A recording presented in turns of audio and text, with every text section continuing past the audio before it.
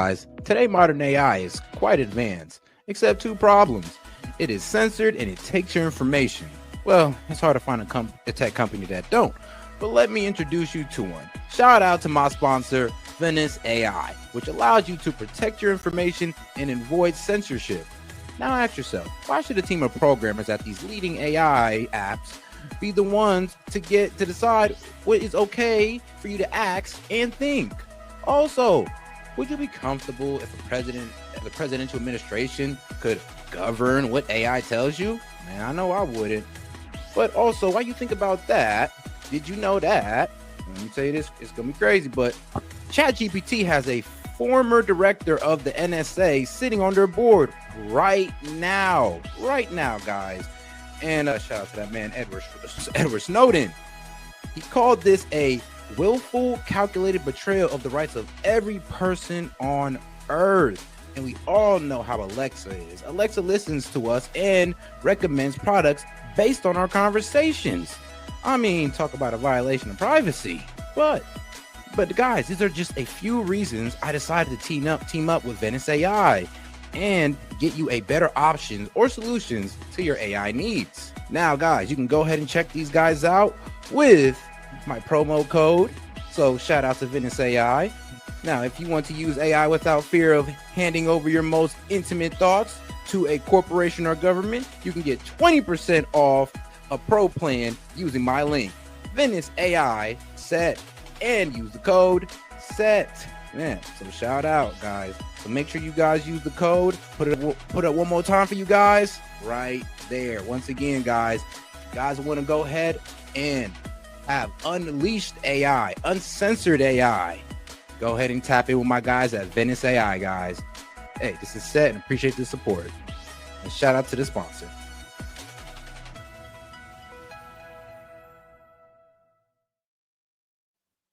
And we are live.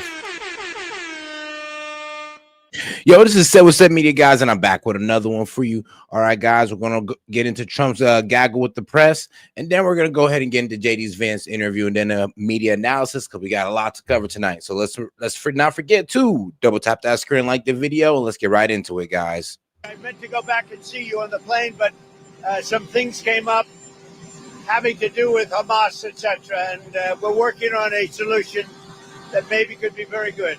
Can you tell us what that solution is? No, but you'll be hearing about it pretty soon. We're trying to get it ended, get the hostages back, get it ended. We got them all back, but 20, and as you know, we have 20, plus there are a lot of, unfortunately, dead bodies involved. Yeah, right now there's a rush to get the hostages back because, Bibi Netanyahu's war cabinet, or his cabinet in general, has stated they're going to go into Gaza, going to be entering Gaza and escalating the conflict. So a lot of these people in Israel are like, well, let's try to get all the hostages out before you guys go in there. So now there's a rush to get the hostages out before Israel goes in there and starts bombing everything. And they want them back. The parents want them back. So we had some very good discussions. Good things could happen. Can you give us your reaction to South Korea's regret, or calling it regrettable, what happened with their workers at the Hyundai plant? Well, I'll speak to them. Look, it's a battery factory in that case, as I'm told. And, when they're building batteries, if you don't have people in this country right now that know about batteries, maybe we should help them along and let some people come in and train our people to do, complex things, whether it's battery manufacturing or computer manufacturing or building ships. So we're going to look at that whole situation. We have a lot of industries that we don't have anymore, and we're going to have to train people. And the way you train people is bring people in that know what they're doing and let them stay for a little while and help. So I'm going to look at that. It's a very interesting situation that took place in Georgia. And we heard about it yesterday. At the same time, ICE was doing right because they were here illegally. No, I do agree. We do need to bring one. I always agreed that we need to bring a lot of these industries back, but also have them set up some type of training program to kind of streamline people into that industry. You know, I don't think the whole 4 year in college to get into this industry is going to help anymore. It's going to take too long to get us started. We're going to need like some 1 to 6 month to 2 year program so we can kind of steamroll ourselves into these industries. So, I mean, hey, I know going to 4 years and getting your computer science degree is the old way, but the new way is, well, getting into one of these coding crash courses if you guys can handle the workload. But we do have to work something out where we bring in experts so that our people can be trained so that they can do it themselves. Does that make sense? Right? Is it straining the relationship with Korea at all? No, we have a great relationship with South Korea. Really good relationship. You know, we just made a trade deal. But I'm gonna look at it because I understand exactly what they're saying. Page 6 crowns you the king of the U.S. Open. They put out all these old pictures through the years of you at the U.S. Open. What does it mean for you to go back after going for so many decades, growing up in Queens? Now you're going back as the president. Well, I loved it. First of all, the two players have unbelievable talent. It just seemed that they hit the ball harder than I've ever seen before. Incredible talent. And I enjoyed it. And I used to go all the time, but, you know, lately it's a little bit more difficult to go. I really enjoyed it. They were really nice. The fans were really nice. I didn't know what to expect. Usually you would say that would be a somewhat progressive, as they say nowadays, crowd. Sometimes some people would call it liberal, but we'll use the word they like to use, progressive. But they were great. The fans were great. Mr. President, back on Russia. Russia had a pretty big attack on Ukraine over the weekend. I know all about it. You have always said how good your relationship is with President Putin, but he's not really giving you anything that you want. Is that making you less trustful of him? Well, nobody was tougher in Russia than me. That has to do with the pipeline. I mean, here's the problem. A lot of people are not willing to accept the fact that Trump did not have many cards he can play in that negotiation because Trump's leverage depends on how well Ukraine is doing on that battlefield. If Trump barely has any leverage on Russia, like, oh, well, we took this part of Russia, so we'll go ahead and swap lands. We'll trade that out. We don't have that. Oh, well, we're kind of crushing you on the battlefield. So if you want us to stop, you know, now's the time. We don't have that. Russia is in the winning position. They're pretty much dominating the battlefield. Yes, Ukraine has fought well. They got a good couple shots on them. But right now, Russia is kind of letting them have it with these constant drone strikes and hitting. They even hit inside Kiev at Zelensky's headquarters. When is Ukraine even hit Moscow or even come close to Moscow? You know, Nord Stream 2 and lots of other things. But I'm not happy. I'm not happy about the whole situation. You know, it's interesting. It doesn't affect us because it's not our soldiers. But they're losing now. I used to tell you 5,000. They're losing 7,000 between Ukraine and Russia, 7,000 soldiers every single week. It's such a horrible waste of humanity. So, no, I am not thrilled with what's happening there, I will tell you. I think it's going to get settled. So I settled 7 wars. This, I would have said, would have been maybe the easiest one to settle of all. But with war, you never know what you're getting. But we're going to get it. I believe we're going to get it settled. But I am not happy with them. I'm not happy with anything having to do with that war. It's just such a waste of great humanity. And here's the thing. The only strategy that Trump's been able to employ is to try to, well, put more strain on their economy. Like the Russian economy is already collapsing from the strain of this wartime economy. Like there's only so much oil and weapons that everybody's willing to buy to help these guys out. So their economy is on this like last leg in a way. And we're trying to break that last leg with, well, sanctions. But that's not going to work because they've already kind of found a way around the sanctions we already have on them. So Trump tried to do it with tariffs. And the only way he can really effectively hit Russia with tariffs is to come at their allies who are buying their oil and weapons, like India. Obstacle to a peace deal in Ukraine. As of right now, what do you think is the greatest obstacle to a peace deal? Well, we're going to see. I mean, we have some very interesting discussions. You know, certain European leaders are coming over to our country on Monday or Tuesday, and individually. And I think we're going to get that settled. We have to. You can't lose. You know, when they're losing 5,000 to 7,000 soldiers a week for no reason, You have to get it settled. Of all of the wars, whether it's the Congo and Rwanda, they said it was impossible to settle. You look at every one of every one of these wars were impossible. I got every one of them settled, 7 of them. 7. This was the one I really thought would be the easiest, but it's not. But I think it's going to get settled. But there was reporting in Axios. Hey, and shout out to my man Vladstein. He pretty much, well, hey, you always been a member, so it don't really matter. But shout out my man Vladstein, though. We appreciate you joining the inside package. And guys, if you want to become a member here at S.E.T Media and get access to the Discord and all that good stuff, just sign up for the membership, and I'll go ahead and email me, and I'll go ahead and send you that Discord link.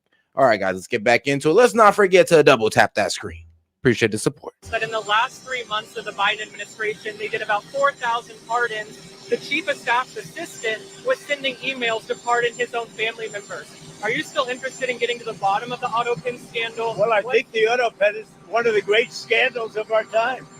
The Autopen was our president, or to put it a different way, whoever operated the Autopen was our president. It's not allowed. It's just not allowed. And they gave a pardon to the unselect committee. And this Autopen thing's a bit scary because we honestly, at this point, we don't know if Joe Biden was actually running the United States. We don't know if the man that the American people voted for actually ran the United States, or was it just his cabinet? Because let's be honest, there's a lot of things that Joe Biden probably wouldn't have stood for in the past. Like, you know, especially being the VP of Obama, you would think he would be like harder on immigration. You would think, right? Or him being a lifelong Democrat and understanding throughout the history of Democrats that he's been a part of, that messing with Russia and letting Ukraine into NATO is a no-no. I mean, Bill Clinton understood it. Obama understood it. A lot of Democratic leaders understood it, but for some reason, I mean, Biden gets in and he just forgets. So, yeah, there is some kind of, I ain't gonna lie, there's some validation to that. God, it's a bit valid. After the unselect committee realized that whole situation was a hoax, and it was all their fault, including Nancy Pelosi turning down security and all, turning down soldiers. It all came out bad for them. They burned everything. They got rid of everything. There's absolutely nothing there. It's all gone. And that was based on an Autopen. They gave those members of Congress that were on the unselect committee, they gave them pardons. What do you think? So I think it's a tremendous scandal. What do you think? Yeah, blanket pardon for Anthony Fauci, blanket pardon for his son, and blanket pardon for the January 6th committee. And the reason I say blanket pardon is because they weren't even investigated. He just said, just in case somebody come around for you guys, here's a pardon. And that makes them look guilty as hell. Like, let's be real. Like, why are you pardoning these guys and there's no investigation going on? Okay, maybe for Hunter, he kind of has like a bit of an excuse, even though he said he wouldn't do it. But Anthony Fauci and the January 6th committee, I'm like, come on, man. They should at least let us investigate those guys. Now they kind of got away with what they did. The media would say, if you pardon your kids your last day in office via an Autopen, don't you think the media would go, well, I think it would have been a big story. Yeah. Would have been. I like this guy. They'd have been Irina Zaruska was sat multiple times on a Cartel subway. You see the video? Yeah, where was the subway? Was where? He was in Charlotte on a light train. He sat multiple times by a No, where was that at? Because I seen the video. Yes, it was a black man, and who was black man, red hoodie, stood behind this white Ukrainian girl, literally unprovoked. Literally unprovoked. They did not say nothing to each other. No experiences outside of what happened on that train. He just gets up and just stabs her in the neck and walks off. Takes off like dripping blood through the train. Takes off his hoodie and just proceeds to leave. But unprovoked, just attacks that young lady. Like, R.I.P. her. I don't know her name, but I'm going to find out. But yes, R.I.P. to that young lady, because that is absolutely unacceptable. Like, death penalty for that guy. Horrible. No, I haven't heard. Okay. When did this happen? It happened in August, but the video just came out. I see. Yeah, I see the video. I'll know all about it by tomorrow morning. Okay? Thank you. Do you have plans for Chicago this week? No, not really. Not really. We're going to go someplace. We're picking. Look, DC now is 100%. I don't want to say 100, but it's pretty close to 100% healthy, happy, thriving. It's a crime-free zone. You know that. You know, you could go out to dinner tonight, Jeff. You could go out to dinner, and you most likely will not be harmed. You know that. You won't be beat to hell. There's still some crime. There's still some crime. Very little. And within a week, there will be nothing. Do you agree with I me? feel much safer walking around. I can't fight, though. No, it's a safe place now. But you've been talking a lot about Chicago, and there was No, Chicago's been talking a lot. So, Chicago last week lost 9 people were killed and 28 people were shot. The week before, it was 7 people were killed and 37 people were shot. The week before that, it was the same kind of number. Chicago is a very dangerous place, and we have a governor that doesn't care about crime. I guess we could solve Chicago very quickly, but we're going to make a decision as to where we go over the next day or two. Mm-hmm. When you look at what happened to D.C. in a short period of time, honestly, it's amazing. Over a period of 12 days, in other words, on the 12th day, we had the crime just about solved. And right now, people are walking down, they're going out right now to restaurants all over D.C., whereas if you go back a year ago or 6 months ago, nobody was going out. Nobody. We did it in 12 days. Now it's better than it was in 12 days. We'll make it even better, and then we're also going to clean it up. We're going to clean up the city. We're going to make some great improvements to the roads, to the medians, you know, to all of the signs. You got signs that have been up for 30, 40 years. They're worn out. They look like hell. We're going to redo the signs. We're going to put up new signs. And to speak on the Chicago situation, on, you know, Trump pretty much saying that he's going to bring the National Guard to Chicago. Well, people in Chicago, like I said, there's people who are saying, please come, please, Trump, come save us. And then there's those who are saying that, oh, you think these guys are going to do anything? And that surprised me because I was like, whoa, you're literally telling me that you guys out there don't even fear the National Guard? And the Dems wonder why it was so hard to going like, bro, they don't care about the police. They shoot at police. So you got youngins out there, the YNs out there in Chicago pretty much saying, look, man, we got guns with the switch on them. National Guard, come find out. Even I was like, okay, all right. Oh, shit. All right, yeah, somebody need to humble these young men. All right, yeah, y'all got to go out there and humble them. It's going to look beautiful. Within a 6-month period, it'll look really beautiful. But you have essentially a crime-free zone. I mean, here we are on a nice Sunday evening. If you'd like, it feels like Saturday, actually. If you like, you could go out and you could have dinner on me, but you wouldn't do that. But you could have dinner on me if you'd like. Go ahead. What else? For Russia, when do you plan to speak to President Putin next, and what might second? Look, we're going to get it done. The Russia-Ukraine situation, we're going to get it done. I have confidence we're going to get it done. Think of it. I got 7 done, all of which were...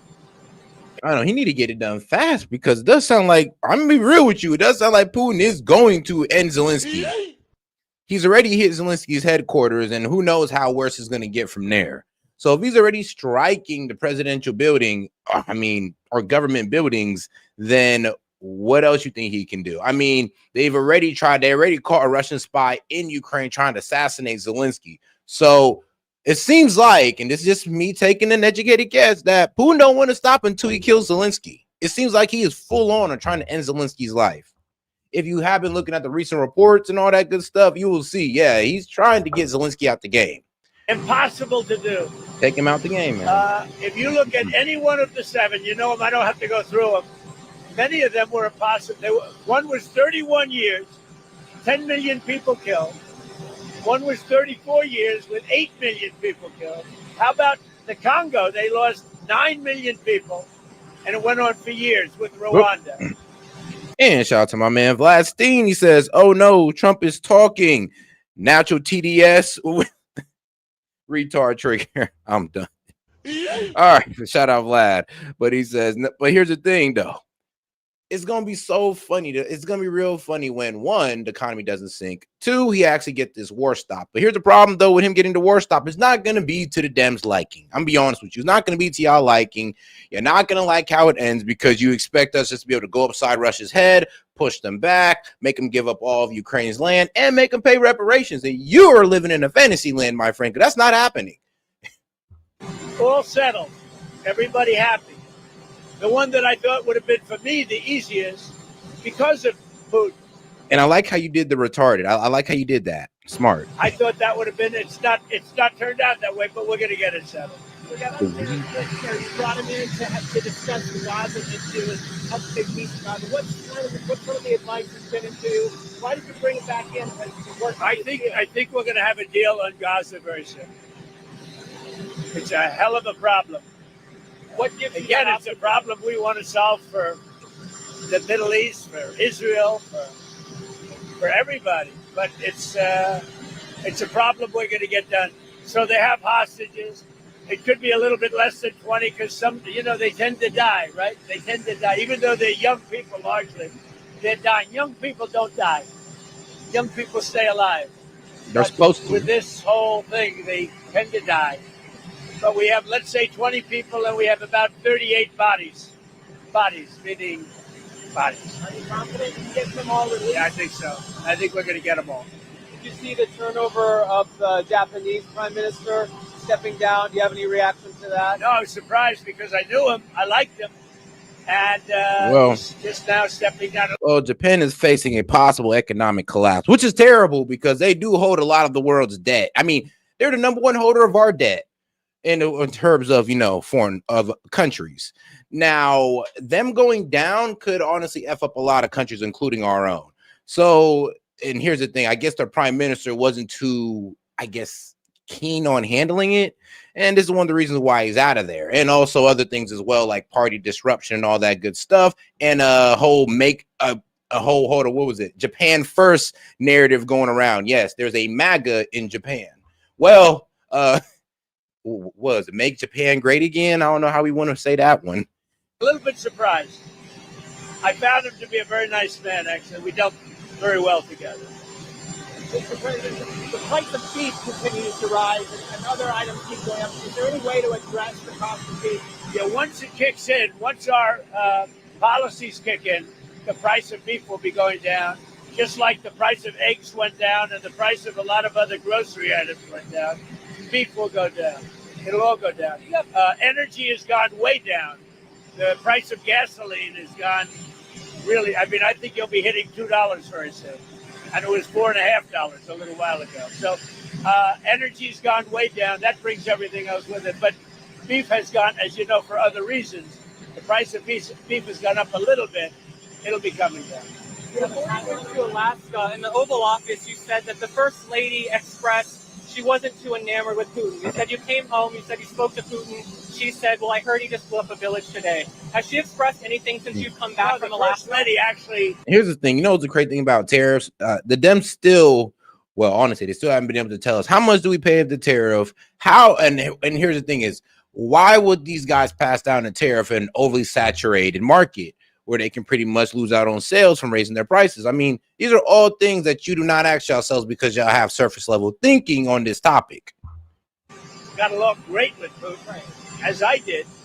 But, we're disappointed. Both of us are disappointed that this ridiculous war continues. Are you proud to see her sending the letter that she sent? Yeah, she is. And she's felt very strongly about the children. Yeah, feels very badly about it. Thank you, everybody. Do you have plans to go to Japan and South Korea this fall? What does that mean? Or do you have plans to go to South Korea Maybe. and Japan? We'll see. But it's going to be very interesting what comes out. I think we may have learned something because when they come here and there's nobody that can do what they're supposed to be doing and they bring people, those people can also teach our people. It's complicated stuff. And something very interesting could come out of that. Thank you. I mean, yeah, it's pretty much what Apple was saying. Yeah, we're going to establish end-to-end manufacturing, but we're first going to do the same thing that we did in China by building schools or training facilities where Americans can go to and get streamlined right into working for Apple on the high-tech end. I mean, yeah, we need to start doing that instead of trying to push our kids for a 4-year degree on the maybe that if they get into places like Google and Apple, not the guarantee, but the maybe. And then let's not forget the debt that comes with it. So, yeah, we definitely do need a better system. Thank you, everybody. In terms of training and education, of course. But all right, now let's get over to our favorite delusional world leader, Zelenskyy. Well, sent to some of y'all new favorite world leader, which is absolutely crazy, but hey, it is what it is, right? And shout out to my man Monty. Surface level, try not thinking at all. It's just TDS. Shout out. He's like, man, y'all not even thinking. It's like, bro, he's like Set, you're giving him too much credit. I'm like, Monty, I'm trying to be nice. It's like, come on, they try to say that we're just too hard on the Dems. I'm trying to be compassionate, even though they do say some idiotic things. The first strike was here. And then the second. Yeah, now we'll see. We met President Volodymyr Zelenskyy at this hollowed-out American-owned factory here in western Ukraine, destroyed by Russian cruise missiles 2 weeks ago. All 600 employees made it to the nearby bunker, but 23 were injured. This American-owned building, do you think Putin targeted this on purpose? I think nobody knows. Maybe only God. Yes, but Putin knows what he's doing. Of course he know what he's doing, but here's the problem though. What did he hit? Because I believe this was like a place that made cars, batteries. I'm trying to remember what this was. Nearby bunker, but 23 were injured. This American-owned building, do you think Putin Thank God nobody was killed. targeted this on purpose? I think nobody knows. Maybe only God. Yes, but Putin knows what he's doing. Here, 1,000 kilometers, the distance to the front, even a little bit more. Not an area that's usually hit. No. In fact, this region in southwest Ukraine, hundreds and hundreds of miles from the front line. You see, this is what I'm saying is like they're able to strike so far into Ukraine is like, well, y'all can't even get here. You guys can't even get this back. Y'all can't even strike into Russia without it being a problem. Look at this. They're able to get this deep here, all the way over there, and able to attack. And you guys think that Ukraine has a chance?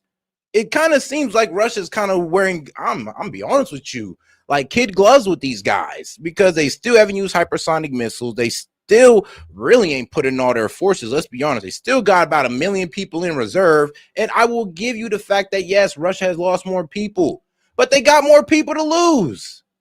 Been hit over the course of the war. The factory produces everyday items from coffee machines to lamps to printer cartridges and is the largest employer in the region. This is coffee machine. Really? Trying to cause economic instability. I'm not sure that is dangerous for Russia, second biggest army in the world. President Trump said he wasn't happy with this attack and set a 2-week deadline for Zelenskyy and Putin to meet. Mr. President, you talk about more sanctions and more tariffs and more help from President Trump. And you have told him you think he has the power to do this. And yet the deadline's passed. I'm done. Shout out to my man Jay. Said TDS come with diaper rashes. That's why Crybaby's so mad. I'll take you up on that one. Diaper rashes. Okay, yes. Hey, Libs. Try to be a little bit more sensible, man. You can't be crying this hard in the chat over this much. Well, you know what? I would love to say winning. But I'm going to piss you off more by saying prosperity. Yes, again and again, and another one has passed. We all understand that we need additional pressure on Putin. We need pressure from the United States. And I said that I think that President Trump is right about that. Europeans, I'm very thankful to all the partners, but some of them, they continue buy oil and Russian gas, and this is not fair. If to be open and to be clear, it's not fair. So, and this wasn't the only American-owned building that was striked in Ukraine. You'll see an American-owned electric factory near Ukraine's western border in August of 2025. So yeah, they're hitting their let's be real. The building that's destroyed right behind them, that gives jobs to a lot of people in Ukraine. So this is causing economic instability. And there's a lot of items that I'm pretty sure they could send out there into the battlefield that could help these guys out. I'm pretty sure they're also making supplies for their soldiers in there as well.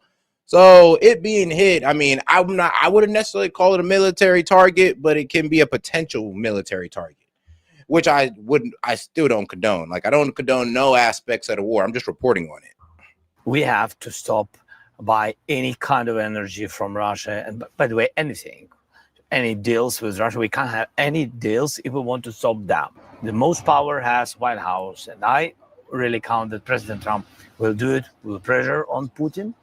And this is only one way how to stop the killer. You need to take off his, to take off his weapon. Energy is his weapon. You saw the meeting this week, though, between Modi and Putin. And You're right. Energy is his weapon, but the only people that were willing to punish for buying Russian oil seems to be India, and there are other culprits as well. But India seems to be the biggest one, and that's the problem. And President Trump has said that they have gone to the dark side with China. Of course. When you saw Modi there, who has helped Russia, so did the plan backfire of trying to put sanctions on them? No, I think the idea to put tariffs on the countries who continue make deals with Russia, I think this is right idea. Presidents Trump and Putin. I don't think we should be destroying. I'm gonna be honest with you. Sanctions just destroy the credibility of our dollar. It's a misuse of our dollar, and it doesn't really help us out. I mean, this is why BRICS was created, because we were kind of using sanctions as a way to bully people, into doing what we wanted. It's like, all right, well, you won't have access to this strong dollar, to the world reserve currency, if you don't do what we say. And this is kind of what pushed, the creation of BRICS. So I don't believe in further causing distrust in our dollar for Zelenskyy. I'll be quite honest with you. Met 3 weeks ago in Alaska, but on the ground here in Ukraine, little has changed. Russia continues to pummel the country. The summit in Alaska. What was that like? I was not there. You were not there. I was not there. What can I say? You were here and you were watching that summit. What did you think when you saw that and you saw the red carpet and you saw Putin arrive to talk about your country? I don't know. I think that it was bilateral summit, and it's a pity that Ukraine was not there, because I think that President Trump gave Putin what he wanted. He wanted very much to meet with President Trump, with the President of the United States. And I think that Putin got it, and it's a pity. Putin doesn't want to meet with me, but he wants very much to meet with the President of the United States, to show everybody video and images that he is there. He said he will meet if you come to Moscow. He can come to Kiev. Yeah, see, that's why I say you're delusional, Mike. Yeah, he's delusional. You're losing, Zelenskyy. Why would Russia come to you guys? Usually the loser comes to you guys. You're trying to position yourself as if you just didn't take a complete loss. No, my friend. I believe that you and Trump should go to Moscow and y'all should sit there with Putin, I don't know, and have some Russian treats, talk about life, and come to a peace deal. Now, I know I'm making it sound a bit too easy, but this is what honestly should be happening. You should take your butt over to Moscow and get this resolved, because your people are suffering. And so is the Russian people. But guess what, man? Putin don't give a damn, and he's willing to throw a lot of people into the wood chipper because he got people to spare. It's effed up that he's doing it, but I mean, this what seems to be the strategy. And Russia, I mean, in Ukraine, they can't play that. They don't have the manpower. Like, we can give them all the weapons and money in the world, but we know we can't give them more people. If a person doesn't want to meet during the war, of course, he can propose something which can't be acceptable by me or by others. It's understandable. I can't go to Moscow when my country is under missiles, under attacks each day. I can't go to this capital of these terrorists. It's understandable, and he understands it. It's the same proposition, as I said, that he has to come to Kiev. Yeah, so it's... Why does he have to come to Kiev when he just struck Kiev? Like, tell me, like, your capital is not even safe. He's able to strike your capital. You have not been able to strike Moscow. Moscow's not in danger, but Kiev is. So look, can we be like realistic here? Why would he come there when he's literally attacking there willy-nilly? Understandable that he is doing it to postpone the meeting. We said Now, I always said we can't trust Putin. He plays games, and he's playing games with the United States. I think so. It's to my mind. Do you think the possibility for a bilateral meeting is dead at this point? No, it was signal from the president and from President Trump, and I said, look, Mr. President, I'm ready for any kind of meeting, but not in Russia. Any kind of meeting, bilateral, trilateral. We'll be happy if you will be, and even and you see why I'm saying that it does seem like Putin is trying to take Zelenskyy out the game, because look how the man's talking. He's not talking like somebody who ever wants to end the conflict, even though he's standing behind a destroyed building. It's like you would think this scene he would just look back and be like, okay, maybe I do need to take that trip to Moscow. Maybe I just need to come around to it. But no, not even then. And here's the thing. Major respect to the Ukrainians. They put up a good fight, but Zelenskyy led y'all to the slaughter. Like, y'all had no chance against Russia. Now y'all lost hundreds of thousands of Ukrainian men. And for what? For what? Y'all gained no land. Y'all lost land. What did y'all gain? I'm surprised Ukrainian people ain't rise up against this man and take him out themselves. God, I'm not saying that I want that to happen to Zelenskyy, but at least throw his ass in jail.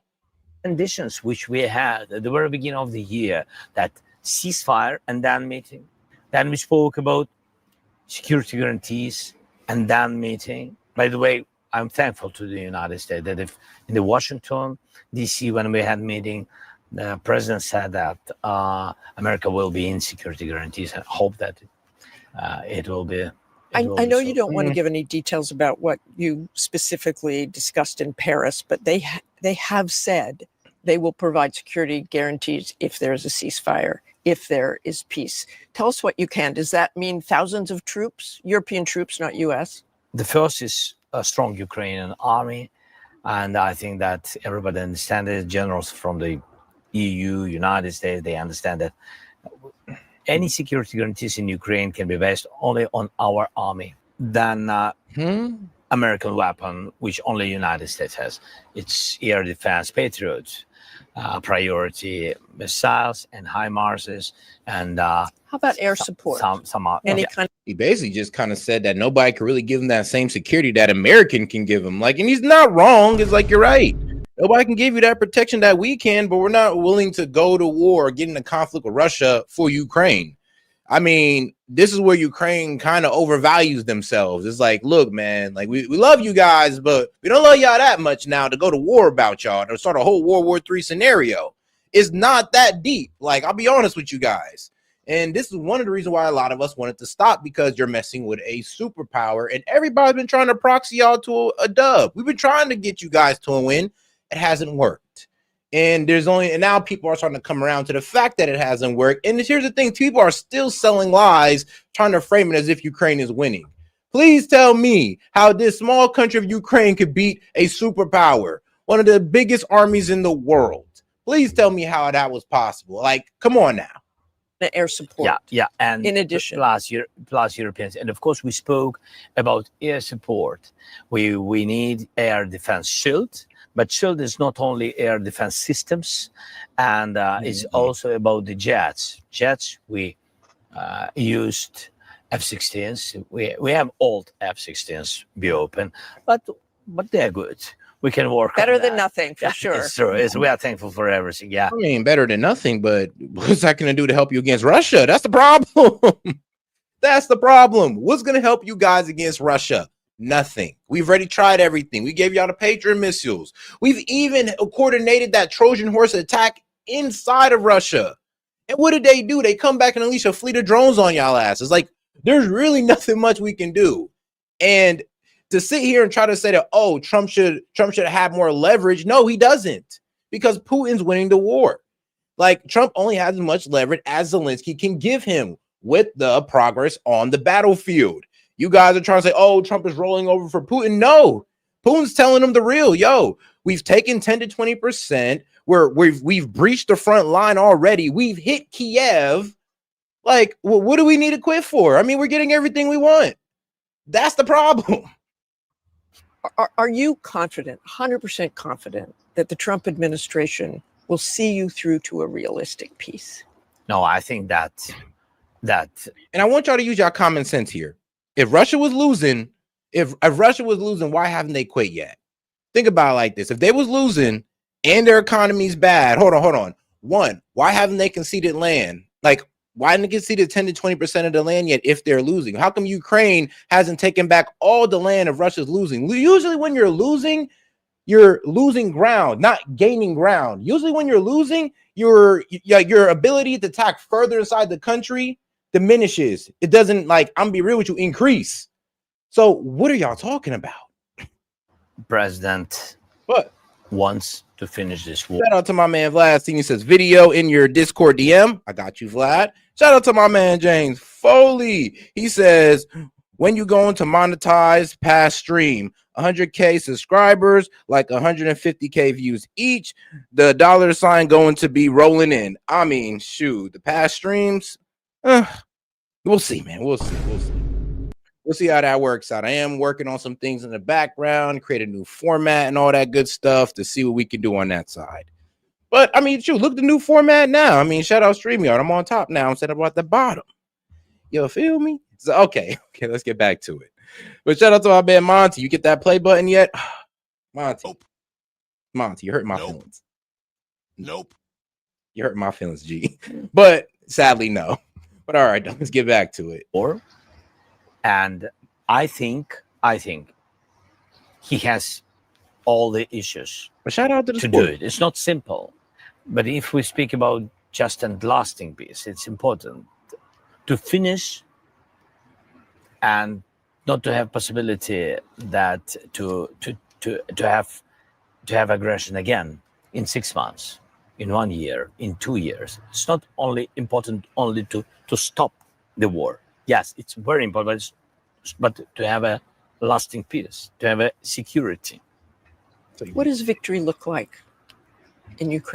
James Foley, so when's that play button coming? I mean, whenever YouTube says I'm on good behavior, man, whenever they say, you know what, Set, you behaved enough, we'll go ahead and give you that play button. Victory, to my mind, Putin's goal is to occupy Ukraine. This is to destroy us, occupy. And did he occupy it? No. It mean that he didn't win. It means that we have Ukraine. But he still wants to win. Yes, and he still took a good part of Ukraine. And y'all ain't took no parts of Russia. So, I mean, it looks like he's winning to me. I mean, common sense says that, I mean, he took your land.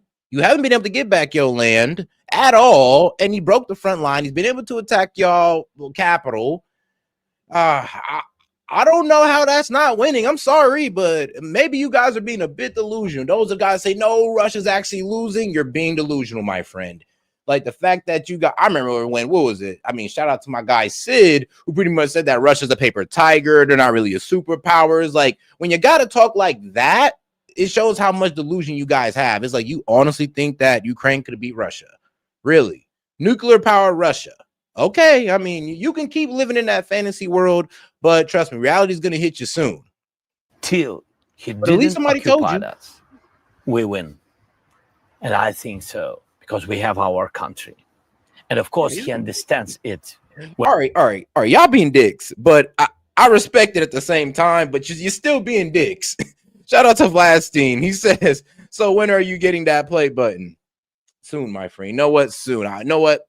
I'm going to try to have that play button by at least November. God willing. And shout out to my man, James Foley. He's identified with them. Trophy will be here in 2 days.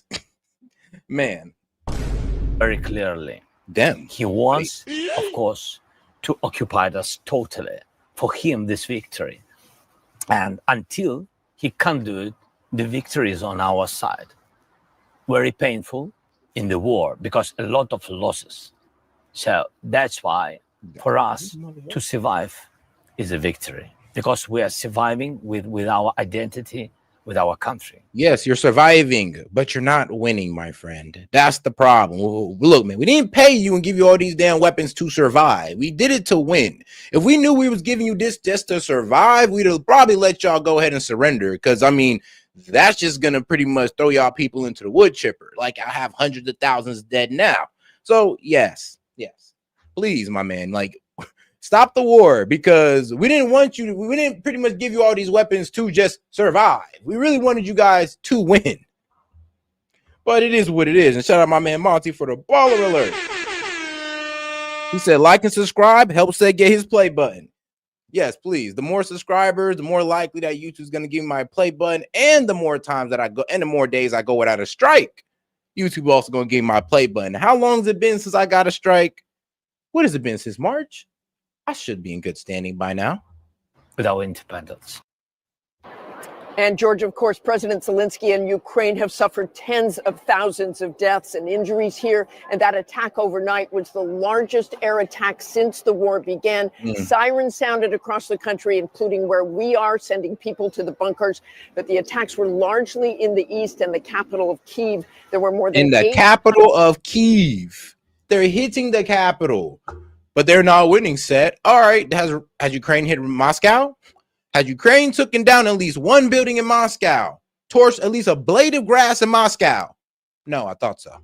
100 armed drone strikes and more than a dozen missile strikes, leaving at least 8 people dead and 59 wounded.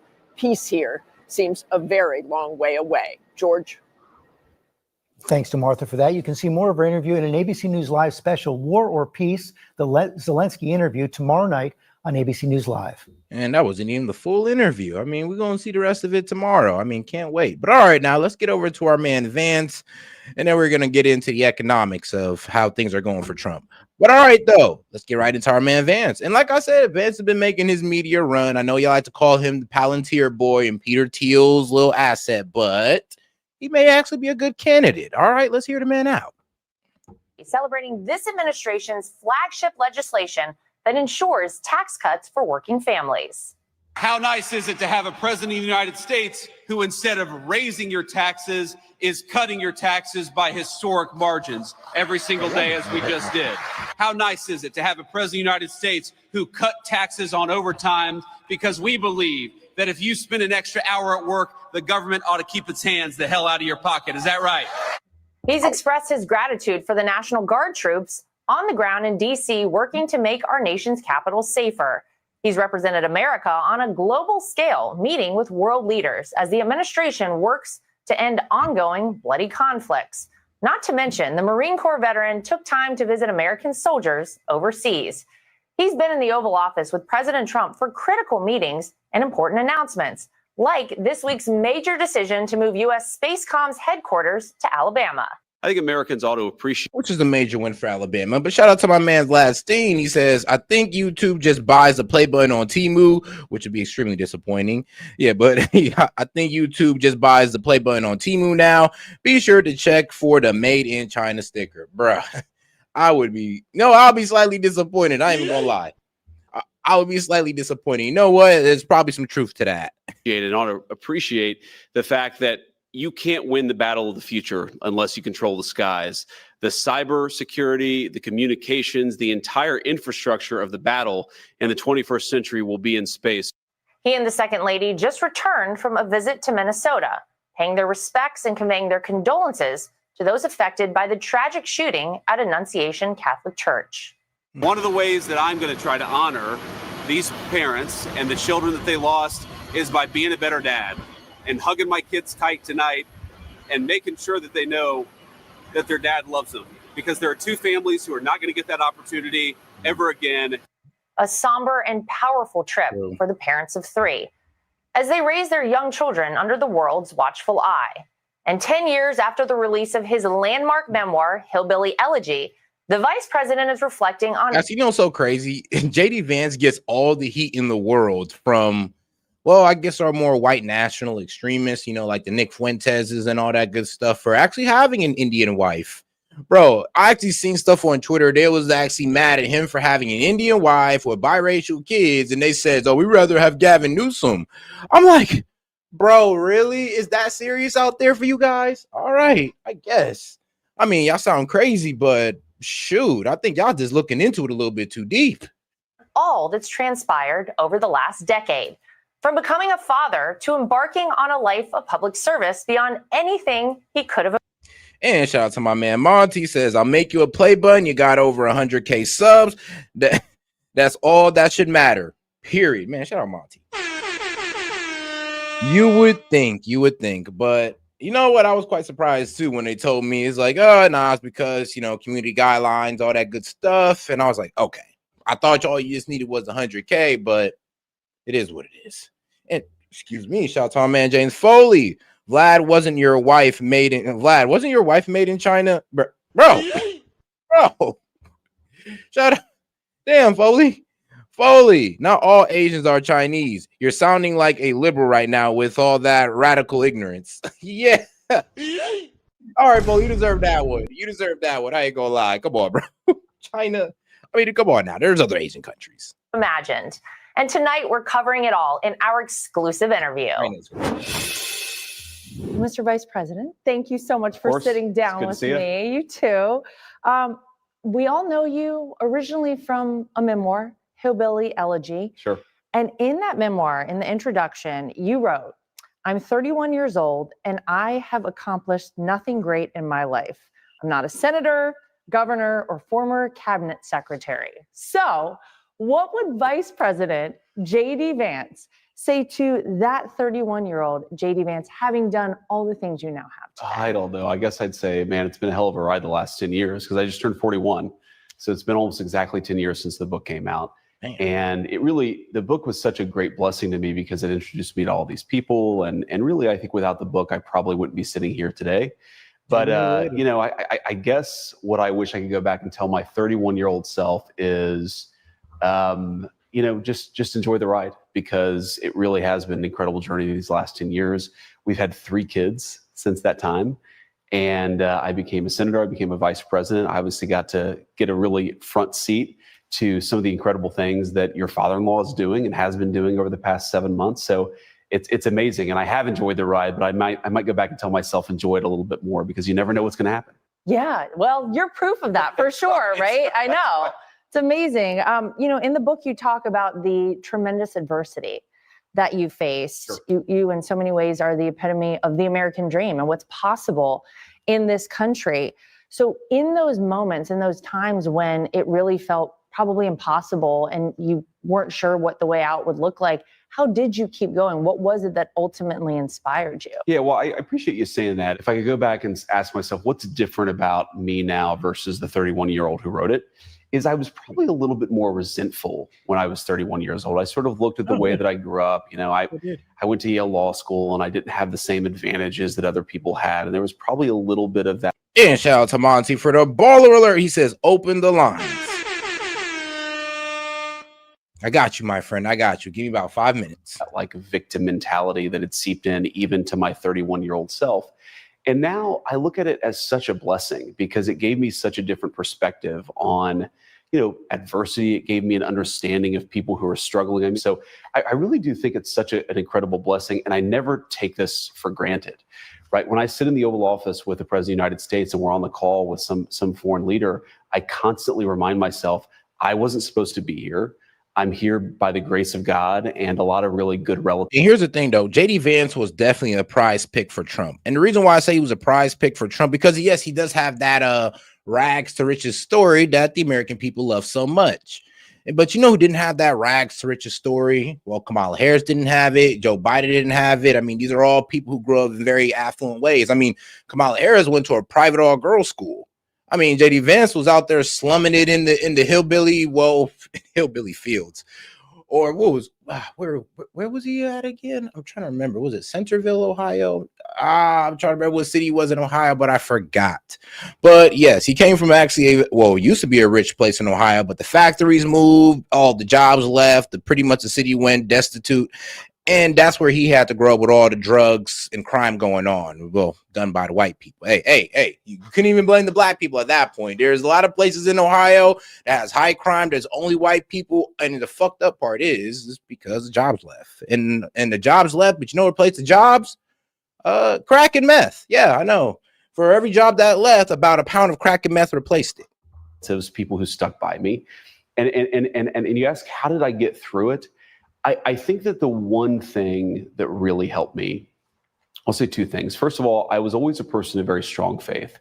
And I was raised by a grandmother who, we didn't go to church a whole lot, but she prayed every day. She read the Bible every day.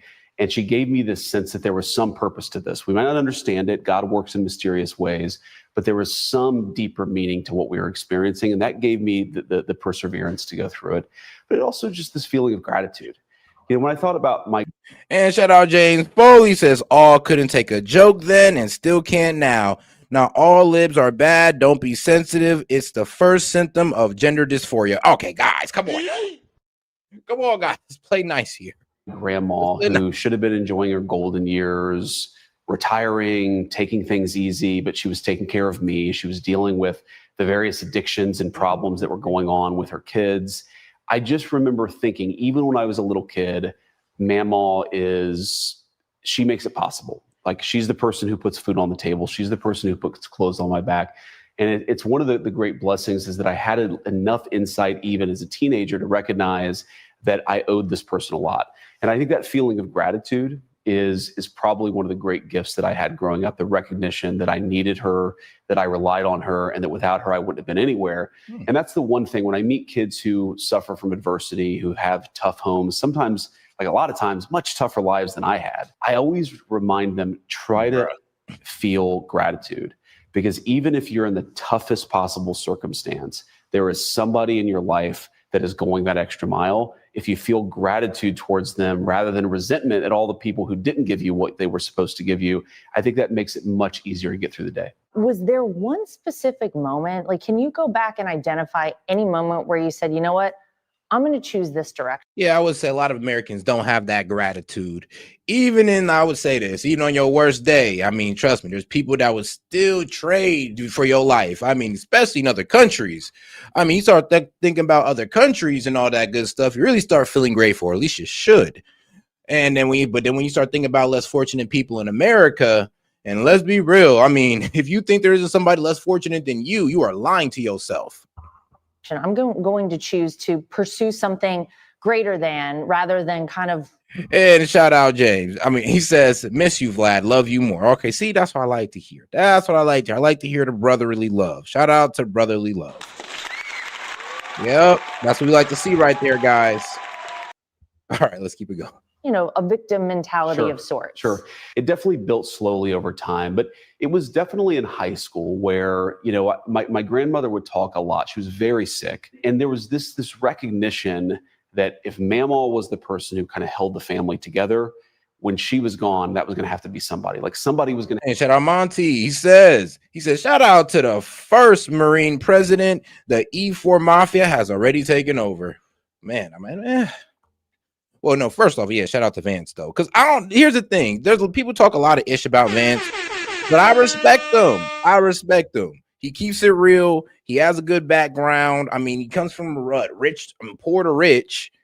You can't really doubt this man. I mean, you can't really hate this man too much. I mean, well, besides being Trump's VP. And that's really a lot of the reason why people hate him. And I guess the fact that he has girly looking eyes.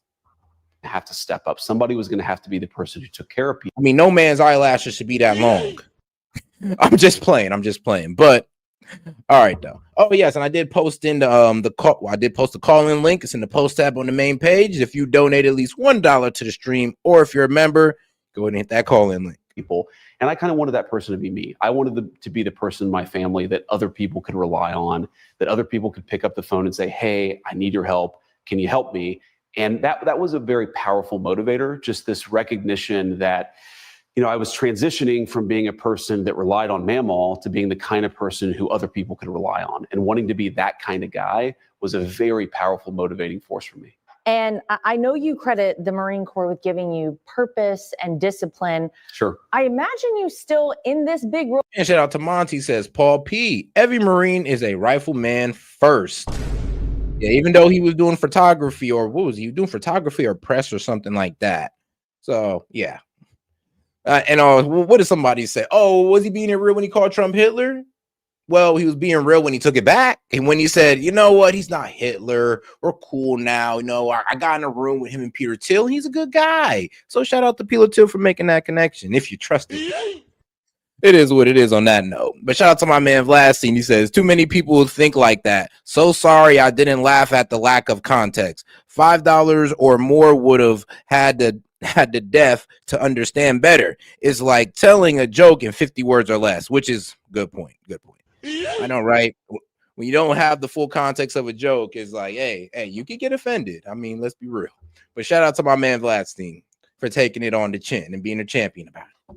You have here in Washington, D.C. are using what you learned in the Marine Corps right here today as vice president. Yeah, that's right. Well, in ways big and small, actually. It would not have shocked me if I had learned after knowing him that your father-in-law had been in the Marine Corps, because, and of course, he didn't serve in the Marines, but he has a very Marine Corps style of leadership where he's very willing to delegate and he trusts certain people. And when he trusts those people, he's willing to give them a task and say, go and do it, come back to me and report in a week. Whether you're a Lance Corporal or you're the Commandant of the Marine Corps, everybody has a few people that report to them.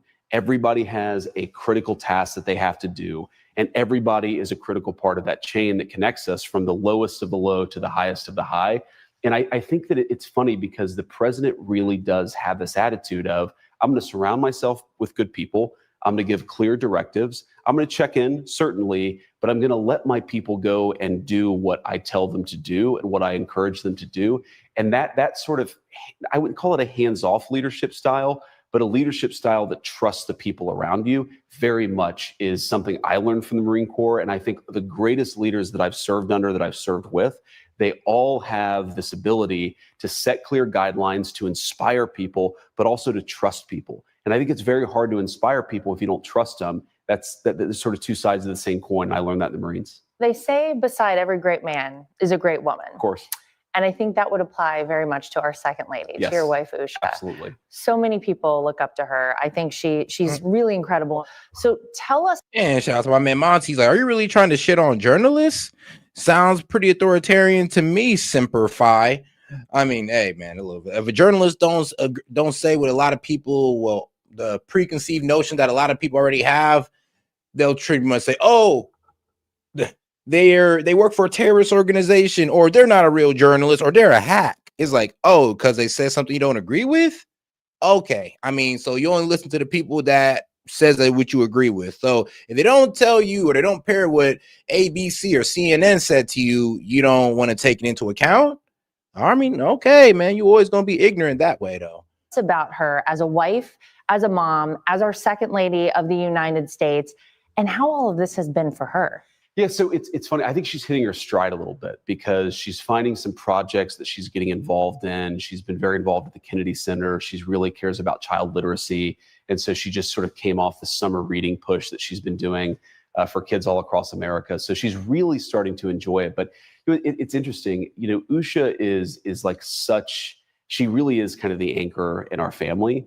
And you know, when people ask like, what is it that makes you tick and what is it that makes her tick? So it's funny, I'm the more emotional one, right? I'm the one who gets fired up and super passionate about things. She's the person who's always a very even keel. So on the campaign trail, when I would read something that would get me pissed off, or like, I can't believe they said this about the president, like it's totally fake, or I can't believe they said this about me. She was always the person who was sort of even keel. She doesn't get too high, doesn't get too low. She really doesn't like politics. I mean, as much as I think she shined and a lot of people do look up to her, she never wanted this. She loves the policy side of it. She loves the job that I'm doing, but she really could do without the campaigning and without the media interviews and the fake stories and all that stuff, right? So that's one thing that's very true about her. But the attitude that she's had coming into it, and obviously I appreciate it as the father of our kids, is this is really weird for the kids. This is really weird for the whole family unit. You know, we're now surrounded by Secret Service. We live in the vice president's residence, which is amazing, by the way. And her main job, more than anything else, is just to make the kids have as normal a life as possible. She makes us do normal family stuff as much as possible. So, we were in California a couple of months ago for a fundraiser for the RNC. And she was like, well, we're going to be right next to Disneyland. Let's take the kids to Disneyland. Or, there's a coffee shop. There's a bakery in our home in Cincinnati that we really love. And she's always like, no. Don't send somebody out to get it.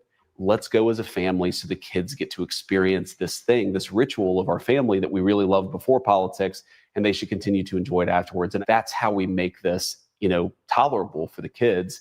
And that's how we make sure that after 4 years of being vice president, the kids, are still, they still know how to live a normal life. I don't want them to get used to this. She doesn't either. And she really pushes the family to do as much family stuff as possible. And I really appreciate that. Believe me, I can relate to that too. Doing family stuff is pretty tough when you got Secret Service around 24/7. You can, yeah. Yeah, we try to do the same thing, but I think it's been very refreshing, very charming, honestly, for so many people to get a little bit of insight into your family and to see you out there with your kids all the time. I appreciate that. And, people think that it's more intentional sometimes than it is. So the first big international trip that I did, the president asked me to go and speak at this AI conference in Paris and then the Munich security conference.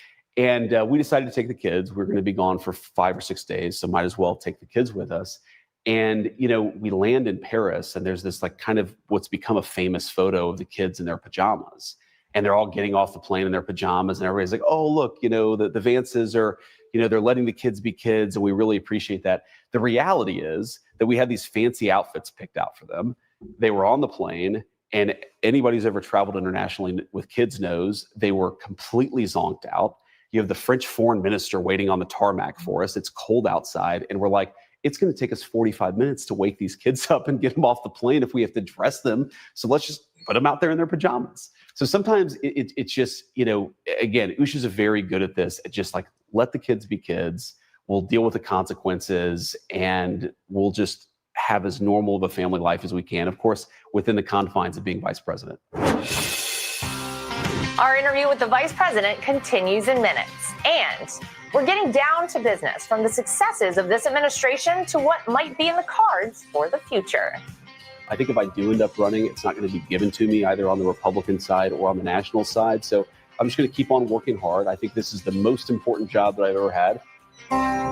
We're back with more of our interview with Vice President J.D. Vance. We've already reflected on his family life, past and present, but it's impossible to ignore the fact that he now holds one of the most important titles in the world. So how does he respond to that pressure? And what does he see in his political future?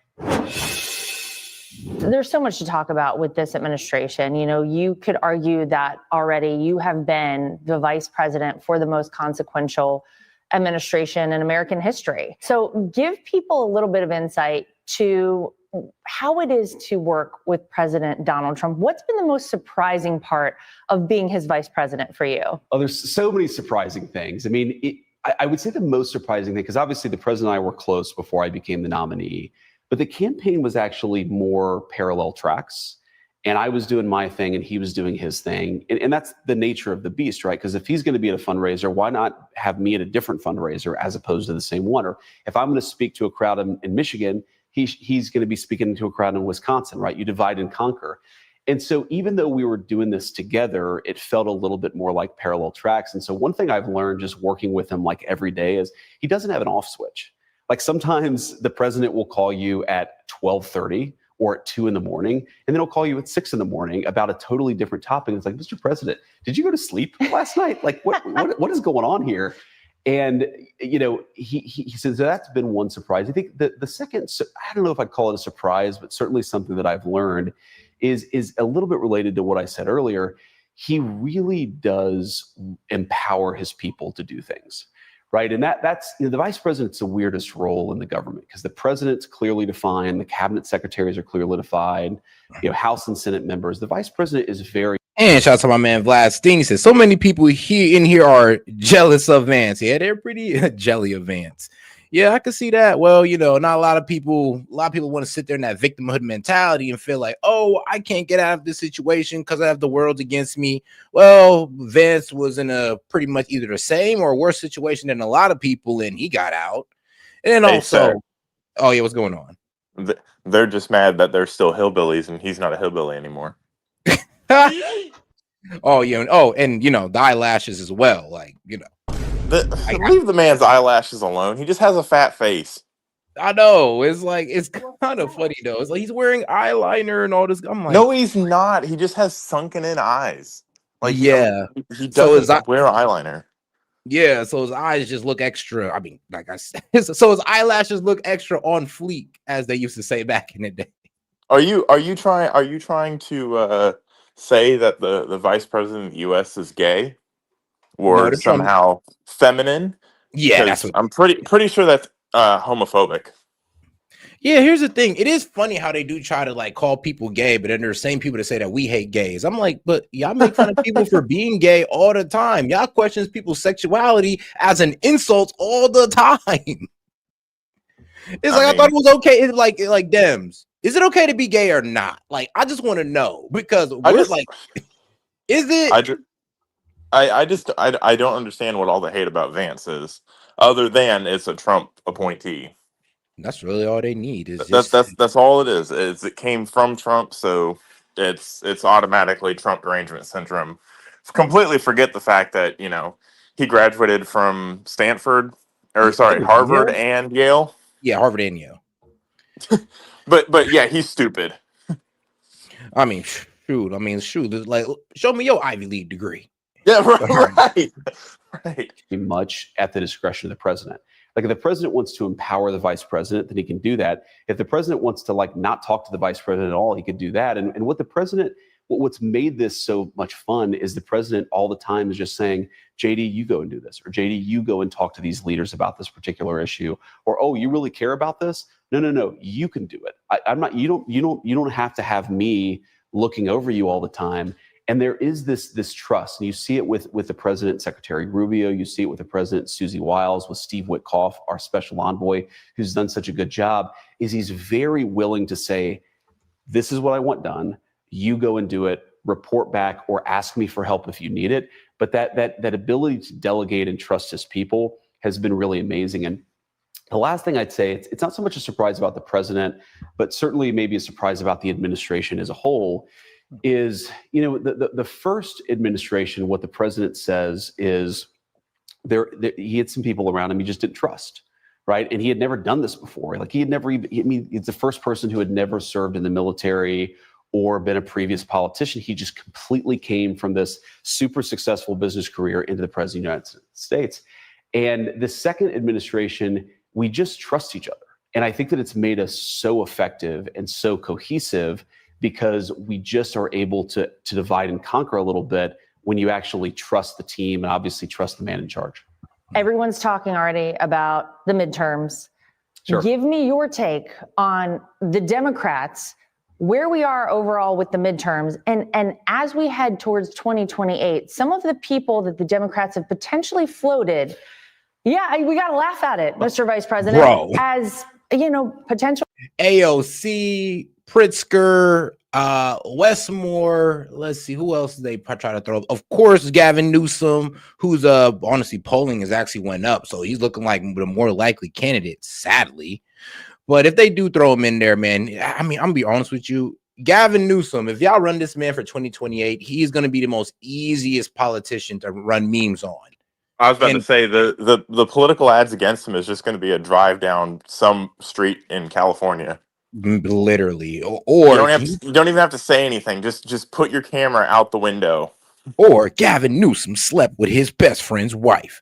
Can you trust a man like that with America? Can you if you can't trust Gavin Newsom with your woman, how can you trust her? How can you trust Gavin Newsom with America? We must leave America in better hands and not with cheater Gavin Newsom. I mean, that's what they did with Trump, so fair is fair. Hey, it really is. I mean, but here's the thing, though. I mean, if we're not going to go ahead and give heat on Trump about his marriage path. No, wait, hold on. I mean, damn it. No, never mind. But both is pretty bad. Cheating on your wife and then effing your best friend's wife are both equally as bad. But it's just funny that, the guy who's completely ran down California and done all that is even being talked about as, a presidential candidate. I think the best one they have is probably Westmore. nominees for Democrats running for president. What do you Sure. think? Well, I don't think much of the modern Democratic Party. Obviously, I'm biased, but I look at these guys. I think some of them are trying to actually mimic President Trump. You can't mimic his style. He just is who he is. I think a lot of them obviously have very bad records. So I don't think that much about the Democrats who people say are going to run in 2028. And I'm sure they're going to be people completely from out of the blue. So my attitude is, let's focus on the job that we've got, and the politics will take care of itself. 2026, I'll give you good news, bad news, right? I think the good news is we've accomplished a lot. The president's approval numbers are very strong. People are happy with what Republicans are doing. I mean, we inherited a mess, the largest peacetime debt in the history of the United States of America, a real inflation crisis, of course, the wide open southern border. We've done a lot in 7 months, but look, there's a lot of additional work to do. That's one of the reasons why we have these 4-year terms, is to do as much as we possibly can. That's the good news. And I think the American people reward you politically when you run on something and you actually do that something. Now, here's the bad news, Laura. The bad news is, a great political mind, one of the president's pollsters once told me that anger usually wins midterm elections. And because we've done so much what we said that we were going to do, our people aren't angry. They look at the president, they look at the administration, and they're happy with what we're doing. Meanwhile, you've got like the far left fanatics who, the president's political genius is he's encouraged the far left now to come out in defense of violent crime in our big cities. But say what you will about them, I think this was really going to screw a lot of Dems. It's like the fact that you guys were out there, well, honestly, trying to protect criminals, protect illegals. You don't think that's going to have an effect in the primaries? You don't think your constituents kind of looked at y'all with the side eye and was like, maybe you're not the best person for leadership? Especially the senators who were going down and visiting, Kilmar Garcia and all that good stuff. I think y'all should lose y'all seats or lose y'all positions as well, but we'll see how that works out. Angry right now, and they're very motivated. And so I would encourage all Republicans and everybody, whether you're Republican, Democrat, or Independent, who thinks that we're doing and shout out to my man Vance. Sorry there, my man. He says, previously slept for 16 hours and spacing out on the beach and buying chocolate chip ice cream on the public dime. And that was 4 years. Well, damn. Well, hey, at least you leveled up. Job. You got to remember to get out there and vote in 2026. Yes, it's, people say it's not as important as a presidential election, but it is very, very important. And if you want to give the government over to people who are defending murderers on the streets of DC, then don't vote. But if you actually want to continue to secure the southern border and combat this inflation problem, you've got to get that out there and vote and give us that ability to continue accomplishing great things for the American people. But that's the thing, is I worry a little bit too much. We're resting on our laurels, not the president, not the administration, but a lot of Republicans we're happy with what's going on. We got to remember that if we want to stay happy, we got to get out there and vote in the midterms in 2026. As the former co-chair of the RNC, I appreciate that message, and I will agree with that message wholeheartedly. Final question for you. It's so great to see that on the Republican side of the aisle, we seem to have great people. We have a deep bench. We do. We have awesome people who could, at any moment, run for president. Yeah. At the top of the list for 2028. You know what I'm going to ask you, Mr. Vice President. It's crazy how I missed that one. You should have said vanilla ice cream, because then I'd have picked it up. But he said that was referencing Biden compared to Vance. So, hey, you're not wrong about that. I'll give you that. You're not wrong. I thought you was talking about yourself. I was like, damn, you was living a relaxed life before this. But no, you're not wrong. Hey, at least we got a president who's out there on the front line instead of taking vacation time. Is the name J.D. Vance? Actually, a lot of people think that you will be running for president in 2028. Can we expect that? You know what? I don't remember hearing from Biden all that much during Obama's presidency. I don't. I'll be honest. I just think that I don't like thinking about it, because I like thinking about the job that I have right now. And if we do a good job in 2025 and 2026, then we can talk about the politics in 2027. But I really think the American people are so fed up with folks who are already running for the next job 7 months into the current one. There are a lot of great people. I think if I do end up running, it's not going to be given to me either on the Republican side or on the national side. So I'm just going to keep on working hard. I think this is the most important job that I've ever had. It may be the most important job I ever have outside of being a father to those 3 beautiful kids. So I'm gonna try to do my best job. And I think if I do that, the politics will figure itself out. All right. Well, I'm glad he has that attitude because, yeah, I hope he just doesn't think he's just going to be given to him. Like, look, man, you may have been Trump's VP, but I mean, that's not going to make me think that, oh, this is just the best candidate for the job. No, not at all. So we'll see how that campaign run really goes in 2028. All right, guys, let's go on to the left side of media and let's get into it with this guy, Cory Booker, because he said something pretty wild. He said all of Trump's cabinet should resign, each and every one of them. Welcome back. Joining me now is Democratic Senator Cory Booker of New Jersey. Senator Booker, welcome back to Meet the Press. Crazy eyes. It's really good to be back. Thank you. It is great to have you here. Thank you so much for joining us. I want to start off on some big news this week. President Trump launched a strike against a Venezuelan boat he alleges was carrying a large amount of drugs. Here's the video he posted. Overnight, the vice president dismissed critics who called this strike a, quote, war crime. Senator Rand Paul responded by saying, quote, what a despicable and thoughtless sentiment it is to glorify. Now, here's the thing. When they was talking about this boat killing, I would think that I thought the boat would look more like a civilian boat and not like a boat that's literally carrying drugs. I thought like maybe it looked like a yacht or something to where they were saying, well, there might have been innocent civilians in there. Missed critics who called this strike a, quote, war crime. Senator Rand Paul responded by saying, quote, what a despicable and thoughtless sentiment it is to glorify killing someone without a trial. Bro,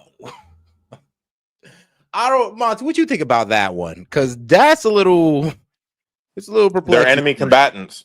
Yeah, exactly. I'm like, they're cartel members who are literally trying to transport drugs. But what they're trying to say is that, well, we didn't have the proof and all this good stuff. And I'm like, come on now. Don't you think the military took their due diligence before just doing that strike? No, they think they're just a bunch of fucking idiots that don't fucking know anything. That intelligence and fucking intelligence gathering isn't a fucking thing. The same reason they fucking thought that Iran was somehow fucking not building nuclear weapons inside their little fucking mountainside bunker. They don't know what the fuck they're talking about. They discredit the military whenever they fucking say some shit like that. Without a trial, they're not American citizens, and it wasn't even American soil. They're enemy combatants as designated by the President of the United States. Yeah, and here's the thing, though. If you don't think that the military did their due diligence on finding out who these people were, what was on that boat, and here's the thing. I like the way, when I first heard about this, I thought the boat was maybe a little bit more covered up so we really couldn't see what was in it or who was on it. No, they don't care. They do you think they care at all? No, they're about speed and efficiency. They're getting that shit here to kill 113,000 Americans a year. Yeah, but like, there's like, here's the thing. Maybe it's debatable in y'all eyes, but the way I'm looking at it, it's not really debatable if this was a drug boat or not. And then to sit there, so you tell me what, we should have arrested them or something? Like, is that what they wanted? They wanted them to be arrested, I guess. Oh, fuck brought off. back It's here? international waters. We control international waters in that area with our fucking $1 billion a year Navy. Man, honestly, let's see what they wanted us to do. Let's see what we were supposed to do, Monty, because apparently the military effed up. Oh, yeah, right. According to them. Thoughtless sentiment it is to glorify killing someone without a trial. Senator, do you think that the president has Killing someone without a trial? I mean, how much times have we done that? But all right, shout out free legal immigrant taco truck Tuesday, my vid. Oh, yeah, you're right. All right, Vlastin, after this vid, I got you. Yeah, next video we're going to do is Black MAGA, the unlikely army of Trump supporters. has the authority to unilaterally strike a boat carrying alleged drug smugglers? No, he doesn't. It is a massive expansion of presidential authority against the rules that abide by the use of military force. And it's another example of Donald Trump breaking laws within the United States, giving no justification for his action.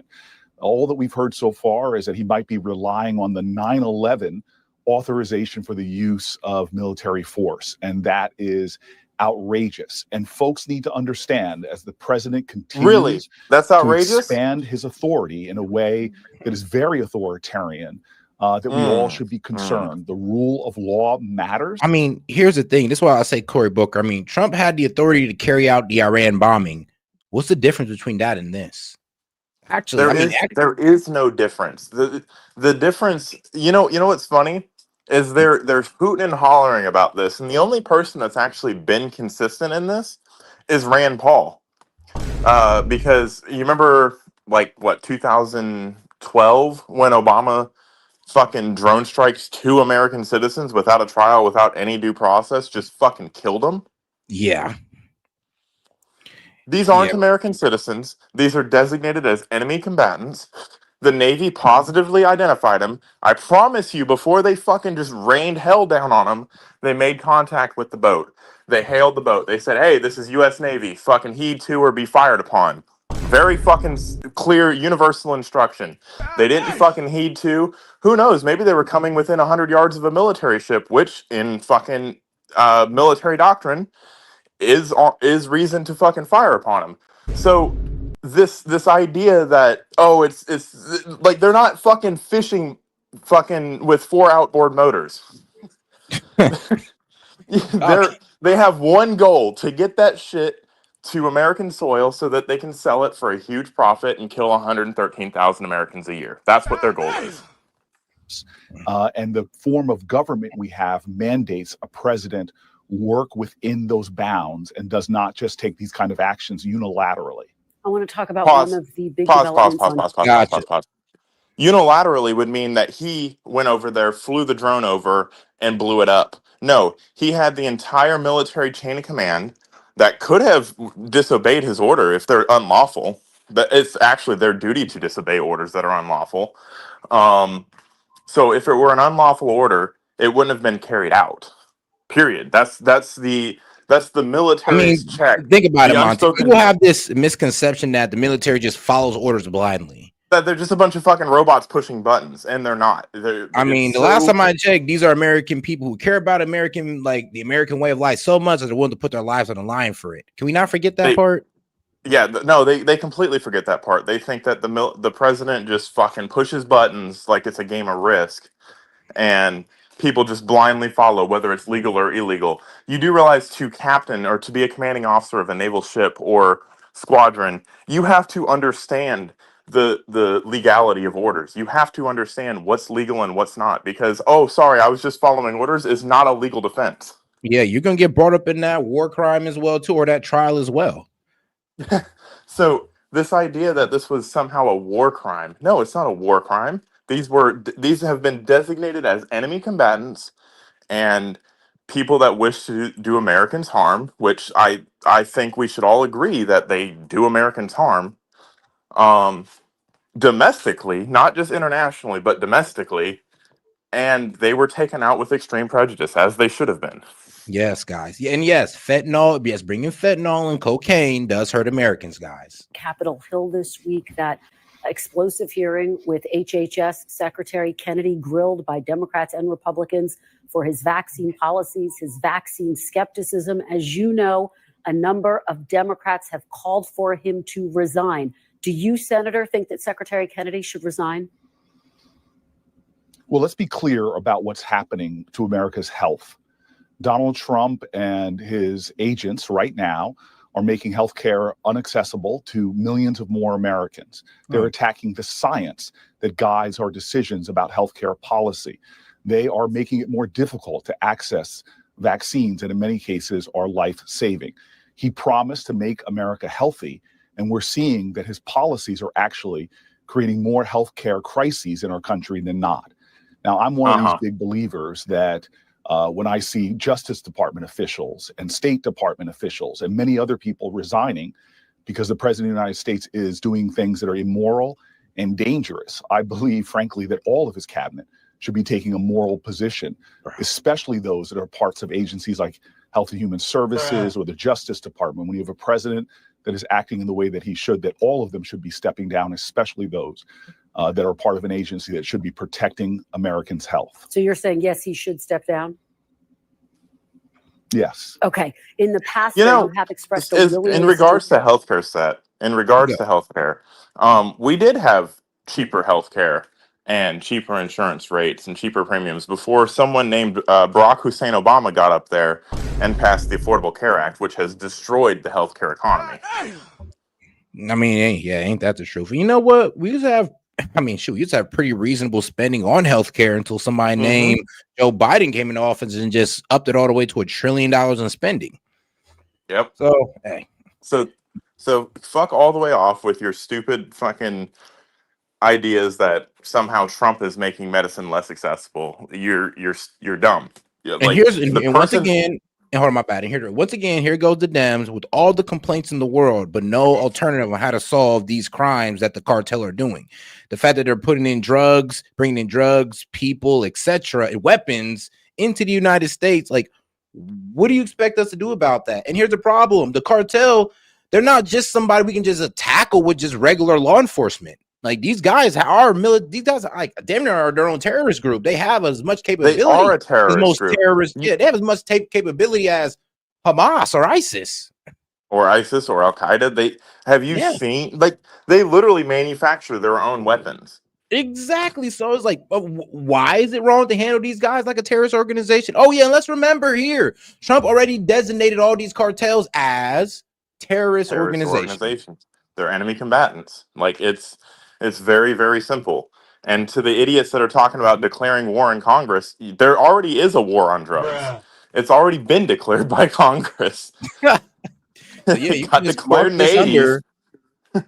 You're trying to make it seem like it's a war in Venezuela. No, it's a war on drugs. No, it's not a war in Venezuela. If Venezuela wants to put their military in the mix, then we know for sure that it's narco-terrorists. There's no doubt about it. If they use military force to defend ships carrying drugs, what do you call that? That's a military action. So I fail to see how any of this is wrong. You don't get due process when you're in international waters smuggling drugs. You don't. You get blown out of the fucking water. And that's just the way it is. Go try to do that in any other area. Go try to smuggle drugs to China and see what the Chinese Communist Party does to you. Go try to smuggle drugs and you're not in the cartel into Mexico and see what the Mexican government does to you. And here's the thing: a lot of people don't understand. In some countries, you bring in drugs in any way, shape, or form, that's death. That's death penalty. I was about to say, Brittany Griner got fucking what was it, 10 years in Russian prison for having a weed pen? Yeah, a weed pen, guys. We're talking about something that a cop would have just threw away to the side. No, in Russia, they're treating that as if you came in with like 10 kilos and you're going to jail for years. Yeah, you get life in prison in the Philippines for weed. Bro, and here's the thing. Like, if you were a Russian soldier, they might have took you out back and killed you. Or if you're a Russian citizen, they might have took you out back and killed you. I think she only got that treatment because she was an American. No one's saying that we're Russia or China. We're saying that we're defending our international waters with the International Water Defenders, aka the U.S. Navy. Yep. And I mean, shoot, man. Hey, if other countries can sentence people to automatic death over drugs, then I mean, shoot, why can't we? So you do know, if a U.S. naval ship contacts you and you do not heed to it, oh crap, and they say, they say get ready for boarding or whatever, they prepare you to board your ship, and you flee. It's not like a police pursuit. No, they just fucking blow you out of the water. Mm-hmm. Because you're up the remains. God. Work with Secretary Kennedy, particularly on issues related to food nutrition. I want to play something that you said back in April. Take a listen. I love the ambition. I love the things that he's saying. And by the way, they're doing some things in changing dietary standards and the like. And I'm going to continue where I can find common ground with RFK. I'm going to do everything I can to support and to lead block and to join him in the things that are right. But far be it from me to sit quietly when you're hurting our children with your policies. Senator, if he doesn't resign, do you think you can still find common ground with Secretary Kennedy? You know, politics is often frustrating because we're failing to do something about the problem. I'm sitting here in Newark, New Jersey, I mean, where no. You guys are failing to do something about the problem. RFK Jr. trying to address the problem, and you guys are trying to, I ain't gonna lie, hold water for the pharmaceutical companies or the pharmaceutical industry. So, yeah, it kind of seems like the only person who's really standing on business here or standing up for the American people is RFK Jr., and you guys are just standing up for the corporate elites. my residents can easily access highly sugared processed foods and have a hard time accessing. And shout out to Luis Venezuela. He says, delete the cartels. Control, Alt, Delete, Reset. Man. Quality foods, nutritious foods. We live in a country that subsidizes the big food corporations who are literally poisoning us with the way that they are manufacturing a lot of the foods that they're preparing. And our ag subsidies go to those highly processed foods and not to the foods that we want Americans to eat. And so I'm going to continue to lead on this before. Whoa, buddy. Hold on. Is you trying to take credit for? Hold on. He's trying to take credit here for what the Republicans proposed. That how we don't want these people spending SNAP benefits on junk food. That wasn't y'all proposal. Right. Actually, they were the ones saying, "Oh, they should be able to buy whatever they want, even if it is poisonous." Like, what? Yeah. Who was it that created TANF and SNAP, and who was it that created the welfare state? Oh, right, a Democrat. So, yeah, it is a bit crazy how he's trying to stand here and be like, well, all these processed foods that we're able to buy with SNAP benefits is wrong. I know. We've been told y'all that. That's what Republicans told you guys. And you told them right back, don't tell us what to eat. That's literally what there was a song by Oliver Anthony, Rich Men North of Richmond. You know, fucking if you're 5'3" and 300 pounds, taxes ought not to go to bags of fudge rounds. It's catchy. Good point. You heard RFK saying things like that. I was taking steps in Congress to try to help Americans have better access to healthy, nutritious food. And yes, I'll work with anybody that wants to help my community be healthier and better access the foods we need to thrive. But let me tell you right now, the Trump administration is hurting the health of Americans. Our air quality is worse. There are more poisons affecting our families, and healthcare is being stripped away from tens of millions of Americans. You cannot say that you're about making America healthy again. I'll be like, I have to ask Corey, stop. Can you substantiate that the air quality is worse? Like, that's a pretty wild assumption. Like, so as soon as Trump came into office, the air quality, it just effed up. The air quality just fell out of the fucking sky. Like what? Okay. Like, you see the sensationalist fucking... This is why I don't take any of them seriously. This is why I don't address anything they say head on unless I have a fucking point to make about it, because it's just fucking rubbish. Bro, what does this have to do with rambling. The army barming the cartel out the water? The air quality just went down under Trump. Like, can you prove that? No, it's because cocaine is now floating around in the air over there. He's like, he done ruined the air quality in the Caribbean Sea, man. He's just such an evil man. It's like, okay. Yeah, no, he's just fucking spouting off fucking nonsense. He went from this is an authoritarian government to healthcare's bad now to air quality in a matter of 2 minutes. Man, everything's just out of order. Well, according to Cory Booker, nothing's going right. When you were doing so much to hurt people's access to healthy foods, like suspending nutrition programs, to healthcare itself, and also making our environment so much less healthy. Senator, another big issue on Capitol Hill, the push to release the files related to convicted sex offender Jeffrey Epstein, some of his survivors. Pause. Someone just called us idiots because we complain about EBT, but yet subsidize billionaires. You do realize Walmart is the biggest drawer of EBT benefits. Like that's Walmart's biggest subsidy. And who owns Walmart? A bunch of billionaires. A bunch of billionaires. So shout out to the Walton family. Wow, it's almost like we don't like billionaires that leech off the government. I know, right? Ain't that crazy? But and here's the thing, like I said, the only reason why we even touched on that topic because bro just straight up lied. He tried to make it sound like they were the ones coming up with the whole no SNAP benefits for junk food when that was literally a Republican stance. And they're just trying to run off. That was RFK's stance. If you go back far enough, that was RFK's stance. Actually, yeah. So really, yes, it is a Democrat stance. But you guys, kind of took opposition. They took opposition to that. They said, "Oh, well, don't tell Because us it what we was Trump. need." This is Yeah, this is why literally. you shouldn't just blindly fucking disagree with everything just because the orange man says so, because it's going to come back and bite you in the ass later when you sound stupid for arguing against common sense fucking things. Man. This week at the Capitol, you have Congressman Thomas Massie and Marjorie Taylor Greene saying that they will read a list if those survivors put together a list of people who they say were involved in Jeffrey Epstein's circle. Do you think and would you support reading such a list out loud on the House floor, even if it includes names of people who criminally haven't been accused of anything? So that's called slander.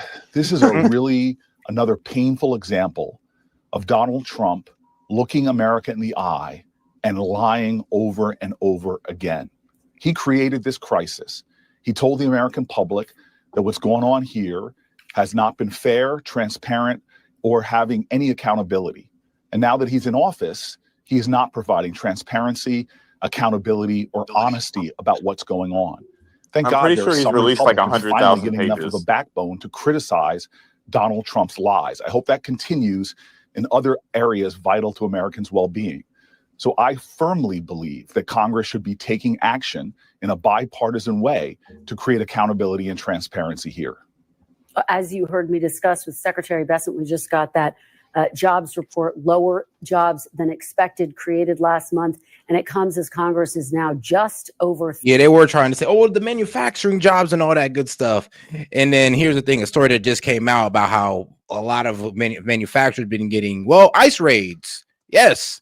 Manufacturing is one of those many industries that use illegal labor.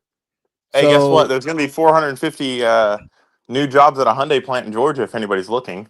I know, right? I was like, let's go. And this is what I was saying, too, is like the fact that he had 400 illegals working in one Honda plant that could have went to American people, and the Dems say, oh, illegals don't, immigrants don't take jobs from Americans. No, not at all. Not at all. Like, I'm like, wow. When there's proof right in their face, though, they won't address it. So if you want to talk about low job numbers, so, and here's the thing, if you guys look up these low job numbers, they're all in sectors that have illegals in them. Like, if you really look at it, it's sad. When I was looking at all the job numbers that lost jobs, I'm like, oh, this is because of deportation. This gotta be. They said construction, manufacturing, like what was it? Housing care.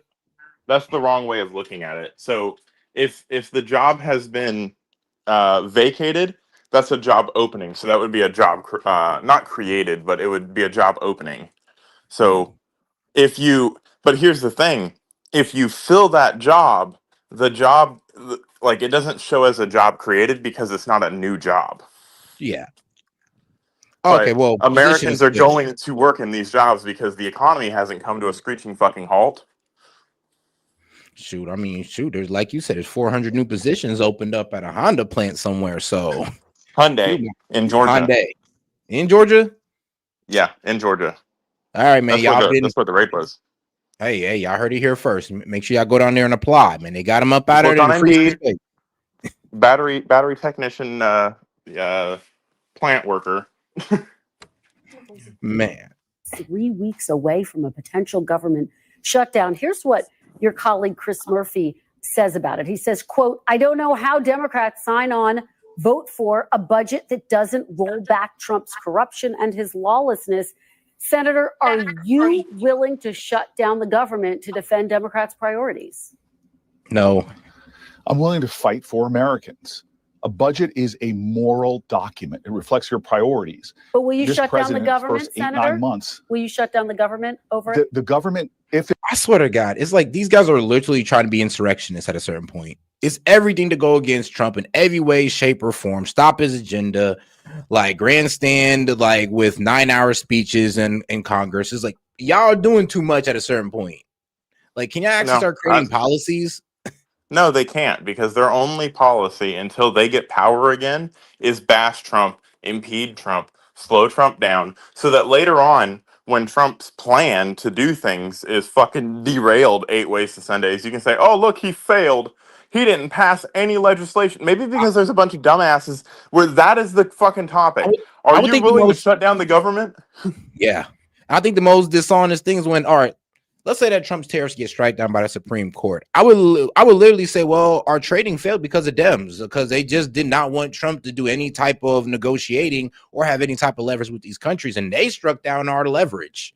And if we don't have the jobs that are coming back to America, I would blame the Dems, not Trump. Like what? They will literally sit here and try to convince, oh, Trump plan failed. No, you guys sunk the plan, and now you're trying to blame them for the sinking of it.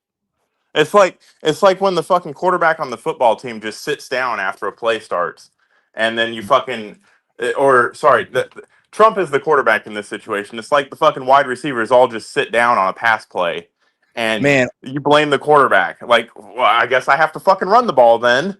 Or it's kind of like Trump is the star quarterback and the coach done benched him, and then when they lose the game, they want to blame Trump. It's like, the coach benched him. He got 10 minutes of play time. Like, well, we were up until you benched them. If there's a government shutdown, the Republicans control the White House and they control Congress. It'll be them that shuts things down. There's one pathway to getting a budget done. That the way it's been done the entire time I've been a United States Senator is in a bipartisan manner. But our president does not care about bipartisanship. Our president doesn't care about the independence of agencies he's attacking. He doesn't care about the independence of the Justice Department if he's targeting. You know what's funny? Enemies, you know what's funny, Seth? What's up? These fucking radical left Democrats fucking love to talk about bipartisan support. The only people that fucking reach across the aisle and fucking try to help Democrats at all because they actually care about the country and not fucking grandstanding are Republicans.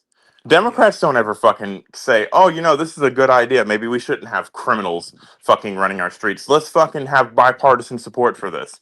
No, they stand up and say, you're taking health care away from millions of people. They just can't help themselves at a certain point. My colleague, Adam Schiff. This is a president that does not have the morals necessary to reach across the aisle and work within the bounds of our Constitution. Yeah. He is reckless. And he's hurting Americans. And I'm not giving away my vote for a budget that's going to hurt New Jerseyans or anybody in our nation. All right, Senator, before I let you go, I have to say a very big congratulations to you because you got engaged this week. Nice. So on behalf of all of Meet the Press, congratulations. Your fiance not involved in politics. And I wonder, Senator, how have you helped her prepare to step into this political spotlight that you're in? Hopefully she's the next princess. I'm not sure if there's anything that can prepare people to be thrust like she has in the public spotlight. Well, look, man, I ain't gonna hate on my man. So congratulations for getting engaged, Cory Booker. Appreciate that. Now maybe you can, convince the Democratic Party how important marriage is and family is. I mean, maybe you can convince the Democratic youth, the liberal youth, how important that is, because they don't give a damn. Maybe he can get laid and stop having to stick up his ass. No, you're right. Maybe he's been a virgin this whole time. Right after his wedding night, he's gonna be the coolest guy on the Democratic Party. But all right, guys, let's get on to the next video. This isn't. Oh my God! See, and this is the point right here. This isn't team sports, fool. Actually, yes, it is. It's the biggest team sports fucking thing in the world. We're all Americans fucking trying to make America fucking better. So yes, it is a team sport, and the analogy does stick. All you do is sit. Someone said that. Someone honestly said that. So you're not on Team America. I was bringing up gerrymandering, and I was like, it's kind of funny how Dems try to end gerrymandering right after they've abused it completely. They've abused the fuck out of it, and they're like, let's end it. Now that we added now that we done it, 20 seats, guys. Now let's end it so the Republicans can't use it. Okay. Right. Remember when Trump said black women in Chicago are begging him to bring in federal troops? I mean, I've seen a lot of this. I've seen a lot of them. Yeah, turn Chicago red. I've seen a lot of those hats, hoodies. Remember when Trump said black women in Chicago are begging him to bring in federal troops? And the people in Chicago, Mr. Vice President, are screaming for us to come. They're wearing red hats, just like this one, but they're wearing red hats. African-American ladies, beautiful ladies are saying, please, President Trump, come to Chicago. Well, guess what? I tracked her down. You think that Donald Trump is trying to help Black people in these neighborhoods? Exactly. He showed us in his first time. I can hear liberals saying right now, calling her a sellout, crazy for backing Trump. But that's what Voting against their own interests, even though Trump is trying to stop crime in their city. Angela Gets Answers is all about, taking you inside the minds of people who you may not know or even understand. You know what's crazy? Hold on, Seth. Hey, welcome to Answers. Go ahead. So if you vote for Democrats, you're considered woke. And, woke is short for awoken or, woken up.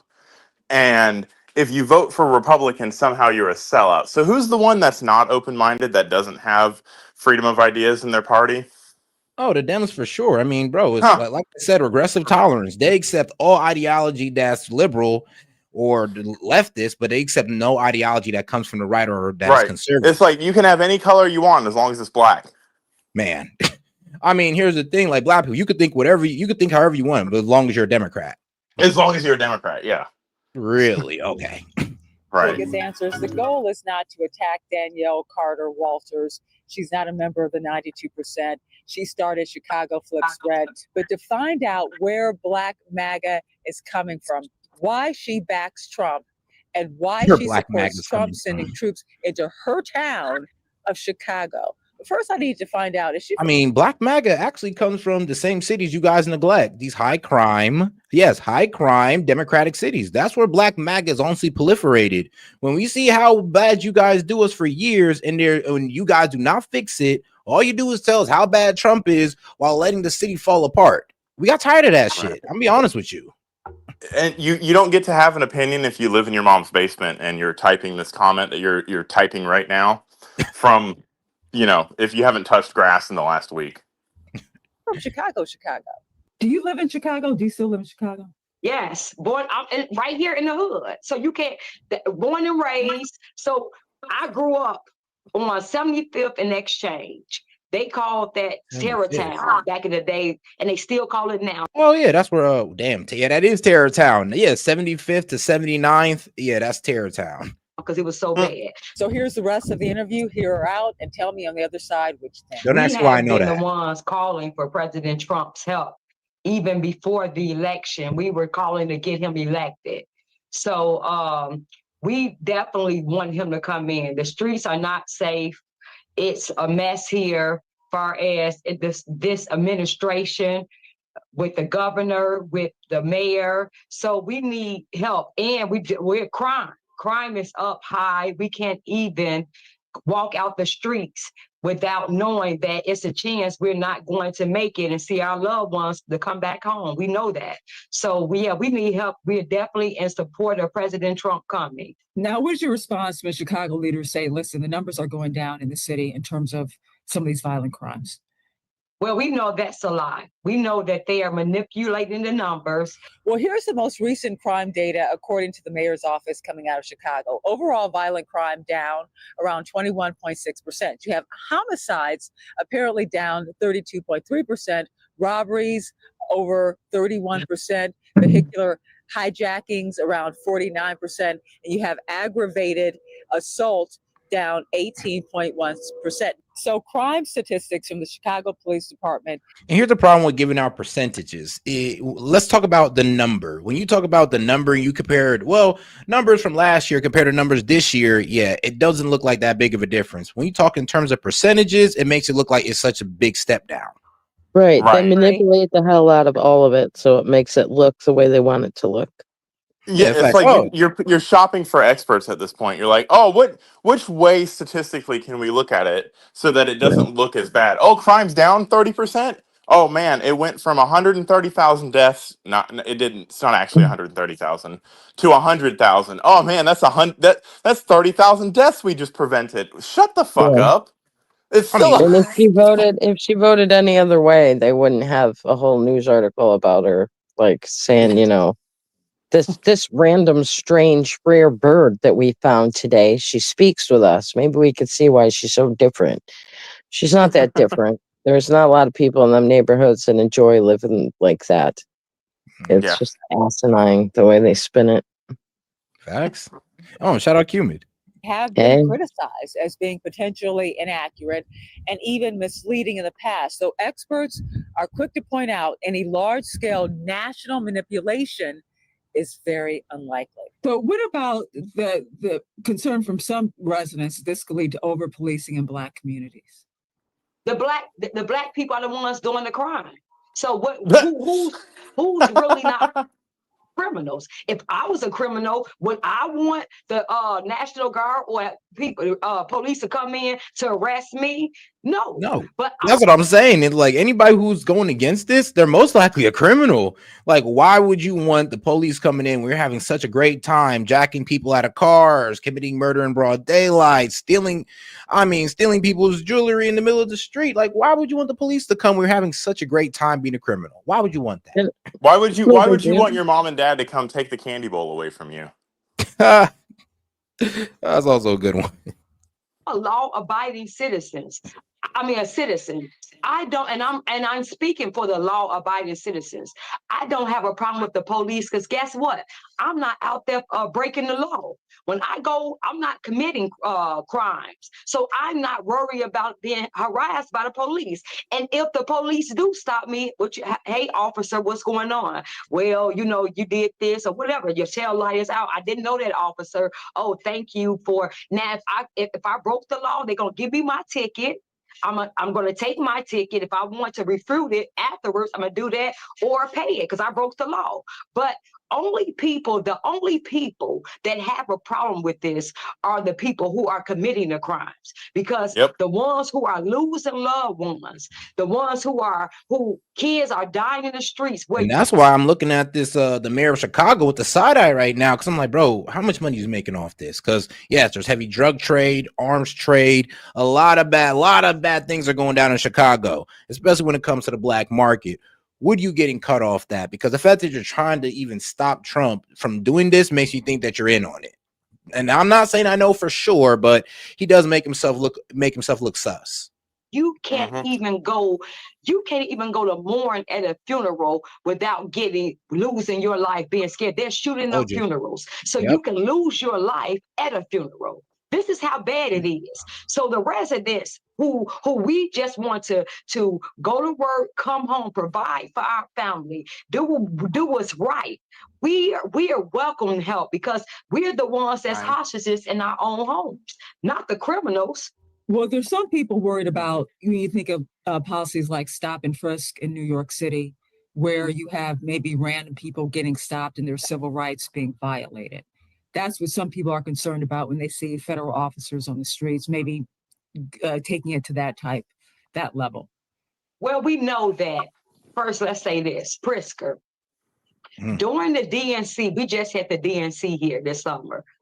Why did he implement the National Guard? If they were so scared of that, fear, all of that, why did he implement the National Guards? He implemented the National Guards here to protect his politicians, the Democratic Party, who was coming in. He all the safety measures for them. They had 3 barriers of fence where you couldn't even get to them. You had to show ID.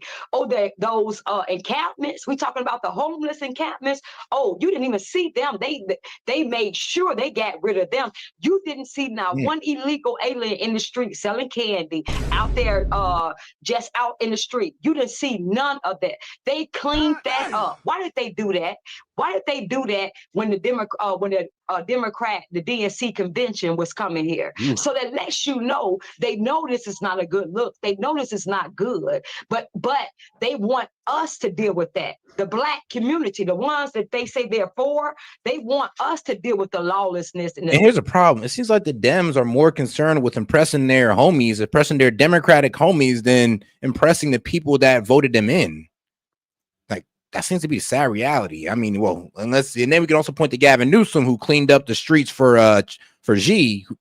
So, yeah, it does seem like they're not really they don't really care about, and honestly, taking care of their constituents, but they do care about impressing the DNC and impressing world leaders. Right. And the same Democrats that on one breath they'll say the borders are racist and ID is wrong.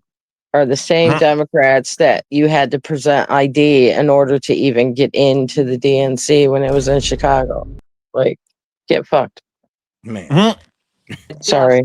in our You're good. community. But they understood when it came to their people that their people needed to be protected. So if he can implement the National Guards and have majority of the police around them to protect them, why can't we have that and then not be racist? Our community. Trump is adding these troops. What do you want to see him do next? Because just troops for 3 weeks or 2 months is not going to solve the problem.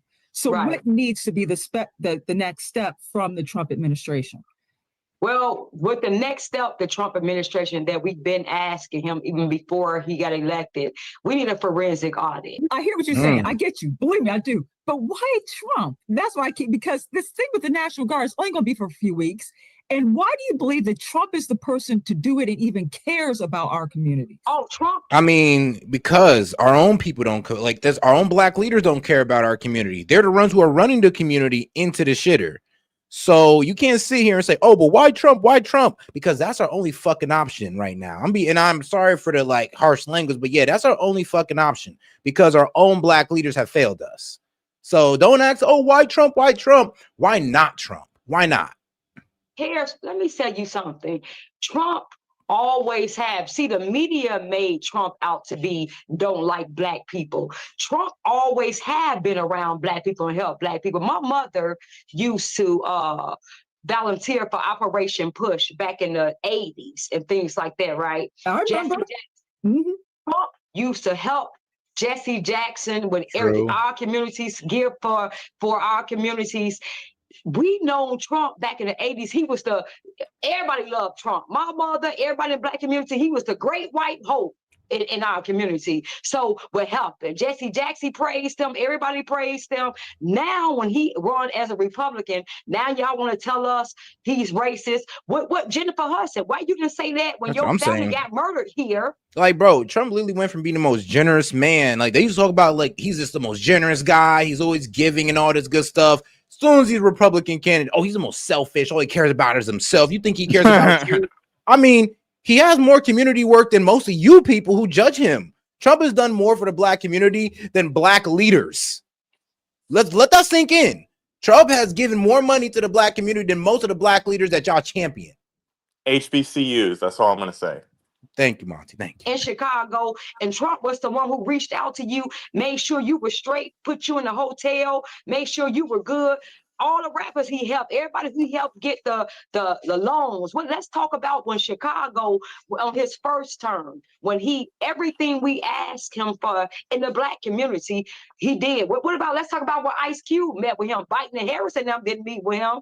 I hear you on that, but see, the thing is, because I remember Trump in the 80s. I've been around a long time. No, Trump actually takes steps to help communities. The Dems talk, Trump actually walks the walk. The Dems just talk about it for the election and then act like they ain't say nothing while they're in office.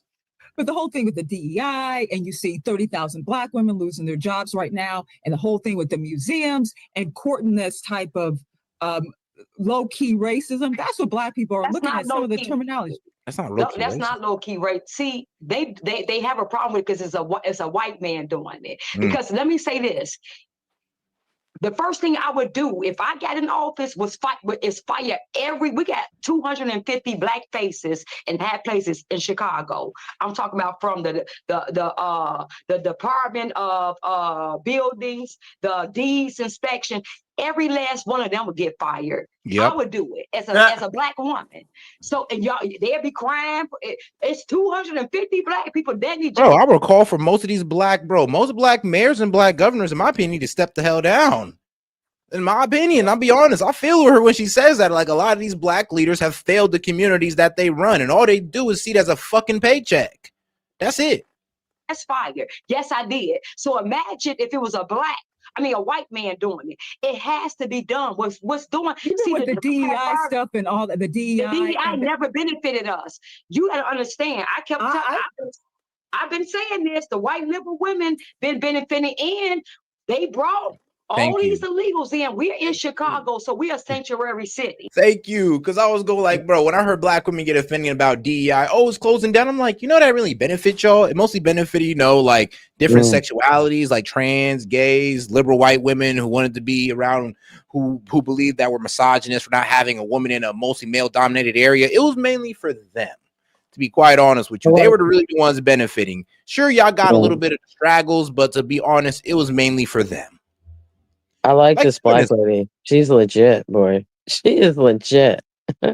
Yeah. You have to speak English now. I mean, you have to speak Spanish now. You have to be bilingual to get these jobs. How dare you make us be bilingual? Because when you do that, DEI, when you oh man, and this is what I mean by when I say I don't like the fact that Dems are so for like illegal immigration, because they will come here into the black communities, take these jobs, and this will be the worst part about it. You can't even get in on these jobs because the supervisor's Hispanic, probably the only legal Hispanic there, and all the other workers are Hispanic, and there's probably like a couple sprinkle of white and black people, and that's it. And they're only in there because they know a bit of Spanish. So they pretty much dominated a complete like factory workforce that you can't get into because you don't know Spanish, and you're in America. You're not in Mexico. I mean, you're not in Venezuela. You're in America, but you're required to learn Spanish for a job. And this is not no like translator job. This is not no damn call center job where you might get an English speaker or a Spanish speaker. No, this is a factory job. This is a factory job we're talking about. This is the manual labor jobs we're talking about. Construction jobs. Happens across the board when they dominate a certain factory, a certain construction company. This is what happens. Do that. Who is that blocking out? Who is that? That's the black. Well, see, here you got a point, because there have been numerous articles that said that white women benefited from DEI more so than we did. However, but they use DEI and they put black people as a poster child for DEI to get all the other people riled up to get rid of it. Yes. Yep. But we weren't the ones who benefited. People are called. Let me tell you, we got Indians here. They coming in by the droves. They see the people of color, the melon. See everybody they lumping in. You don't think that Trump is using the myth that DEI benefited black people? And hey yo, shout out to my man Osmus. Shoot. Shout out, but he says no H3I, because I remember your profile pic. He says, honest questions. I want to know what decisions had Trump's taken since coming to power you disagree with. Honestly, I didn't like the fact that he bombed Iran. I didn't like that fact at all, but it worked out. But yeah, something I disagree with. I feel he could have handled better. But me and Monty's had our back and forths about it. But if you're asking about one thing that I really didn't disagree with, is that. And then if he actually goes through with this whole bringing 600,000 Chinese immigrants, oh hell yeah, I'm gonna disagree with that one as well. Shoot, I'll be there at the port with it written in Chinese, going like, come go here. home, go home. As a weapon. Do you think the Trump No, because it didn't. See, you got to understand.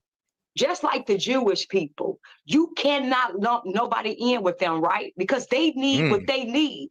If we keep allowing, look what Trump did when he did with the 14th Amendment, when he said they tried to put the illegal alien kids to stay here. And he said, no, that was for the descendants of the enslaved babies.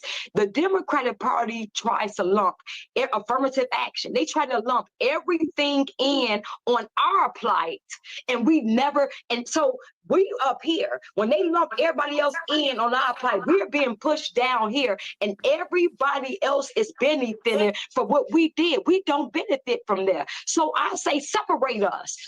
Because you don't do it to the Jewish people. They're not going to allow you to lump nobody else in on their plight. We are not allowing anybody. So it ain't no DEI, no affirmative action. So what did you think? Did you hear something that you agree with, something you disagree with? Tell me in the comment section. Also, let me know, would you feel safer if there were federal troops or the National Guards in the streets of the city? Let me know in the comment section. Share and also subscribe, because I'm going to be featuring. And all right, you know what? Shout out. This is actually a pretty good video. So shout out to my man Vance.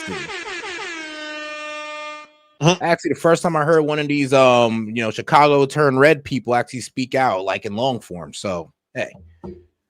And all right, guys. What's up? Well, I just wanted to add three things really. Is the only thing I didn't see in that the video. I don't know if it's true or not, but something about there was a bunch of trucks with salt on them that they were trying to block the ICE agents. Was a bunch of salt trucks in Chicago. That's They one. tried to block ICE agents with salt trucks. That's funny. Yeah, That's funny. apparently there was like 40 or more salt trucks. There's actually a video out there that I can grab it really quick Yeah. to show you. I want to see this. This Um, sounds hilarious. Yeah, low key. See if you could find it real quick. Just DM me about it. Might be referring to oh no, rumors. it won't take me that long to find it. But the second thing is how Dems wanted a woman to win president. Well, that lady right there, that's what you would consider for president. Smart, intelligent, Oh no, wise. she'll be Okay, so the. I found. Hold on, guys. Okay, so I found it. Let's see. Here in Chicago, a viral post claimed that the city's salt trucks were deployed to block ICE operations on the expressway. However, Yep. according to the city's officials, that's not accurate. The Chicago Department of Streets and Sanitation confirmed that the trucks were stationed in Grant Park, specifically to support public safety efforts related to a planned protest and the Taste of Chicago Festival. This is a routine practice and not an attempt to interfere with ICE activity, as they say. So, I mean, we'll see how that plays out. But all right, guys, get back to it. And joining me now exclusively is Treasury Secretary Scott Bessent. Mr. Secretary, welcome back to Meet the Press. Good morning. Good morning. Thank you so much for being here. I do want to start right there on the jobs numbers. National Economic Council Director Kevin Hassett told me in an interview the numbers look, quote, weak. And you just heard me say there that Moody's chief economist called this a jobs recession. I want to give you the opportunity to respond to Mark Zandi. Do you see this as a jobs recession? Well, Kristen, when I was here with you in April, there was a panic because the stock market had gone down, and you remained pretty calm, but a lot of other mainstream media people were in a complete lather over the stock market performance. President Trump, they held the views on tariffs. He was proven right. We had the quickest stock market recovery in history. We're at new highs in August, and we're not. Oh, and shout out my man Vance. He says, "Hey, yo, you should have this lady on for a talk." I mean, shoot, for sure. If I can find her social media, I'll definitely see if I can have her on. Because man, I definitely like to have that conversation with her. Not going to do economic policy off of one number. We believe that good policies are in place that are going to create good, high-paying jobs for the American people. Two, let's look at the efficacy of this number. August is the noisiest month of the year. Typically, the highest revisions come in August. That's why it's important that we have good data. Yep. Austin Goolsbee, who's head of the Chicago Fed and probably the most partisan person at the Federal Reserve in leadership, came out and said, I don't know if these numbers were that weak. I don't know if I'm going to vote for a cut in September because it may have something to do with the immigration deportations. So this is why we need good data. Three, if in fact these numbers are true, it shows that President Trump was right about the Federal Reserve. They are too late. And because of the bad numbers, they likely would have been cutting in June. And like and that's why I was so pissed off that the numbers were wrong. It's like not because it makes Trump look bad, it's because a lot of people go off this information for like of course, the rate cut that Trump has been pushing for. That Powell pretty much said, "Oh, well, everything is good and we don't need it right now." Well, now that we got the real numbers and everything is not as good as it was being projected, and the rate cut already, and they already denied a rate cut. It kind of puts everybody in like a bad position. It kind of makes everybody look at the Bureau of Labor Statistics in a bad light. Because even now with this number will be revised. Actually, a lot of numbers has been revised because according to the numbers right now, 22,000 new non-farm jobs added in August. they've revised June job figures downwards. Now, instead of adding what it was like 13,000 jobs added in June, they revised it down to negative 13. And remember, they said it was like 100K jobs that was added at first, revised it down to what 19,000, I believe, and now we're at negative 13. So to be honest, I'm taking the job revision. I'm taking these jobs right now with a grain of salt. Why? Because the revisions haven't hit yet. And here's the worst part. We're still waiting on the revisions for last year's job numbers under Biden. And that's going to open up a lot of stuff. That's going to open up a huge can of worms. So let's wait. And if we believe the numbers, and four, I can tell you the one thing this administration is not going to do, and we are not going to let the Democrat media surrogates do, is during President Biden, President Harris's campaign, they told the American people it's a vibe session. You don't understand how good you have it. President Trump was elected for change, and we are going to push through with the economic policies that are going to set the economy right. I believe by the fourth quarter, we're going to see a substantial acceleration.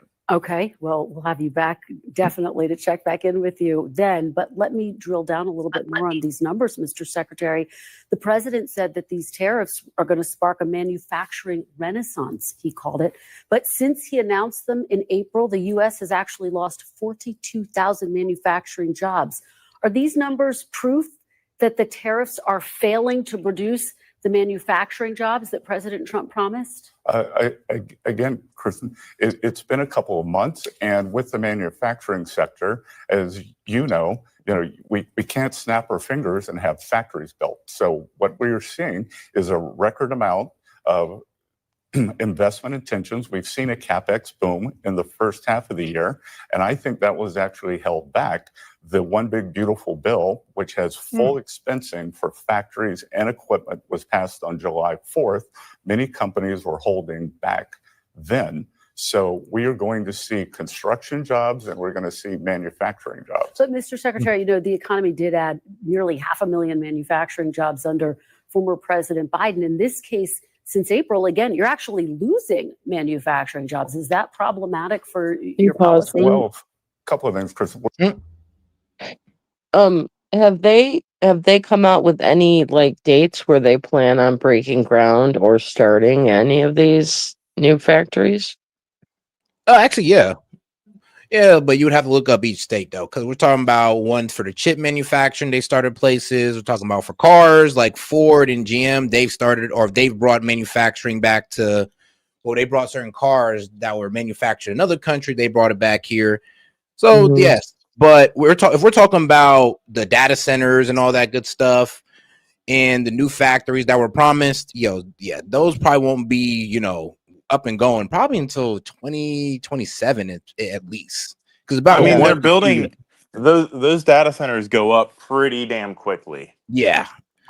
So as soon as they break ground, I don't know when their breaking ground date is, but it's 15 to 18 months and the whole thing's done. And and here's the thing though, throughout the entire process of building, people still have jobs and all this good stuff from construction. And they'll even have people working inside the data center before it's even fully built. Right. Yeah. So building a building as big as a data center actually hires more people in the building phase than the actual operating phase of the of the building. Yeah, I was in construction. That's good work. That's guaranteed work for a long period of time. But here's the thing, though. The main reason why they're doomsdaying this right now is because we did go from because they revised July's numbers from 75 to 79,000 jobs that were added. Yeah. So we went from 79,000 to 22, which is still positive growth, but we didn't see positive growth in jobs in June. Right. So the way I'm looking at this is it does seem like this is mainly because of immigration and the fact that we're going through it's August right now. So I do agree with him when he said it is a bit of a tricky month when it comes to jobs. So August can be one of two things. August can be a really big jobs number or a really small jobs number or even a negative jobs number because that's pretty much the end of your fiscal year. So you do You either have budget left over to fucking spend on hiring more people for next year, or so on and so forth, or the beginning of the fiscal year. Some people do it differently. Yeah. I mean, but like, trust me, there's gonna be heavy number of hiring during October. Like, trust me. Yeah. So I mean, honest to goodness, ask just if you want a litmus test of the economy, just ask yourself how much you're paying for things, how easy it is to navigate life. If it's easier or harder, then that's a good indication of where the economy is going. All right. We're going to get the revisions for last year next week, and there may be as big as an 800,000 job downward revision. Again, this would be the second downward revision, so I'm not sure what these people who collect the data have been doing. It's good. We need good data. Secondly, what we are seeing is the jobs that are being created are going to either native-born or legal Americans. Most of the jobs created under the Biden administration, they went to illegal aliens. Well, and I think that there would be a lot of debate over the fact that they went to illegal aliens. But let's keep moving. No. Let's. That's the fact. Okay. He said, That's no, not a I ain't gonna debatable let you run topic. around that. He's like, y'all hired more illegals than y'all hired U.S. citizens. Actually, I think that bust in Georgia on the Hyundai manufacturing plant is kind of proof. It's like 400 illegals in one plant that could have went to Americans. Yep. Okay, but there's no illegals taking jobs. I haven't looked into this. How were they all illegal? Were they overstaying visas? Like, what was the actual immigration status? If they were they just immigrants on visas? Like, how were they illegal? To be honest, a lot of people can get in to these places through temp agencies that don't do proper paperwork. Yeah, I mean, Like, can we actually look that up so that we're not just saying things? Okay, so we have some actual credibility. So when someone tries to challenge us on this, we have the information. Oh yeah, no problem. I'll look into it for you. Right, let's keep moving though, because I want to talk about what U.S. companies are saying right now, Mr. Secretary. The New York Times wrote this about John Deere, the impact that tariffs are having on that company. Quote, last month, John Deere said net income in its most recent quarter was down 29% from a year earlier. Higher tariffs have cost the company $300 million so far, with nearly another $300 million expected by the end of the year. This summer, the company laid off 238 employees across factories in Illinois and Iowa. What do you say to companies like John Deere who say these tariffs are hurting them? Well, first of all, Kristen, if you're quoting the New York Times, that's not a fair observer. And two, but these are statistics. That's this is about John Deere. That's not about the New York Times. This is about John Deere. They have cherry picked. At Treasury, we have about 2 management teams come through a day, and overwhelmingly, we are hearing from companies they plan to increase capex, they plan to increase employment. We are seeing what's going to be a record amount of foreign direct investment. And for every John Deere, we have companies who are telling us the tariffs have helped our business. We're increasing capex and we're going to increase employment. But Mr. Secretary, it's not just John Deere. We've heard from a lot of different companies around the country. Nike says the tariffs will cost the company around $1 billion. Yo, you got a super chat. All right, my bad. I was kind of looking into this whole thing. I know, but okay. So, but before I read the super chats, let me go ahead and read off what I got right here, because it says December 4th, ICE and Homeland Security investigations led a massive immigration enforcement operation, codename Low Voltage, at an EV battery plant in Georgia. Hyundai Motor Group Metaplan America. Okay, so about 475 workers were detained, making this the largest single site immigration operation in DHS history. Among those detained were 300 South Korean nationals. Well, and the rest included other foreign workers, including 23 Mexican nationals. Now, they said the raid targeted alleged unauthorized employment at the site. So unauthorized employment. So what is that? So they pretty weren't much? Citizens. They weren't citizens. They didn't go through the paperwork, and don't have any documentation to prove that they're citizens, don't have a work visa, nothing. Okay, so yeah, they are illegal immigrants. Got you. And all right, shout out Vladstein. He says info about the lady from video in your Discord. And shout out, he says, can Monty explain tariffs and why he thinks they are going to work out for the United States? I need this for debate information. No, hop in and debate. You just donated. No, I need this for debate information, not debate you, but like, how would you debate this if somebody was debating tariffs against you? Oh, I mean, it's a very simple supply and demand metric. Foreign jobs go overseas because it's cheaper to manufacture things overseas. You put what you think would be the loss in revenue to the United States as a tariff against these things. So, for example, if it costs me $2 to make something over in China and it costs me $3 to make something in the US, and you have a 50% tariff on the item coming out of China, now both items are $3 and you don't have to pay for shipping. That's the simplest way to put it. So where you'll run awry in debates is when they say, oh, well, we don't have X, Y, and Z manufactured in the US. And I would say that that's a true statement. You know, if the thing that's $3 in the United States doesn't exist and isn't manufactured in the US, the incentive then is to find some land in the US and manufacture that thing for $3.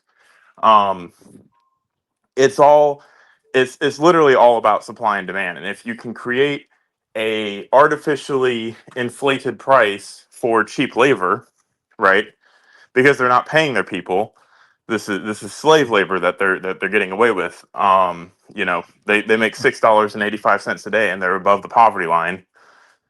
So, and I want to see, hold on, Monty, to speak to your whole, if we don't have it, in my belief, when we don't have it, that's when we put tariffs on these companies that operate overseas, and we try to convince them to, well, if you want to avoid this tariff, bring operations here to America to avoid that tariff.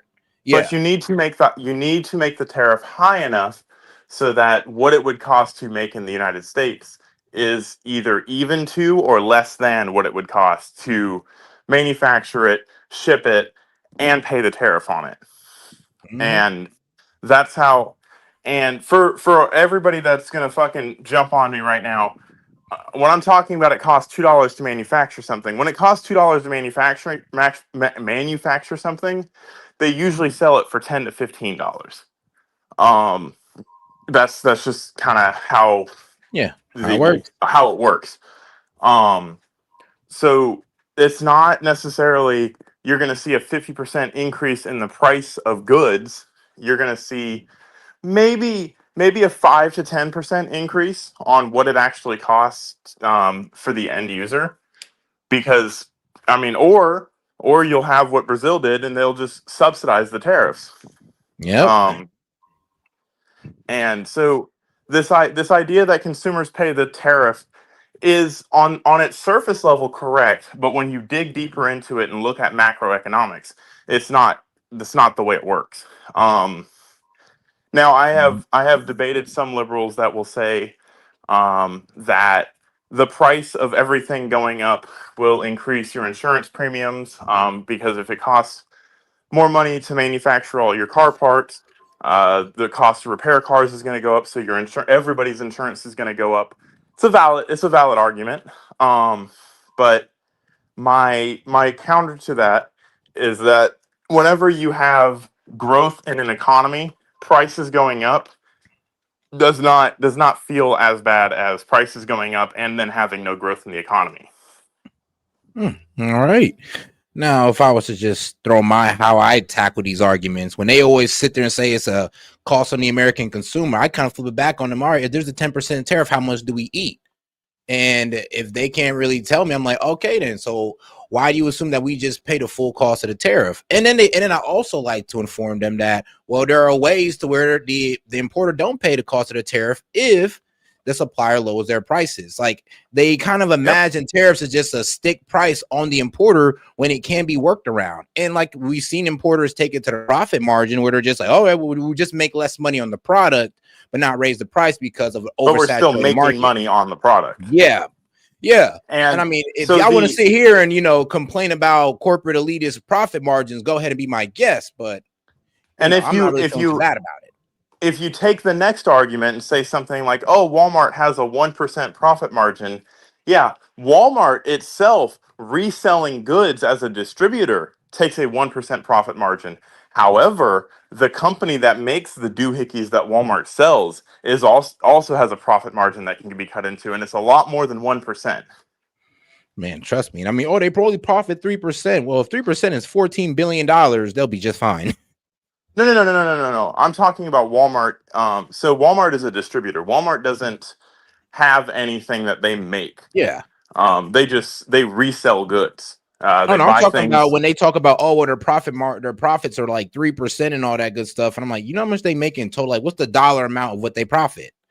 Right. Walmart's not going to be paying the tariff, is what I'm saying. Oh, yeah. Walmart's gonna go on business as usual because your shake weight and your fucking bicycle and all of these things have built-in profit margins that are going to be eaten into. And if they want to stay competitive in the marketplace, they're going to eat the tariffs. Or let's be real, like I said, it depends on the industries. Well, if it's an oversaturated market, but if it's an oversaturated market, and let's say there's two shirts, like let's say that one shirt comes with a tariff and the other shirt is made somewhere that doesn't come with a tariff. Walmart just going to buy more of that other shirt than the shirt that comes with a tariff, so they can avoid paying tariffs.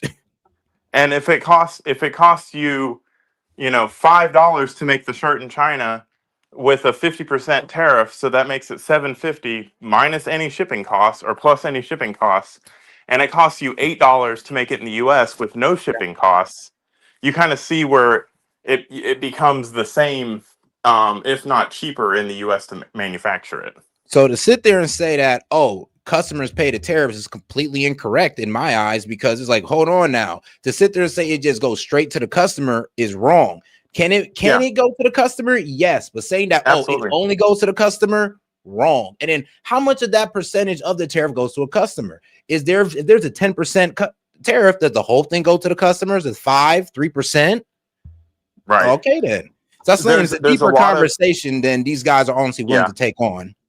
There's a lot of profit margin built into our supply chain, and the reason it costs someone in China $2 to make the shirt and it costs you $20 to buy it is because it's exchanged hands 5 fucking times and everybody gets a cut of it. Oh yeah, let's call out the hypocrites in here, okay? So for all of those guys who wanted tax on unrealized gains, to raise the corporate tax, to raise income tax, couldn't they have passed that down to the consumer as well? They absolutely could have, and that's more likely to get passed on because now that changes your cost of doing business dramatically by like 10 to 15% on top of all profits. So you need to increase your profits in order to maintain that.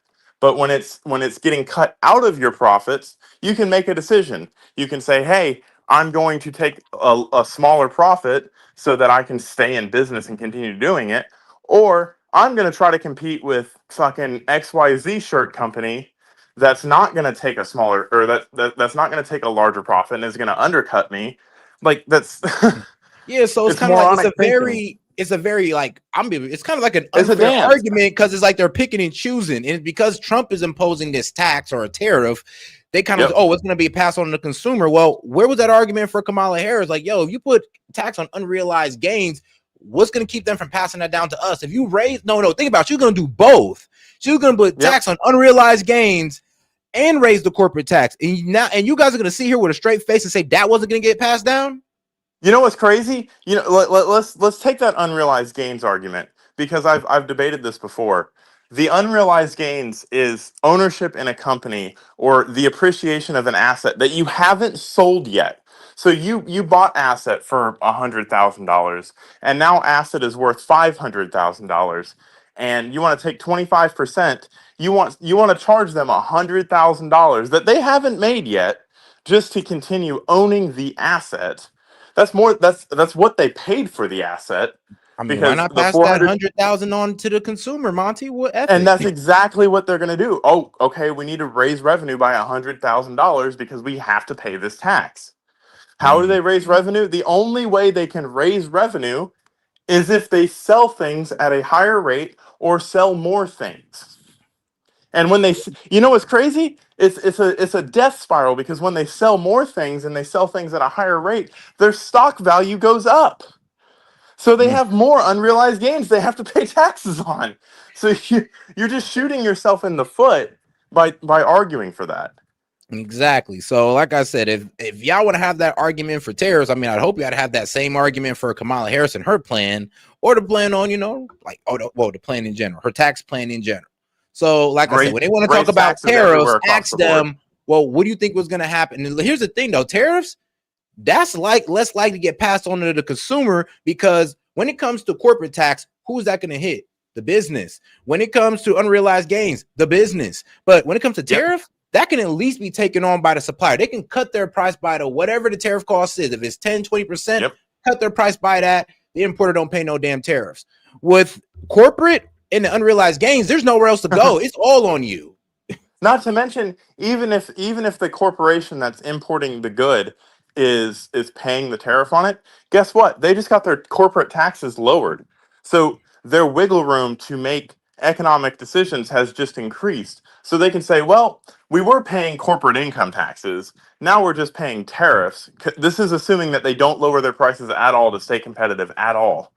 Well, they just lowered the corporate income tax rate, but they increased the tariffs, i.e., trying to convince people for a lower overall tax rate to build things in the U.S., because it's not just a single faceted idea. So now they have say they were at 31%. I think they're at, I forgot what they went to, but that extra 6% on $1 million is 60,000, or did I do that math right?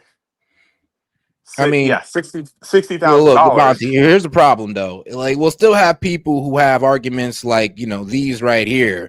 If the customer doesn't pay, who will? We just sat there and explained, and we just said that, the government has paid for it. Shout out to Brazil. The suppliers have cut their prices. That's the whole reason why we raised our steel and aluminum tariff, because China was actually cutting their prices 50%. So we had to raise it to 55. So, oh man, and then we got dumb people like this, and then we're gonna leave the topic alone. It's like, oh, Obama will affect the customer as well. So you forgot the part where it won't affect the customer if it's an overly saturated market, and raising their prices could pretty much mean the losing out on sales. Like, y'all don't know enough about business. I'm like, y'all must have never really ran a business or took, I don't know, like managerial and accounting at least. So I mean, like let's go back to my example. It costs $2 to make something in China. It costs $3 to make it in the U.S. That's a 50% difference. You both companies sell their product for $10, $15, right? So everything on top of that goes to employees, goes to fucking every little other aspect, distribution, insurance, all that fun shit. And you're usually left, if you're doing business right, you should have about a 30% profit margin. That's what you should have. Now you take the at the end of the day, maybe the shirt that's made in China is $15, and the shirt that's made in the U.S. is $17. You add you add $1 tariff, which is 50%, and now the numbers don't change a whole lot, except the Chinese company doesn't get a 30% markup anymore. Maybe now it's 20%. They're still making profit. They haven't just completely wiped all their profits away. They're still making profit if they can sell it in the U.S. And So now no, to move on from the topic, I just want to say one last thing. When did you guys start caring about billionaires' profit margins? All right, now let's keep it going. Employment. We are seeing a record amount, what's going to be a record amount of foreign direct investment. And for every John Deere, we have companies who are telling us the tariffs have helped our business. We're increasing CapEx and we're going to increase employment. But Mr. Secretary, it's not just John Deere. We've heard from a lot of different companies around the country. Nike says that tariffs will cost the company around $1 billion this year. They deserve Black that. & Decker says $800 million. The big three automakers all say they've had to pay more than $2 billion in tariffs. The list goes on and on. Bottom line, do you acknowledge? Yeah, I remember GM said they're going to eat the $4 billion tariff, and they make about what? They said they make about $15 billion a year. And they say, you know what? We're going to eat $4 billion in tariffs, and we'll just make the $10 billion. And that's profit. That's all profit. They paid out everybody, insurance, building, rents, and all that good stuff. Like I said, so you really want to feel bad for these multi-billionaires, profit margin, Dems, the same one that's crying about a multi-billionaire being in office? Go look and see what it costs to make an iPhone. Like what it actually costs to make an iPhone and products and all that fun shit. The rest of it is just logistics and marketing. Man. To attacks on the American people. Well, first of all, let's back up, because what we've seen, for instance, the Japanese automakers have said they're eating the tariffs. So, but these companies say they're eating the tariffs. These American companies. They're eating the tariffs. So, and again, there are numerous companies who are doing the opposite. You know, you're taking these from earnings calls, and on earnings calls, they have to give the draconian scenario. There aren't companies coming out and saying, oh, because of the tariffs, we're doing this. But I can tell you that whether it's Micron or Apple, they are upping their investments in the United States. And Chris, if things are so bad, why was the GDP 3.3%? Why is the stock market at a new high? Because, you know, with President Trump, we care both about big companies and small companies. And you're quoting big companies, but the big company index, the S&P, is at a new high. Hasbro says they're going to have to increase their prices. Goldman Sachs says 86% of the tariff revenue collected. She's not even listening. She's just fucking running her talking points. I know, that's the problem though, because she has nothing for them. And here's the thing, Hasbro, I mean, if Hasbro want to raise their prices and Hasbro, the guys who sell the Barbies, well then, I guess I'll buy my goddaughter a Bratz doll. I buy my goddaughter a Bratz doll, not one of them ugly ass Cabbage Patch Kids, but I'm pretty sure there are other options. Okay, so and this is what I mean by it's industry specific. Like Hasbro, they're just, I think honestly, they're just talking hot air, because there's other toy companies that if they don't raise their price, they're going to lose out on sales to these other guys. You do realize that there is another aspect to this. They can just say, oh, we're going to have to raise our prices so that the public puts pressure on the president, because they are losing profit margin. They are losing they're mad about the fact that they're losing profit margin. Of course they're going to say things like that would tell people like this low information idiot that, oh man, everything's going to shit because the fucking Hasbro company said that they're not making enough money. And here's the thing, they're falling for the billionaires' agenda of protect our profits by going against tariffs. We're losing profits, so let's convince the American people that they're going to pay it so they can get Trump to release it and we can keep on making our billions, guys. Let's just trick the poor American people into holding water for us. Oh, wow. And then some of y'all actually fell for it while complaining about the profits of billionaires on the other side. Yeah, like I have no qualms about billionaires fucking the cost of doing business, because the cost of doing business is something that they take into consideration, right? And maybe they're right. Maybe long term it does increase prices overall. But you know what's going to happen in the meantime? They're going to bring manufacturing to the US and give earning potential so that people can pay those higher prices without noticing a difference. Actually, here's the thing. If we paid 100% of the tariff, right? Like if it was 10%, then wouldn't the consumer price index be up like at least like 5-10%? But it's 0.3. 0.3%. I mean, man, we must if we're only eating 0.3% of tariffs, then can we really complain? What? So that's the thing. That's the thing, Seth. When you go back to my example, you're not paying the tariff on the sale price of the item. So that shirt that costs you $15, you're not paying 50%, so $22.50. You're paying an extra $1. You're paying $16 for the shirt. Why? Because the tariff was on the imported good that was sold for $2. Man. So and that was a great example you laid out. Not even that was a great example you laid out. But all right, let's get back to it. Businesses and consumers. So just bottom line, Mr. Secretary, do you acknowledge that these tariffs are a tax on American consumers? No, I don't. even though you have companies saying they are going to have to increase prices, and given the fact that 86% of these tariffs so far have been paid by Americans. You're quoting Goldman Sachs. So yes, Goldman Sachs, correct. I made Which I said, yeah. I made a good career trading against Goldman Sachs. Okay, all right. I do want to talk Did you to hear what he just about said? battle. Yeah, he pretty much said, like, come on now, I've beaten these guys in predicting economic outcomes all my life. Like, damn. And he has. He has. Bro, this man was responsible for breaking the damn euro, him and George Soros, and made billions off it. It's like, we're talking about a guy that has outwitted like major companies. Yeah, bro, outwitted the entire Bank of like London. So, bro, we're talking about a guy who knows his stuff. So when we hear Scott Besson sit there and say, like, come on now, I've out-traded these guys, outmaneuvered these guys economically many times. I'm not too worried about what they're saying. I'd honestly extend the offer to anybody in the chat that wants to debate this. Honestly, like I want to hear what you think about it. Not just the Trump bad, tariff bad because Trump did it. I want to know what your actual economic outlook on these things is. Like hop up in the StreamYard. I'll if need be, I'll donate $2 so you can come up here. But seriously, like let's have a conversation about it. If you think it's so bad, I'd like to understand why you think it's bad. And shout out Steph said this is for no regrets Chuck to go on call in. Well, yep, hey man. Shout out Steph. She said, come on up. Oh, look, man, a lot of guys are pretty insecure about their positions on tariffs, is what I learned. So they won't come up here and really say too much. Because this really is about this Trump game. I know, I want them to come up too. If they have like, bro, if you have any knowledge on it, or if you really feel that it's gonna like have because there are there are arguments to make against tariffs. Like there are absolutely arguments. I'm not going to make them because I see more positive than negative from them.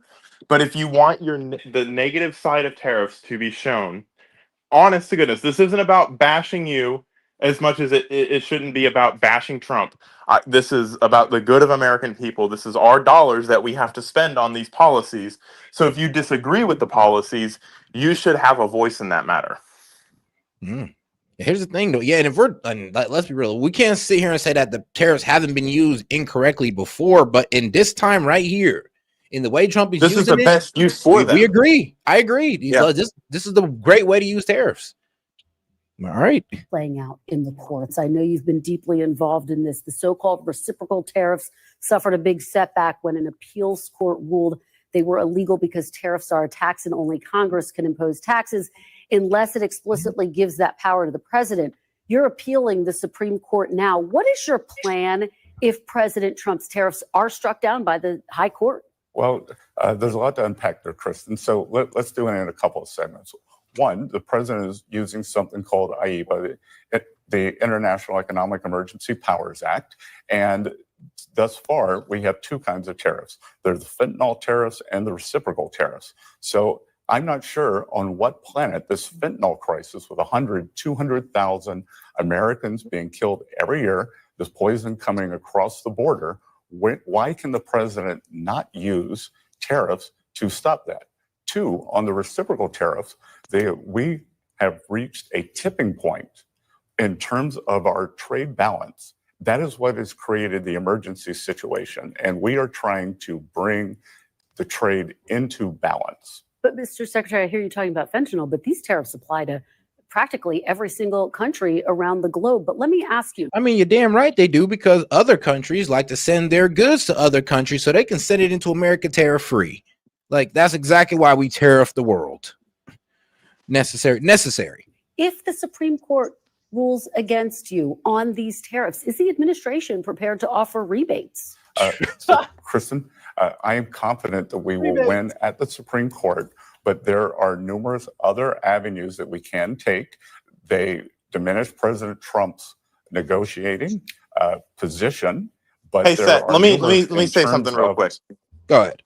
I actually agree with her. If tariffs do increase the consumer price index and the cost that we pay for things, we should increase the standard deduction by that much. What you pay on your income taxes should go up by any incremental increase that tariffs cause on the actual American consumer, so that American consumers do not feel the brunt of it. And it should not be just a tax deduction; it should be a tax credit. Ooh, I like that idea. Huh. And shout out to my man Daniel Castro. He says, "Look at taxes imposed by state, the Tax Institute." And remember, this isn't about the dollars. This is about balance. The dollars are an after amount. Would you offer So- rebates, though? Are you prepared to offer rebates? So we would have to give a refund on about half the tariffs, which would be terrible for the Treasury. I mean, canceling the tariffs would be bad enough to make Oh, the they're United talking about States giving the government pay tariffs it back? Huh? Oh, no. I'm talking about American citizens. I think the countries or the companies that are importing it should deal with the loss in sales because of the tariffs. Like, no, that. I see what she's. I don't disagree. I don't agree with that. Then. No. And you're prepared to give those refunds? Well, I mean, there's no be prepared. If the court says it, we'd have to do it. But let's look back again. When I was here in April, the sky was falling with the tariffs. That everyone is leaving the U.S. And here's the problem, though. Who the hell are we going to pay back? It's like, what? Because according to the Dems, I mean, you'd have to pay the American people back. But according to, well, the way a tariff actually works, like, who are you going to pay? The importer, the supplier who cut their price for it, the government of Brazil who done, like kicked out a whole subsidy for it? Like, who we paying? Since then, the U.S. bond market has been the best performing bond market in the developed world.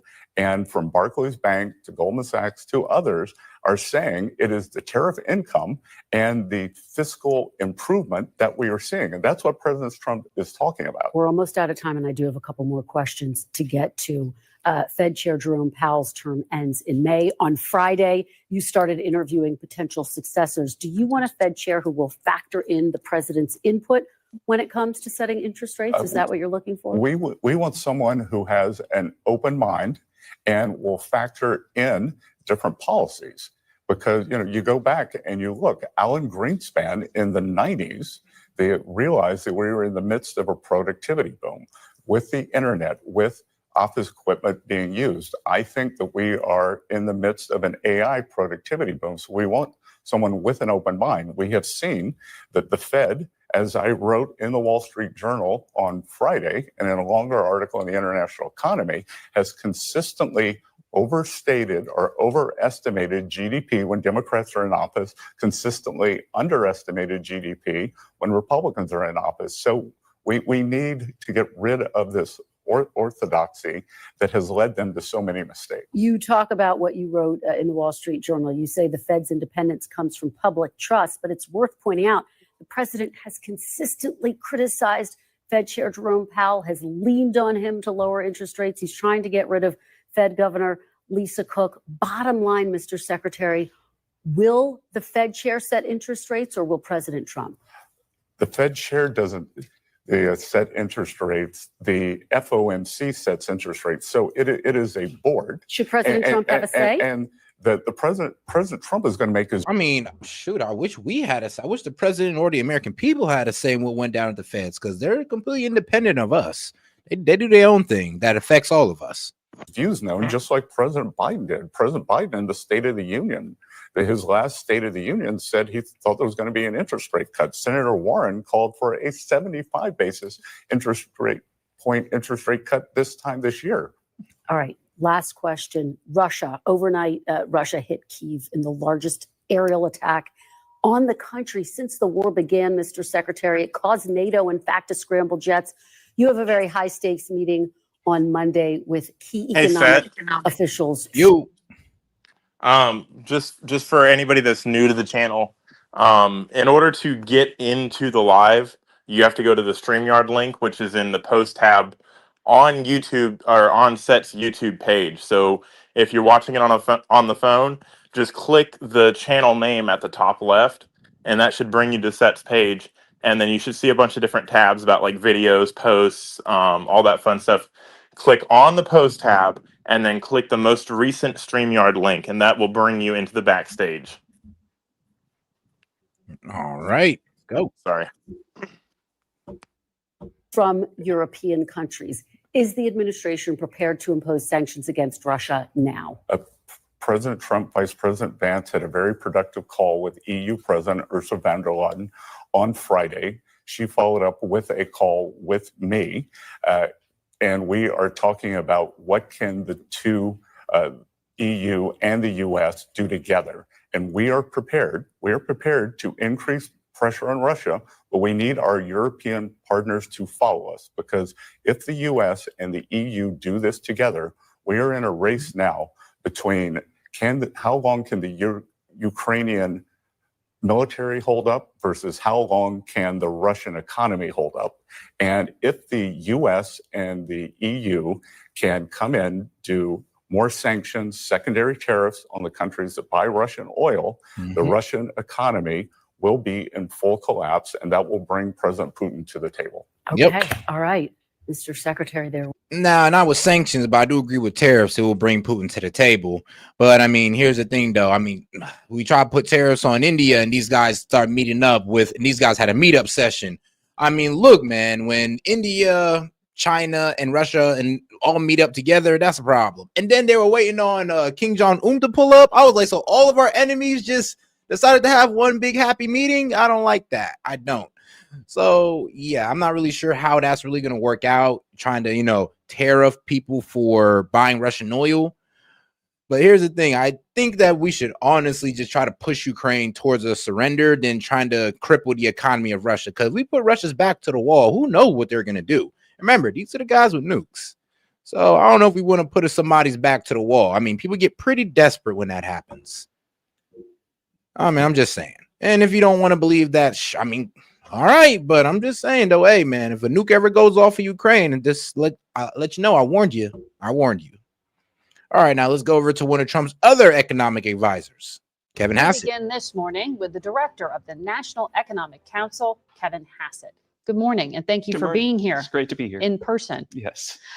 There's a lot to get to with you, but I want to start on what just happened overnight. Russia has launched a very significant attack on Ukraine and in Kyiv. They actually even hit a Ukrainian government building.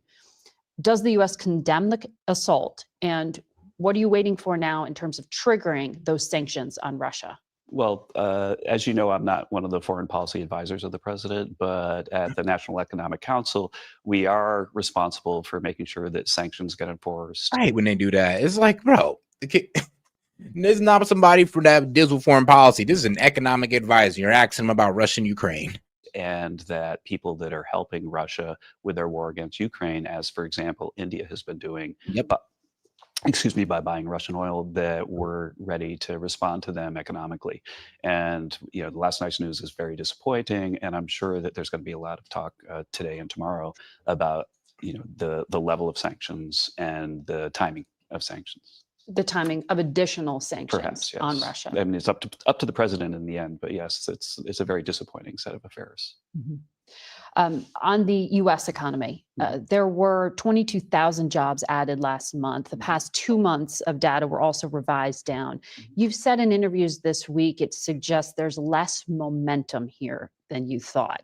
Has job creation stalled, and should the Federal Reserve be concerned about the jobs picture? Right. Well, first of all, the interesting thing about the jobs numbers, right, is that they had the biggest revisions in 50 years over the summer. And we came in with 22,000 in August. But if you look at what they said in 23 and 24, they have two ways of estimating the jobs. There's something called the payroll survey, where they ask the employers, how many people did you hire? Then they have something called the household survey, where they call up people. They say, do you have a job? Right. And over those 2 years, the payroll numbers said that we created 4.5 million jobs.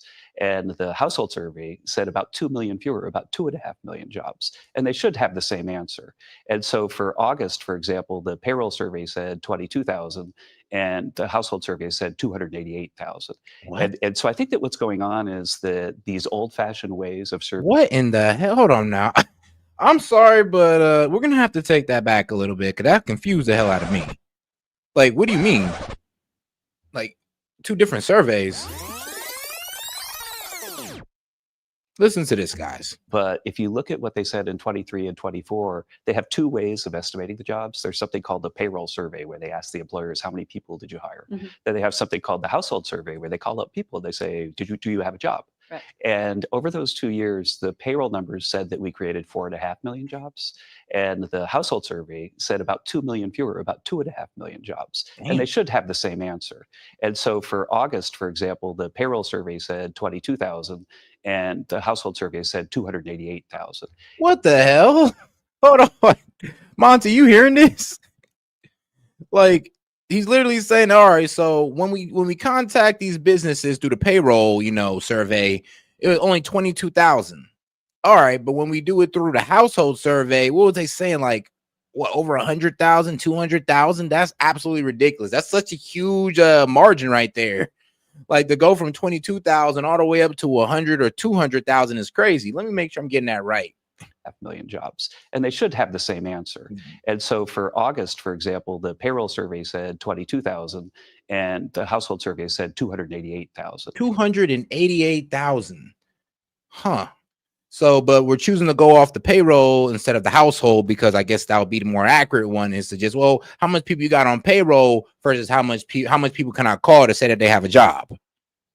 And so I think that what's going on is that these old-fashioned ways of surveying, like I wonder if you've ever gotten a survey in the mail and filled it out and back in. Maybe you have. Yo, I've never gotten a call asking me if I had a job or not. Me You'd almost have to neither. run a census. You'd have to run a census every month to do that efficiently. That's what I'm saying. So he's like, I see how the payroll sounds a whole lot more efficient, but to sit there and say, oh yeah, we call people, and when we call people are telling us that they have jobs, but then when we look at the payroll, it's not showing that same number. So it's just like, all right. So well, in other words, the whole fucking thing is completely trash and garbage and not any sort of reliable. It's just a poll. That's all it is a poll. Yeah. So you could have created 500,000 jobs, but because you didn't ask the 500,000 people that had created jobs, you created 0 jobs. Like, that doesn't make sense to me. Like, what? Yeah, like, what's going on here? And then you have 2 different ways of taking in this survey, so that's why there are revisions, because you got one number, and this is for August. What they said, they got one number. This is the payroll survey of 22,000. And then you got like 288,000 being reported through the phone calls of, I guess, the American survey, the phone surveys. Those are 2 big differences right there. That's too big of a difference. Like, we need to hone in and try to make it like a little bit more, I don't know, like readable. So you can't. There is no way to actually track that. Like logically track it, other than just do a survey on a portion of the population, and the numbers you get from that portion of the population, you either extrapolate out or don't extrapolate. Like, that doesn't make sense. That's not. And if they're running the numbers like this, I can see why they have such crazy revisions.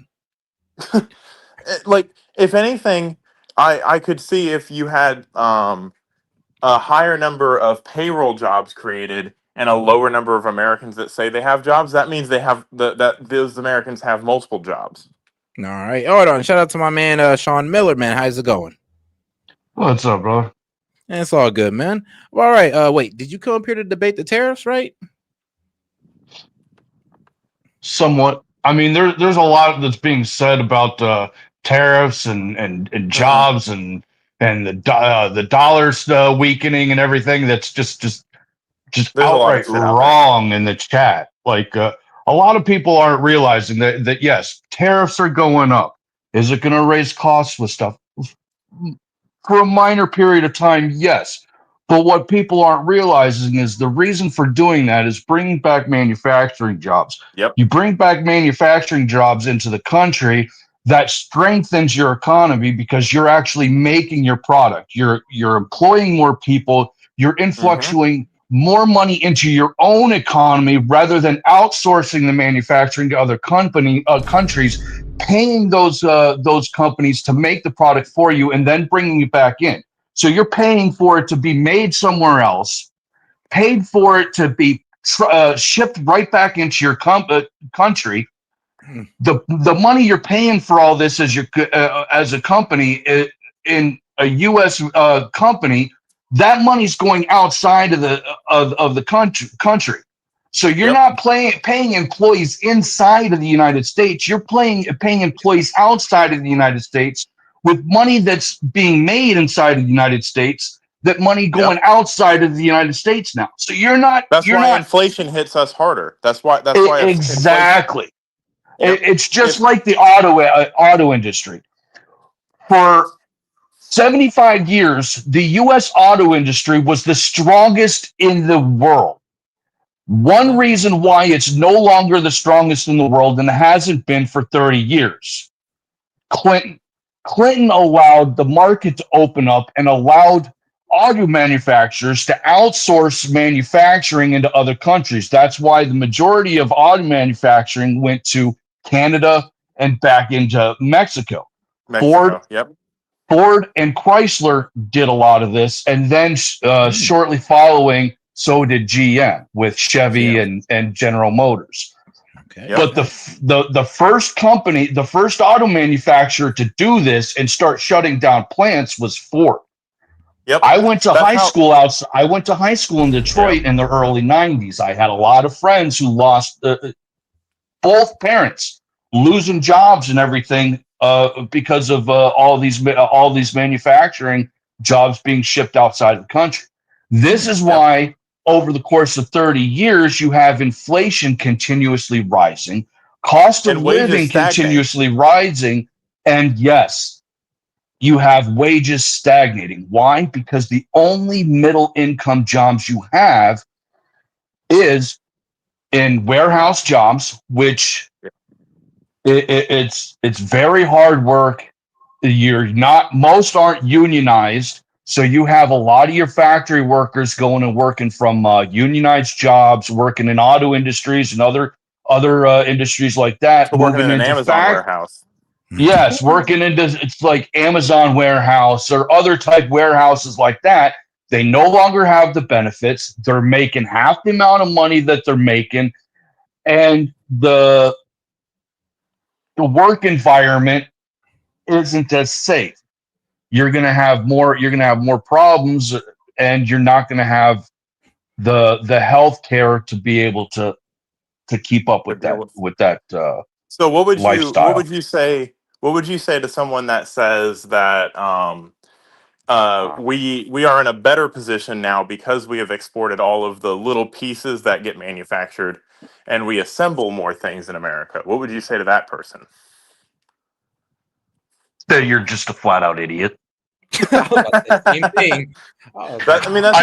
Because you're basically what you're doing is when you eliminate manufacturing in an industrialized world since the Industrial Revolution, it has been proven that when you eliminate manufacturing for a country or a region, you eliminate your middle class. And that's what you're seeing. That's what you're seeing happening throughout the country. Our middle class is being destroyed, and it's not being destroyed from all these programs and everything else. It's helping, but what's destroying it faster than everything else is outsourcing our manufacturing. Yep, because you still have to, even if you pay those people slave labor wages, you're still sending American dollars outside of the country while we have growth inside the country and inflation inside the country. So, like you said, you ship your raw materials over to China for it to get manufactured in China by a Chinese worker, and then ship it back. And this is all done for free, by the way. Now you add tariffs in there, it gets a little bit more expensive. But I just don't understand why you can't truck something. You want to know what has replaced our manufacturing in the United States? The people that used to fit into that area are manufacturing middle class in the United States. They're all that portion minimum wage workers now. No, they're not. The majority of those people are now all of our welfare families. Unfortunately, the majority of them. That's where a lot of them are. Or they're in, like you said, a factory or a warehouse job that pays minimum wage. You go and think about it. A lot of your auto, for example, your auto manufacturing. where was a lot of your auto manufacturing taking place? The Midwest. Yep. Now, if you go and look at those specific areas in the Midwest where the auto manufacturing was done, what do you have happening? A high amount of people on welfare, on subsidies and such like that. High crime rates. That's just the simple fact of the matter. You start taking this stuff away, and this is the results. Yeah, it's like what I was saying that happens in Ohio all the time is like these places will be high industry areas with a factory and at least 3 or 4 factories. All those factories leave within maybe 5 years, and then after that, 5 years later, high crime, high drug use, everything just goes down. Everything just goes then that's down. a generation. That becomes a generational problem. Because In now you have Michigan gangs alone, one of the hardest hit cities and areas in the country alone hit by the auto manufacturing leaving the United States was in Michigan. Detroit. No, it wasn't even Detroit. It's just outside of Detroit. You had a lot of brake pads being made there and such. I'm trying to remember the name of it. Again, this was like 30 years ago, back in the early 90s, 35 years ago. So, I mean, I'm trying to remember the name of the town for the life of me, but I can't. But it's like the whole town is completely run down. The unemployment rate there is like 60% unemployment. You have, it's horrid. The water alone, you can't drink the city water. You just can't. You will get sick. It's contaminated. It's literally contaminated, and it's been that way for 30 years. You have a lot of places like that in Ohio too. And let's put this in perspective too. So this happened in the 90s.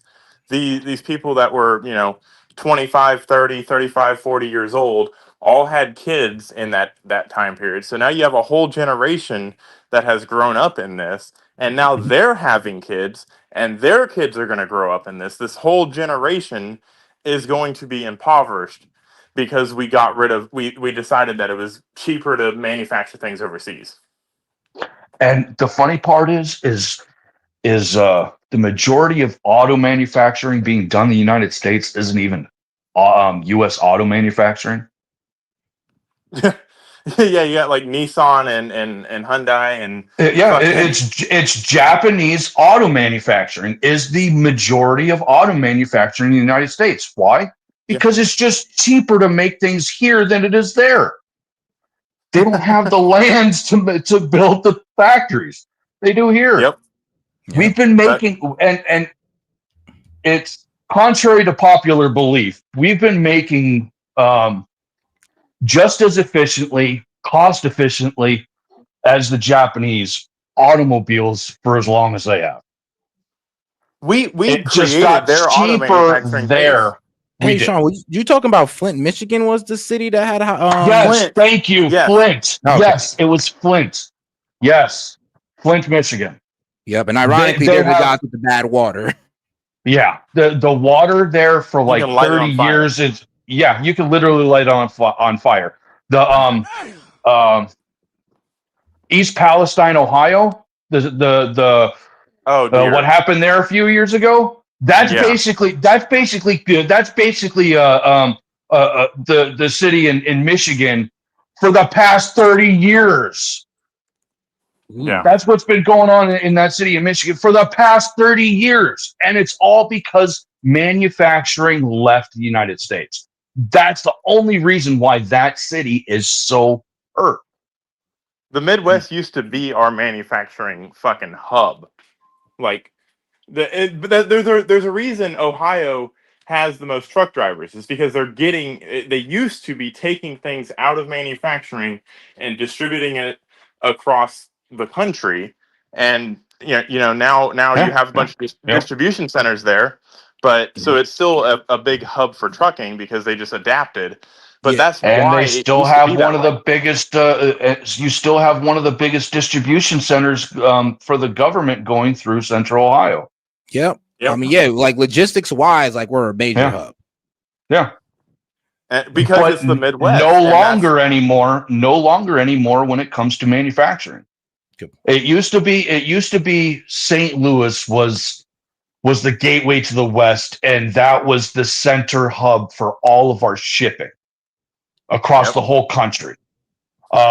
It used to be Ohio was like the central hub for the eastern side of the United States for our manufacturing to distribute it across the country.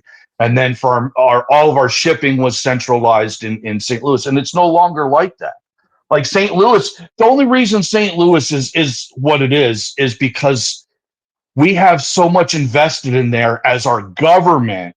Like we have our National Records Center there. We have so much invested in there as our federal government that St. Louis isn't going to fold. But everything else around that city is just crumbled because our middle class is crumbled. Yep. You have your shipping that's crumbled because why? Your manufacturing is crumbled. Man, it's the domino it's almost effect. like if you take one aspect of the economy and fuck it up, it's almost like an ecosystem and it falls apart. It's almost like trickle down economics would have worked had we actually had jobs for it to trickle down to, not just trickle down to China. We did have jobs to trickle down to, but the problem it was worked. those jobs weren't here in the United States anymore. Mm-hmm. And unfortunately, the reason why that was is because we had greedy people in government. And this is why we need smaller government, because the moment you have a larger government, it makes it easier for you to be able to hide things. Yep. You know what's funny? People love to say that Reaganomics and trickle down economics don't work. Well, then why is China so big and so powerful now if it doesn't work? Man, and how is capitalism so No, long? China just works because it's so freaking corrupt, and you can't do anything there.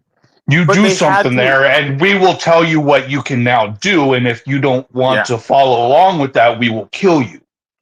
Right, but the value had to be extracted from somewhere. It was created in the U.S. and shipped over to China. Just because the government took it all doesn't mean that we didn't create value for them. Oh yeah, no, we. Yeah, all right. But it's funny anytime someone says that to you, just point to China. The problem was before World War II, we were one of China's biggest allies. And after World War II, we were one of China's biggest threats. And the only reason to that was the fact that they bordered Soviet Union. Japan. Their biggest Japan. Sorry. Yeah. They don't have a border with Japan unless you count a big, huge ocean between them. Yeah. But it is solely due because of the Soviet Union. I mean, they weren't even communist before World War II. It's crazy. It's crazy how when you peel the layers back and stop having Trump derangement syndrome, you can actually understand something about the world. Man, we lost influence in China the moment we allowed stipulations with Russia after World War II. It's kind of like how some people say when we let him into the World Trade Organization. Hold on. This fucking he, idiot. No, hold on 1 second. Dion Lauer, China does not have trickle down economics. No, that's not what I just said. I said all of the value that we created as a country went over to China. So if you say and trickle they're down now economics benefiting from our economic system because now they're having all of our manufacturing. Yeah, but here's the thing though. Now because we don't have manufacturing, they have our manufacturing. So now they're benefiting from our open capitalist system. That's what he's basically economics is working. That's basically what he's trying to get at. And they don't have that system, we do, but because they're making all of our shit, we're paying them to make our shit. They're now benefiting from our economic system. Man. But then them will come out and be like, they're the perfect society. Look how socialism works. Yeah, when they leech off a capitalist society, yeah, it works out real well. Value can't be created out of thin The air. reason why people think that China has such a good society and such is because you're only seeing what you see in the cities. Facts. That's it. And that's And you're all only China seeing what you're allows allowed you to to see. see. Yeah. Exactly. I was And gonna that's say- all China will allow you to see. If you go outside of the cities, and this is basically in China, the majority of your population all sits along within 100 miles of their coast. They have a huge coastline, and it's all along one area. If you go northwest in their country, the farther northwest you go, the more destitute and the more impoverished their population is. Yeah, the villages, pretty much. And why do you? Let's put a note on that. Why do you think all of their population lives on the coastline? Because they're shipping shit to the United States that they're manufacturing on the coastline. That's why. Right. That's what. So, I mean, China doesn't have a huge infrastructure plan, in their back pocket that they can, sustain their country with. It's all being shipped out so that the Chinese Communist Party can get money for their military. Well, I mean, they also have like two different areas almost the size of Texas that's pretty much uninhabitable. Yeah, I mean, there's that problem, but outside of that, just ignore All that right, little guys. detail. I'm gonna go ahead and get back into the video though, and then I'm gonna bring you guys back up for your thoughts. All right? Yes, sir. All right, perfect. But I think that's the way they're trying to do it. And the reason we're getting these massive revisions and these numbers that don't make sense is really that we've got to modernize the way we do the labor data. But if you look at the non-labor data, second quarter GDP was revised up to 3.3%. The Atlanta Fed's GDP estimate for the third quarter right now is 3%. And so industrial production's at an all-time high. But you believe all that data? All those models are functioning. No, the point is when there's dissonance in data, that you have to sort of watch how it all works out. Got it. And the thing that I'm most suspicious of right now in terms of data quality is the job number, in part because there are other ways to do it. There's this company called Homebase that does it. Their August number is 150. But again, even think about this. If we ask households how many jobs do they have, it's plus 288,000 in August. If we ask the employers, it's 22,000. Then that becomes a puzzle for economists. Like, what is wrong with the data? And we kind of know what's wrong with the data. What's wrong with the data is people aren't filling out the forms and sending in the surveys. Last month, the president fired the head of the Bureau of Labor Statistics, suggesting there was political bias, not just what you're talking about, which is a very technical issue on how data is collected and crunched. Did you fix the political bias? Or Well, there are patterns in the data that look like political bias, but they could be accidental, and that's why we need to get a new set of eyes in there to make sure that things are more transparent, that we modernize the surveys, and we make them so that more people trust them. But think about this: at the Federal Reserve. So you don't trust these numbers from Friday, I think the BLS numbers need to really be improved. They need to be modernized. And I gave a talk at the BLS next to Alan Greenspan a few years ago, where I talked about the necessity of modernizing them. And so I still agree with that position. But trend line wise, when we hear from companies like Caterpillar, Deere, Ford, Procter & Gamble, that their costs are going up due to tariffs, that doesn't suggest there's going to be robust hiring in those sectors, right? When a company is taking on something that could hurt their productivity or we've seen profitability, I should say. Inflation has come down quite a bit. It was in the high threes when President Trump took office. The average over the 6 months is 1.9. And even the Fed right now clearly agrees that inflation has been under control if you believe futures markets, because the federal funds futures markets are now saying the Fed's going to cut interest rates 3 times this year. And so the Fed, they're expected to. And so therefore, the Fed is expected to feel like it's comfortable with where inflation is right now. But my point being, that doesn't forecast from these companies a scenario in which they would necessarily be hiring. I mean, have you been able to calculate what the immigration crackdown has done to employment? Well, yeah, there are a couple of things that we could look at. First of all, the private sector employment is up by about 500,000 this year, and government workers, government employment is down by about 100,000. There's another thing is that most of the jobs that have been created in the U.S. are for native-born workers, and there's actually been a reduction in labor supply for non-native-born workers. How do you And the prove other, that? excuse me. How do you prove that? How do Oh, you we know have that? we have a survey where they actually ask it. Now, maybe we don't trust the surveys, right? Right. And there is actually a And thing. if you know the corporations are hiring undocumented or have a pattern of it, are you prosecuting those companies? There's technicalities that when someone's released into the country, then in the previous administration, then they would often get a number that would allow them to work legally until they went to court. And so there were for sure people that were Going after the undocumented who were being employers. able to work. But the other thing that you can see in the data, because we get the unemployment insurance claims by like county, that about 80% of the claims for unemployment over the last few months have come from blue states. And so there are places like Portland and Chicago where people are fleeing the cities, and you're seeing that in the numbers too. But you don't. All right, Hey, Monty, you Fat. want to say something? Yeah, just on the whole John Deere thing, and because she keeps bringing up John Deere, and I just want to say for a second, John Deere has been experiencing losses over losses over losses for the last good bit of time. Let me look up their stock ticker. Deere. So Deere. Over the past, so they're at 472 right now. 5 years max. Oh no, they've been going up a little bit, but they've been missing.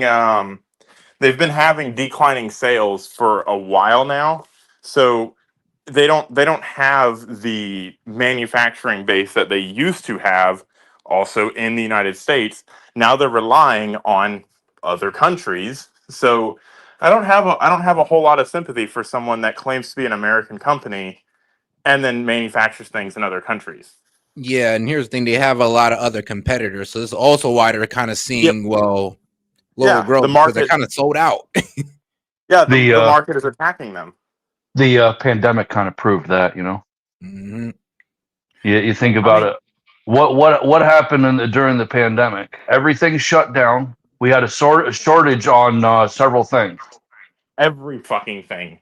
Not everything, but we had shortage quite quickly on several products. Unfortunately, those products are products we no longer manufacture in the United States. What was one of those? N95 masks. Oh, Every hospital, every medical facility in the United States uses them, and we do not manufacture them in the United States. Where do we get them from? Predominantly China. And you know what's crazy about that? You know what's really crazy about that is making an N95 mask. This is the item that is the most important item used in medical facilities across the country that's not manufactured in the United States. It's wild. You know what baffles me about that too is you don't need a whole lot of human labor to make N95 masks. It's an automated production. Yeah. You know what? Another medical device that is also not manufactured in the United States, that's predominantly manufactured in Asia. In fact, Samsung makes a majority of them that are used in the United States. Auto injectors. Oh yeah, yes. Monty, I was looking into your whole why is John Deere kind of suffering? Yeah, shout out to CNH Industries. They've been pretty much undercutting them on their pricing and on large farming equipment sales. Yeah, that's man. That's not really not competitive. Yeah, no, I mean everybody. You buy a John Deere because you're buying a name. You're buying the big green tractor that Jason Aldean sang about. Same There's reason why other most people buy options an out there. iPhone. Yeah. So the idea that you're going to hone in, because she really hinged her whole argument on John Deere said things are more expensive now. Well, it's more expensive for you because why? Because you don't manufacture shit in the U.S. anymore. No, I kind of want to look up what's the price difference between some of these John Deere tractors and the CNH ones. I might want to look that up as well. You got to remember though. You got to remember though too, is that when you go and manufacture something overseas. So if you go and manufacture something in I'm not even going to say China. Let's say Taiwan, because they're not. They're independent and they're not controlled by China, and we get a lot of stuff manufactured there as well.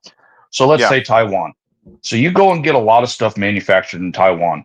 You go and have your cargo ship loaded up, stocked up. What happens? Every single port that ship goes and sets into, every company that has product on top of that freaking thing, they're getting charged. Because they have to go and pay every port when that ship goes and pulls in. So they're going to charge every single person that has product on that ship. Yep. Jesus Christ. That's a lot of people aren't realizing this. That's why international shipping is so lucrative. No way. For ports. Ports are all no ports in the United States are federally controlled. They're all privately controlled. Because it's a money industry. Across the whole world, it's all mostly like this. Other than countries like Russia, all right, guys, China. I'm looking at this. Is pretty actually crazy. So when I'm comparing John Deere's tractors to what was it? The CNH, which is the Holloway tractors, I believe is how they pronounced it. But yeah, their tractors, and we're talking about the competitors, is about 60,000. So that's the CNH industry tractor about 60,000. Bro, John Deere's 100K, 100,000. Yeah, because you're paying for a name across the board. You know what's crazy? I'm glad you just brought that up. So I once upon a time I thought I was going to get into candle making, and I looked to import like wax and jars and stuff like that from China. The cost of everything was like 10-15 cents per unit, but the shipping was like $5 per unit. Yeah, so this idea that, and so imagine what my tariff would be on let's just say all said and done, the cost of the actual product is $1 and my shipping is $5. And then my tariff is 50 cents because it's 50% from China. I'm going from $6 to $6.50. That's what the cost difference is. Now that's a very honed in, very specific thing, and I only know it because I specifically tried to look into it. But like let's just apply that to other things. Like the cost to make these things is not crazy high, and the tariff is really not that crazy high compared to what you're actually buying it for. You buy a candle for $30 fucking. No. So now I hear you on that one. It's just that before they want to complain about John Deere, I mean, let's look up the pricing of John Deere and their competitors, and that'll explain why they're kind of losing. And if they're talking about raising their prices, they're going to lose even more. That's why I think they're BSing. Exactly. I'm like, our prices are already to the moon. There's your argument right there, Set. There are other competitors that undercut John Deere and are taking market share from them. If John Deere increases their prices, no one's going to pay that. They're just going to go buy the cheaper option. My God. It's almost economic suicide to raise their price. It's business suicide to raise their prices at this point. I'm telling you, but this is what they listen to. This is the economic experts. They talk about John Deere, and John Deere pulls at heartstrings because it's an American icon. That's why they're doing it, not because they have any logical common sense about them. This is just honestly, I'm gonna be honest with you. It's about the. I could tell. It's like, how much John Deere paying these? At a certain point, I would ask, how much John Deere paying y'all to say this? Yeah, because that's whenever somebody wants you to go and force you or convince you to believe something that goes against logic or common sense reasoning. The only reason to convince people to do that is by pulling on their heartstrings. They have to provide an emotional connection. That's the only way to do it. And that's why you see so many people get in just fits of rage and just scream bloody murder. And they don't even know they haven't even read anything about a topic. All they have to do is hear the word Trump. Man. It doesn't even have to. And here's the thing. You can and test this, because I guarantee you will find that predominantly this holds true. Okay. You can go and start a conversation with somebody in public. You have to be in not a loud area, but quite busy, where there's enough people around that somebody's going to hear you. And you'll have a conversation with somebody, and you're not talking about Donald Trump. Talk about spades. Talk about how you went and had this amazing game of spades, and how you had so many Trump cards in your hand. And I shit you not, because and they've done studies about this. Okay, they've done psychological studies about this. It's manipulation, and through like media manipulation and such like that they can provide you with a narrative that they make up, that you start believing, that you start hitting on key words, Trump being one of them. You'll end up having other words, let's say like illegals or whatever that buzzword happens to be. Yep. And instead of you going and logically thinking and logically processing the data that's given to you, you're already pre-programmed to react a certain way emotionally. And that's why you're starting to see a problem, because people started reacting emotionally. They closed down every possible other sense that they have. So they're not going to listen to you. They're not going to hear anything. They're not going to see anything past what the thought process is in their own brain. Yep. What? Well, man, I mean, that explains it And to how the do T. how do they do that? By constantly putting everybody in a fear-mongered sense, constantly being hyperbolic about everything that Trump does, constantly taking him out of context for the worst of his argument, and not ever giving any substance to anything that he's saying. It's just, and then now it's to the point where if you have a Democrat that says, this is a good thing, and they say Trump's name, boom, right out of the party. But I will play devil's advocate, because it's not just liberals doing this. Because it's not just, you don't have just liberal media. You do have some conservative media. And inside that conservative media, you do have some of that going on as well. It's not as bad because you don't have as much of it, but it's going on both ends. And it's I would say predominantly, this. it ends up being the extremes to both ends is where you see that happening. Well, I would say that since the left doesn't have a Trump, we have nobody to really go deranged on. So, Sure there is. Shoot, I would say you have Gavin Newsom. You have Nancy Gavin Newsom Pelosi. is a joke. I would say Gavin Newsom is more of a joke. Okay, that may well be, but the fact of the matter is that for the past 8 to 10 years, you've had a half a dozen people on that side of the aisle that have been overly vocal. And if you want to point to that side of the aisle, you have to go and point to the people that are being overly vocal. And unfortunately, those people that are on that side of the aisle that are being overly vocal are the ones that are to the extreme side of the aisle. And to your Gavin Newsom, AOC, Nancy Pelosi, Bernie Sanders.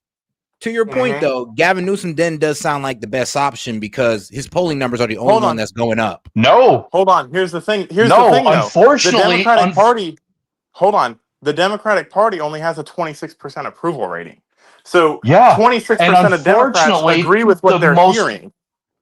Yeah, but unfortunately, the most common sense solution to that, when you go and look at that side of the aisle, is why pick a Democrat?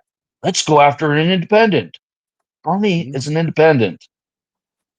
even though he tends to be to the extreme side of the aisle, he's an independent. And that's the scary part about it. They don't have a voice. They don't have, one centralized voice like they usually always have. They have a half a dozen. So when they have something like that, what are they going to do? They got to point to someone. Well, a lot of times it ends up being something neutral. And then That's this not always idiot, a good thing. most media is conservative owned. You sheep not knowing that shows everything I need to know. See what I mean? So MSNBC, run by liberals, is conservative owned. CNN, conservative owned? I don't think so. Are you talking about maybe like Rupert Madoff or something? Or maybe like if they own it, if he owns it, then I mean maybe you could say that. But come on now, their message is mainly liberal. Talking points, leftist. Oh, so okay, the Times and the Post. That's Warner liberal Brothers, media, and that's always been kind of liberal owned. So hold on, I'm doing the deep dive right now. So CNN is owned by Warner Brothers Discovery. Who owns Warner Brothers? Well, it ain't the original ones. Is a publicly traded company whose shares are held by shareholders. Ownership structure: Vanguard, BlackRock, and State Street. That's not conservative, or that's not conservative. That's not conservative. That's no, it's not.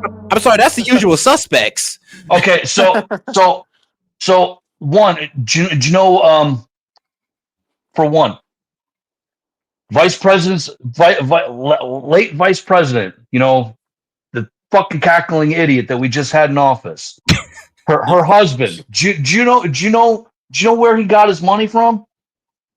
He is a millionaire, but I do not know.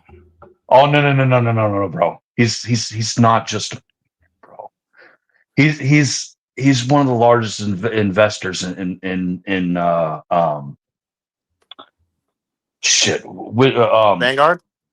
No, the BlackRock. Oh, BlackRock. Okay. Yes. And then yes. Okay. And do you also know? Do you also realize that this wasn't widely covered, but the hurricanes that went up through Florida, then Georgia and Tennessee, and into North Carolina. Hold on. Yeah. Well, hold on. What I got from this is that his Kamala Harris's wife, our guy Doug Emhoff. No. Kamala Harris's husband. Yeah. Doug Emhoff. Yeah. He began his career as an entertainment lawyer, and he was managing directors of where does he have his money? His money is in those investment companies, and he has a lot of it. He has a lot of it. I misheard. I thought you said he worked for like no. He's a heavy investor into the company, so that's where he's got all of his money at, and he's worth money. Okay. Money. Hold on. Now let's so who owns BlackRock? Lawrence Fink. Who is BlackRock, or who is Lawrence Fink aligned with? The Democratic Party. So shut the fuck up with your stupid fucking everybody. It's only conservatives that own fucking media. No, BlackRock is the biggest owner of everything, not just media. Everything, and their main guy is a Democrat. I'll fill people in on a little bit of a secret here. Well, it's not so much of a secret, but so Hollywood, the Jewish community running Hollywood. Okay. Let's get into yes, they're. I'm Jewish. Okay. So okay, good. This isn't something racist. Okay. The tend to be liberal. Okay. Now, you go and have a lot of Jews also who are actors, who are in entertainment. Those Jews tend to lean conservative. A lot of people don't realize that. So not everybody in Hollywood is liberal. It's just they just keep their damn mouths shut. Smart people. Rob Schneider. Rob Schneider is one example of why, if you're conservative, you keep your mouth shut. The only reason he's got work is because Adam Sandler. He kept his mouth shut. He's a conservative. Yeah, I can see that. I can see that. He's a conservative.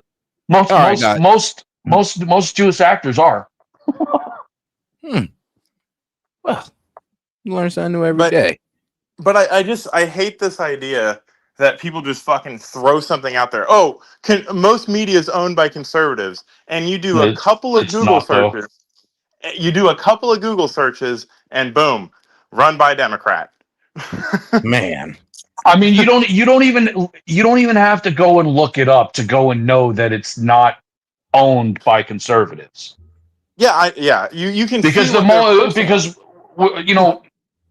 15 years ago when well, it wasn't quite that long ago, but like 12 years ago when Obama changed it to where you can have media actually spitting out propaganda rather than actual truths. Mm-hmm. That's when it no longer mattered, and if you owned it, whatever you said goes, and that's what got aired, and that's what you see. So now his arguments changed to being conservative is a mental illness. How's it mental illness when the majority of the population, and this is another thing. This is another thing that has been proven through psychological studies and shit like that. You can end up going and looking this shit up. I'm not going to go and do the work for you and go and give you every single fucking study, but excuse my language, sorry. But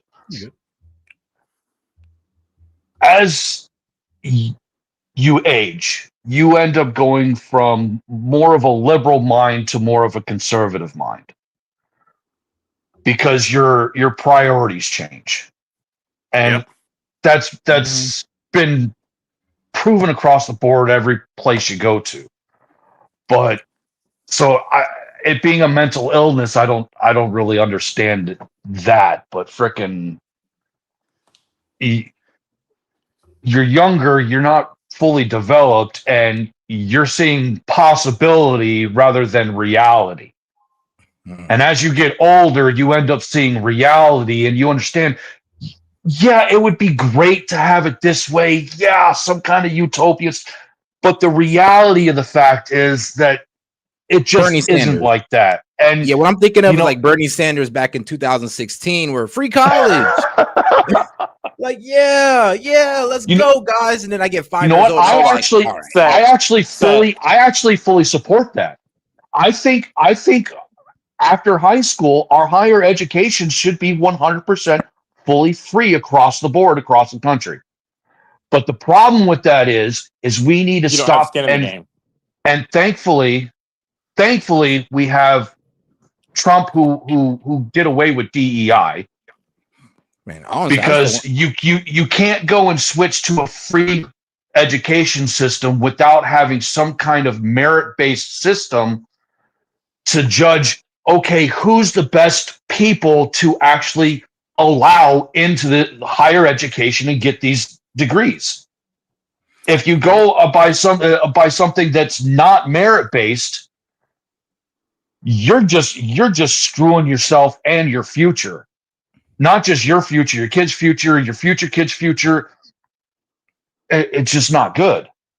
Like, I hear you guys when y'all say, free college and all that. The problem is, though, I just didn't want our colleges to turn into projects because of government funding. Like, look how the public schools worked out. So I just didn't want that to happen to colleges. But it already is happening in college right now. And that's the problem. That's why we have to go away from this DEI bullshit and back into manufacturing, because it's gone away from, hey, going to work in the factory or going and working, along the production line, making a car or something like that is good work. It's valuable work. It's profitable work. We've gone away from that to everybody deserves to go to college. Everybody should go to college. No, not everybody should go to college because, frankly, not everybody is smart enough. Not everybody is mentally functional and ready and prepared to go to college and get that degree and then function afterward. That's stupid. Well, in a nicer way of saying it, not everybody is a bookworm. You know, you can be good with your hands. It's just like it's like the military. Okay, I was in the military myself, right out of high school. So, but you have to go. It is what it is, you know. But you have to go and take a test to join. All right, and the only reason to take this test is to place you in jobs that you are best fit to do. Well, if we just expand this and just do this across the board in public schools, and this is the standard, and this is the same kind of thing that they do over in England. You talking about having a battery for entrance exams? Yeah, just do it. Takes something similar, just like the ASVAB. It gives you basic standard of what you're best suited for. You get some type of printout, and then and then you get some kind of idea of what you may be best suited for, and it gives you an idea of what you might want to pursue in the future. We don't have those types of programs set up anymore in schools. We used to. Yep, that's where the I was still kind of seeing it a little bit. But when I was in high school in the early mid 90s, that was being phased out. You were no longer seeing that anymore. Yeah. The ASVAB came because we had all of those things in the military. It was like, hey, maybe we should do this too. Yeah. And all right, guys, let's go ahead and get back to the video here. Which, well, I'll be honest with you, we kind of beat this subject to death. So we're gonna go ahead and move on to the next video. So well done, guys. Honestly, great conversation on that. We had way more commentary than these idiots could have. Man, I mean, but we had way more commentary than the interviewer herself. I'll be real with you. Yeah, no, like I have nothing against Scott Bassett, but the interview itself is not going to unravel anything substantial. But you know, let's get into one of these Supreme Justices. Welcome back to the Takeout. Supreme Court Justice Amy Coney Barrett told CBS News that the Supreme Court should not, quote, be imposing its own values on the American people. This About time somebody said it. This is her first television interview since joining the High Court in 2020. It's ahead of the release of her new book, Listening to the Law, Reflections on the Court and Constitution. Here is some of I hate how television appearances always got to come with a book. Barrett's conversation with our own Nora O'Donnell.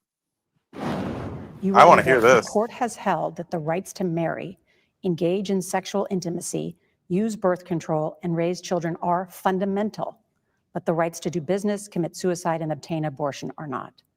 Right. I'm describing the doctrine. I was a con law professor for many years. Yes, I described the doctrine in the book, and that is the state of the law, which I described in the book because I want people to understand it. I want Americans to understand the law, and that it's not just an opinion poll about whether the Supreme Court thinks something is good or whether the Supreme Court thinks something is bad. You know, what the court is trying to do is see what the American people have decided. And sometimes the American people have expressed themselves in the Constitution itself, which is our fundamental law, sometimes in statutes. But the court should not be imposing its own values on the American people. That's for the democratic process. And so when Hillary Clinton, for example, says, what's next? She said, my prediction is the court will do to gay marriage what they did to abortion. Well, I think people who criticize the court or who are outside say a lot of different things. But again, the point that I make in the book is that we have to tune those things out. So, but you also say in the book that the rights to marry and engage in sexual intimacy and use birth control and raise children are fundamental. yes, again, I'm describing what our doctrine is, and that is what we've said. CBS News senior correspondent Nora O'Donnell joins me now for more of an interview. That's all with she Justice said? Barrett. Great to have you, Nora. When the justice says fundamental, that seems to me to be an important dividing line between those issues, those rights, and others that the court may in the future interpret. Right. This may be one of those Q&As where you wish you had a law degree. But Let me help explain them because this is important. Under the 14th Amendment, there is the due process clause. Of course, the 13th, 14th, the 15th Amendments were Reconstruction amendments. The 14th Amendment talks about these life and liberty and fundamental rights. This Supreme Court and others has defined what these fundamental rights are. So traditionally, Griswold granted the fundamental right to contraception, Obergefell, same-sex marriage. Roe versus Wade, the right to privacy and liberty granted under the Due Process Clause of the 14th Amendment. This court, the majority on this court, has said that no, abortion is not a fundamental right in the Constitution. It's not one that is popularly accepted because of the contentious nature of it. So it's important to understand that. And that's why in the dissent by the minority on Dobbs, they said, well, if abortion is not a fundamental right, then maybe gay marriage or same-sex marriage is not, or maybe contraception is not. And so that, I mean, now, come on now, that's a bit different. We're talking about taking the life of a human before it even has a chance versus two dudes or two girls being able to put a ring on each other in a church. Like, that's a little bit different. I don't know. What do you guys think? You think they're kind of, apples and oranges? It's a doomsday argument. It's a sensationalist, hyperbolic, fucking. It's gonna get worse. You're gonna get all your rights taken away. Argument. So like she said, I just tune them out. I don't even give credit to it because the doctrine stands. It's Yeah. And like people just want to go to their extremes just to, I don't know, just try to make a point or something. Or like I say, like you say, it's a doomsday kind of argument. It's like, oh, well, if you guys take abortion away, you're going to come for the gays next. And I'm like, whoa, that's two different things right there. Two different things.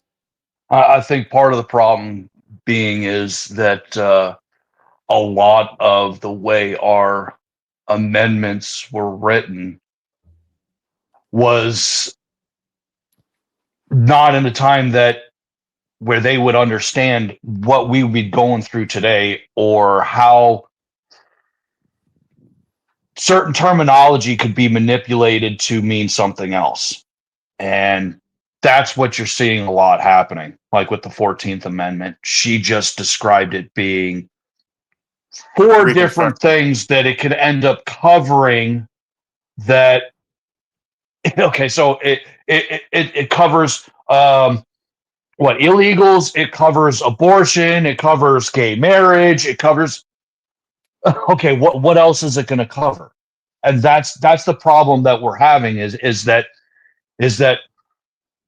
we have laws and amendments that were written 100 years ago, 200 years ago, 250 years ago, and we have politicians and we have political pundits that are taking what was written and manipulating it to benefit their views today. And all right, they're trying to encompass a broad range of ideas under one thing, and it doesn't necessarily fit a work. You know what's crazy is they do everything that. Sorry to cut you off. They do everything they can to stretch the 14th Amendment, and then they on the same note start talking about common sense gun reform. Like it's you don't get to pick and choose what part of the Constitution you're going to listen to, and then manipulate it to fit your narrative, and then completely ignore other facets of it, like freedom of speech, like the right to keep and bear arms, like shit like that. So the idea that you can just pick and choose when you want to follow the document and when you don't want to follow the document is absurd to me. Yep. All right. And unfortunately, there with this is there's something that I've heard a lot recently when it concerns topics like this, and it's freedom is supposed to make you feel uncomfortable. You're not supposed to be comfortable with having freedoms. Not everybody's supposed to be free. either. And that's a sad reality. Because this is the only country that you can be. And unfortunately, with that, you have the opposite, people who a lot of evil. And you just can't be free. And those ideas just don't mix. And when you get those ideas mixing, that's when you have the manipulation that's going on, because they don't want to feel uncomfortable. They want to subjugate you. That's where comfortable is. Freedom All isn't right. supposed to be comfortable. Right. That's why I make the argument when we start talking about burning the American flag. You're supposed to stand up for speech and expression the most when you disagree with it. Because it's not designed to make you feel comfortable in your fucking shoes. It's designed to give somebody else a voice that may differ from yours. The allowing of the burning of the I'm sorry to interrupt. Let me interrupt for a moment, and let me touch on that though. With the burning of flags and such, you can burn any flag you want, but you go and burn the American flag in protest, you should be arrested and you should be held accountable for it as a crime. Damn. Because the burning of the flag was never meant to be done as a protest. That was done for one specific reason. At any military installation, to retire the flag. No, it's not even to retire the flag. It's any U.S. military installation anywhere across the world. Okay, if you're on that installation, that's U.S. soil. Same as if you were at an embassy and such. Yes. At the base of the flagpole, there's a box. All right. Inside that box, there's a knife and there's waterproof matches. You are to cut out the stars and stripes. You take it you take the stars with you. You burn the stripes. That's why you're allowed to burn the flag. It's because when you're overrun, the last thing to come down is that flag as you're leaving. Because they're not going to take that flag. They're not going to take your soil. They're not going to defeat you. You take that flag with you. You burn the stripes. You take the stars. Because the Union will never be defeated. We will never be divided. We will stay the Union, the 50 states. Which is so whenever that's why it's done that way. Right. So burning the flag, wrong.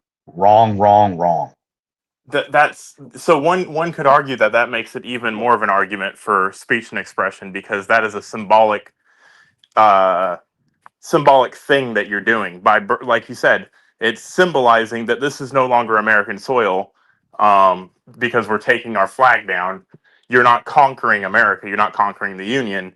So one could say that if that is a symbolic expression, which it is, because you could just leave the fucking flag there and have it be overrun, and nothing changes about the dynamic of anything other than how people feel about it. So if you take that same logic, then that means that burning the flag is speech and is expression. You're talking about this is a military act. Right. This isn't a civil act, though. The dickheads that are in the middle of Seattle doing it obviously don't understand any of that. I get that. Like, that's the problem with the fact is that they just don't understand. Is because they just think that everybody should feel comfortable because you're free. No, I'm sorry. Right. We're not here to cater to your feelings, and that's the problem. We don't cater to your feelings. You're not supposed to. Yeah. Catering to your feelings would be saying, I feel some type of way about you burning my flag, which I do. Like, I'm not defending the moral act of burning the flag. I'm defending the legal right to do so. There is a huge difference there.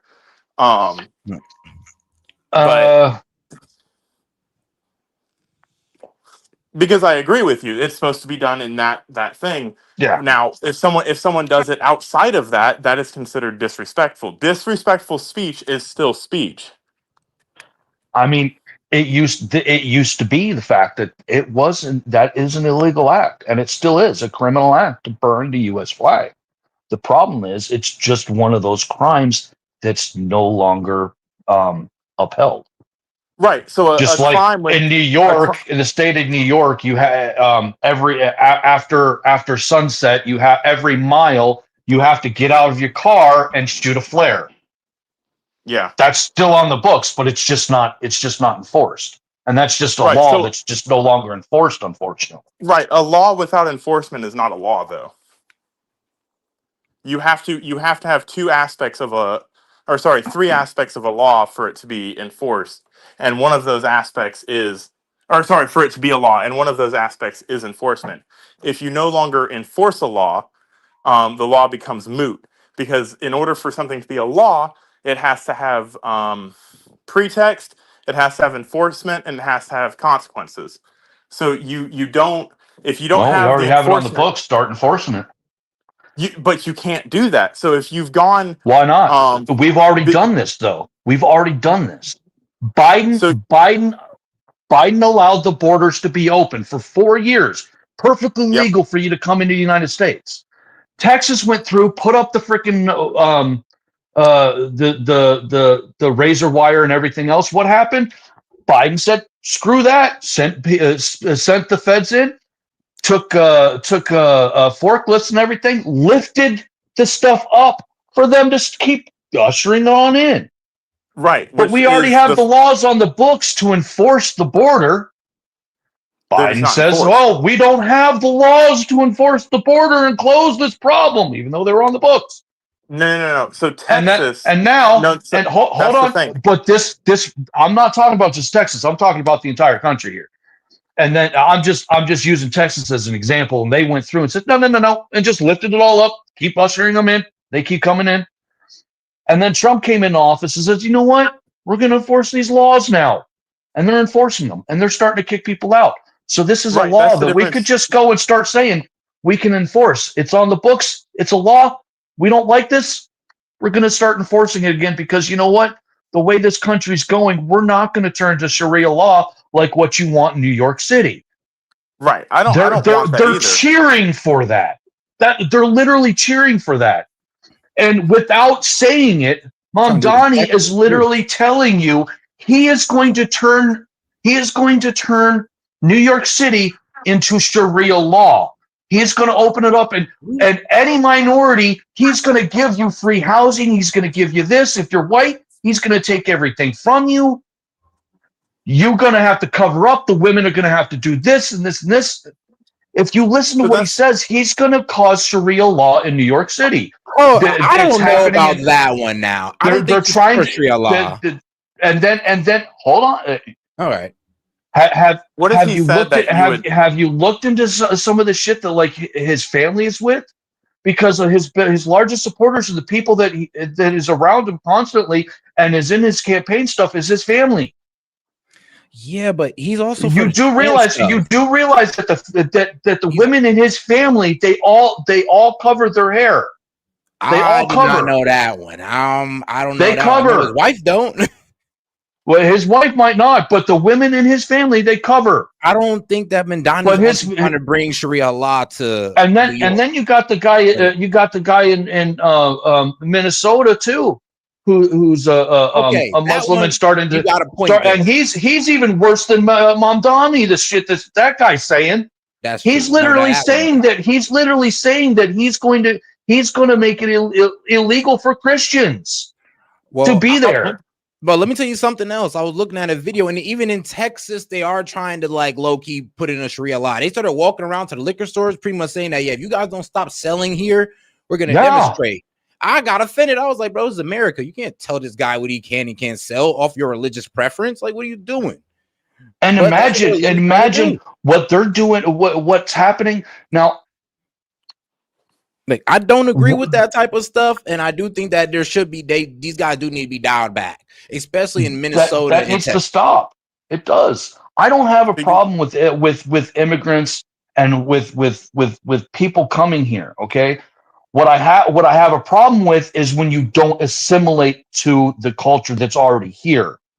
That's what I have a problem with. I don't have a problem with whatever religion that you want to follow. I don't have a problem with whatever you want to do for work or anything else, as long as you're not imposing any kind of threats along anybody else and you're assimilating to the culture that is already here. And that's what's not happening, is that the people that are coming here aren't assimilating to what's already here, and they want us to change for them. And that's not how it is. If we go to where you're from, we have to change to what you want there. There is no ifs, ands, or buts about it.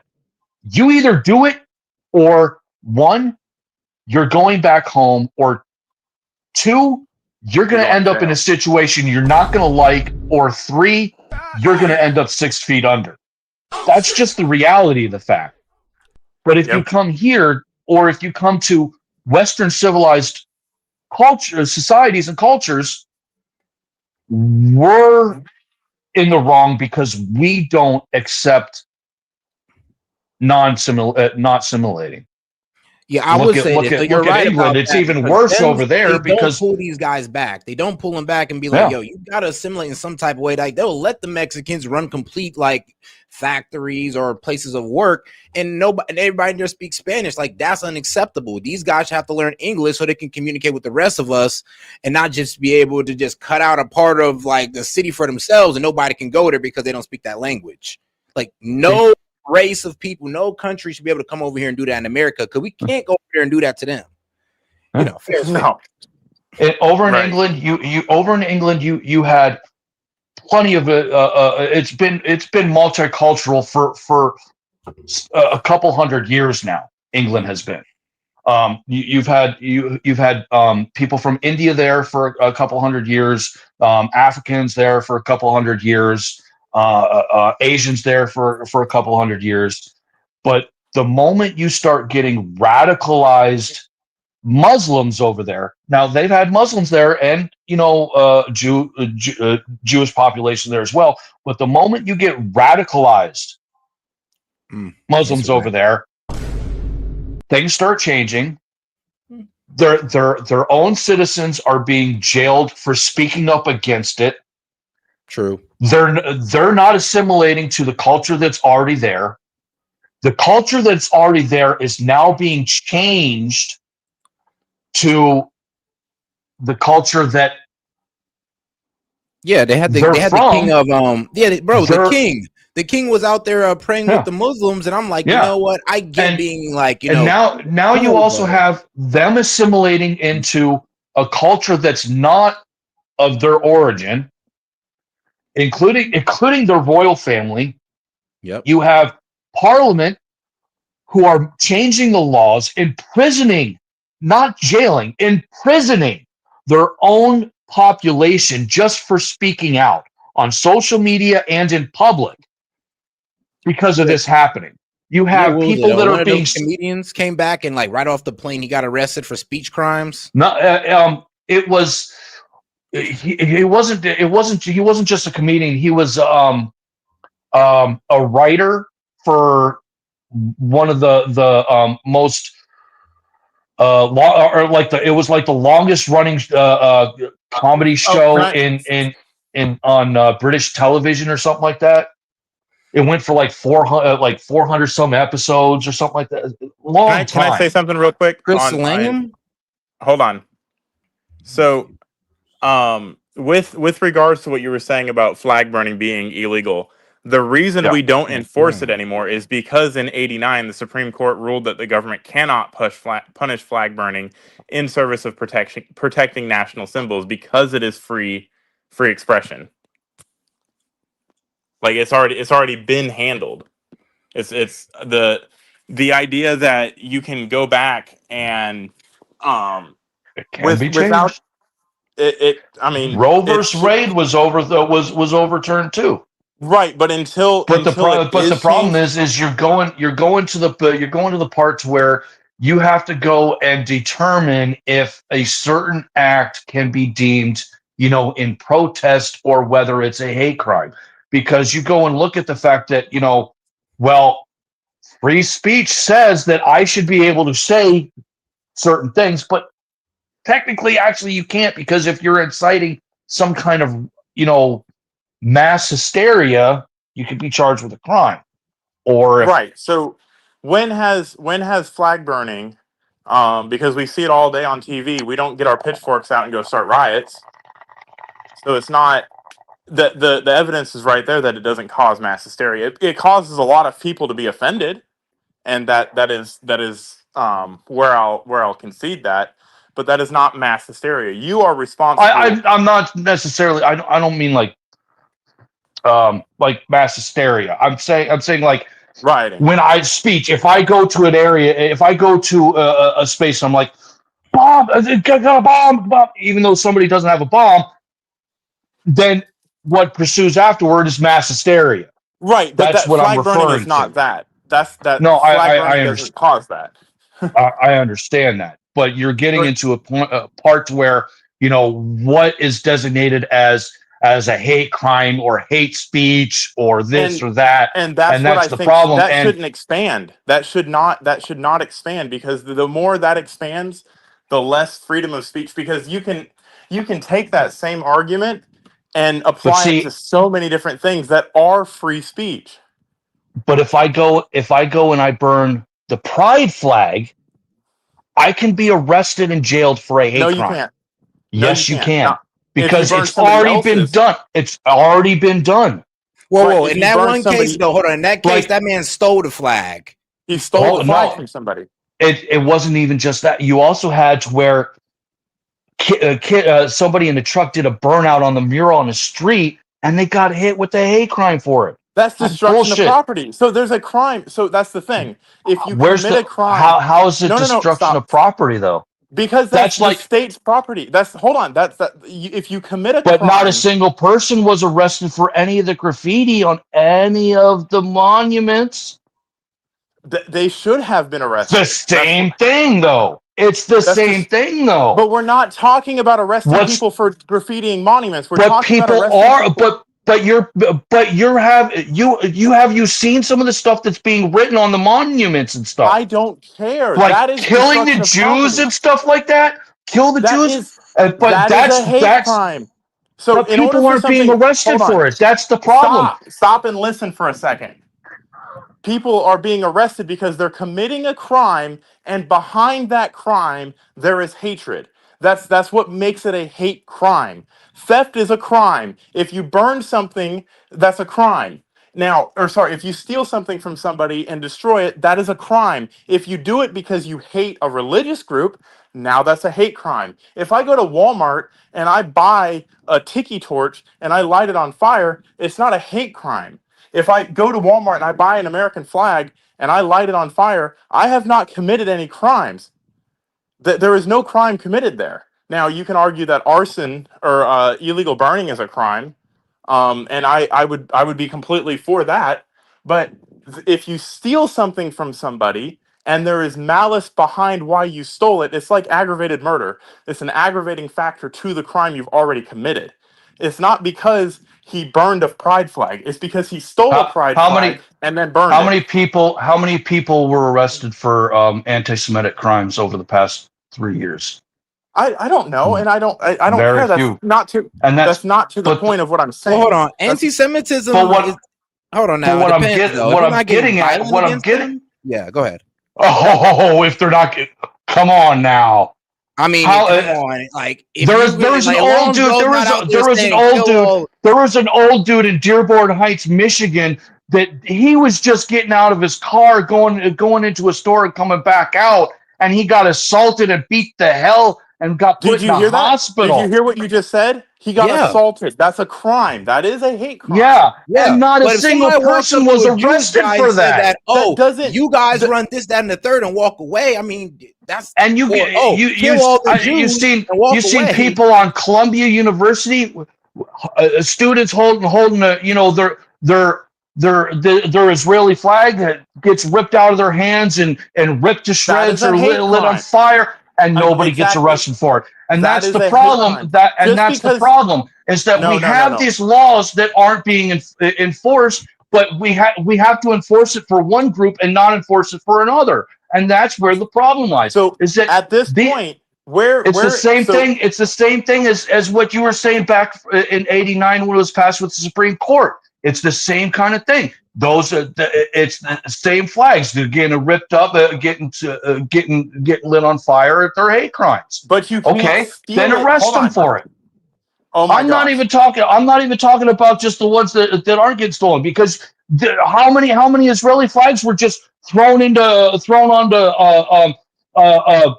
on fire pits where they're lighting effigies and everything else. I mean, not a single person was arrested for any hate crimes with that, and that's where the problem is. You Is that have to the commit a moment? crime. That's the thing. You're blowing right past the argument and going to emotions. You have to commit a crime with hate behind it for it to be a hate crime. A hate crime is an aggravating factor. It's not a crime on its own. So burning if I, like I said, go down the logic path with me. If I go to Walmart and I buy an American flag and I burn it, what crime have I committed? Well, actually, I will say this: burning an Israeli flag don't necessarily mean you hate Jews. No, so and then if you go and you steal, But when you're also ranting all the stuff they were ranting, but see here and then, okay, now a I'll rant give is you. speech. That is speech. Now You have to hold defend on. it. Now hold on. All right, if you go into Georgia, you go and throw up. Now go and throw up across. Throw a freaking. You don't even have to put anything. Just put a freaking noose around it and light it on fire. You can get hit with the hate crime. Not if you do it on your own property. No, you can't. That is speech. That is speech. Any form of expression that does not impinge on other people is speech. Period. End of story. If you don't like it, that's one thing. If it's illegal, As that's long another as thing. it causes people to be in fear of their life, and it causes a That's ton a of people to subjective be. term. No, you cannot put subjective terms on constitutional rights because But that's what assault is. Assault is doing something to cause fear of harm. That's assault. It's not even the touch. It is the the fear act. to Yes. cause the fear of harm. So not even the act. It's not the act. It's not the act. It's to cause the fear of harm. The act would be battery. The act, right. acting of Trust the me, acting is the battery. I get that. That's not my point. You have to overtly commit a tort against a specific person to assault them, though. You cannot assault a group of people because you burned a cross. That's not how that works. Assault begins and ends in a single instance. So if I raise my hand to you and I don't hit you, I have assaulted you. But I am specifically raising my hand to you, putting you in fear for your life. I'm not putting on this cross. I'm not putting insert Sean, right? But the moment you Sean go shall to die. some public space and you start lighting stuff on fire and you start ranting stuff, it becomes a hate crime. No, it doesn't. You're incorrect in that analysis. It does not. So if you're ranting violent acts upon if you're communicating another threats, group, yes, there you go. If you communicating a threat is illegal. So now you yes, have and how often do you see that happening at these places where people are doing all these acts? So when it's an issue of public interest and you express an opinion against it, nobody's getting arrested in there. Because it's not a crime. Burning a flag is not a crime. Burning a flag and saying I'm going to kill Jeff down the street is a crime. That's a hate crime. But that's exactly what they're doing at these places, and they're not being arrested. If they if they burn a flag and have a noose around Donald Trump's neck, that is a hate crime. That is that's not considered political speech. That's communicating threats. Communicating threats is a crime. Like I said, if you go back to each one of these, I mean, the political rivals have been saying that for the past 10 years too, but nobody's tried to arrest them for it. you cannot sit there and say that because no one's tried to arrest them for things that they should have been arrested for, that we should just allow everything to happen.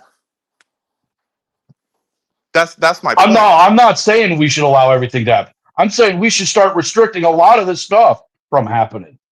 We're allowing too much to happen, and it's causing chaos. So you wouldn't want us to burn the American flag nor the Israeli flag, or just like no, I just don't.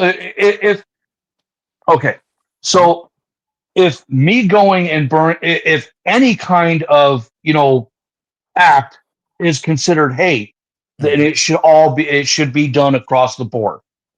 Right. And that's what I'm Period. trying to And that's what I'm trying to get the point across. But that's not happening.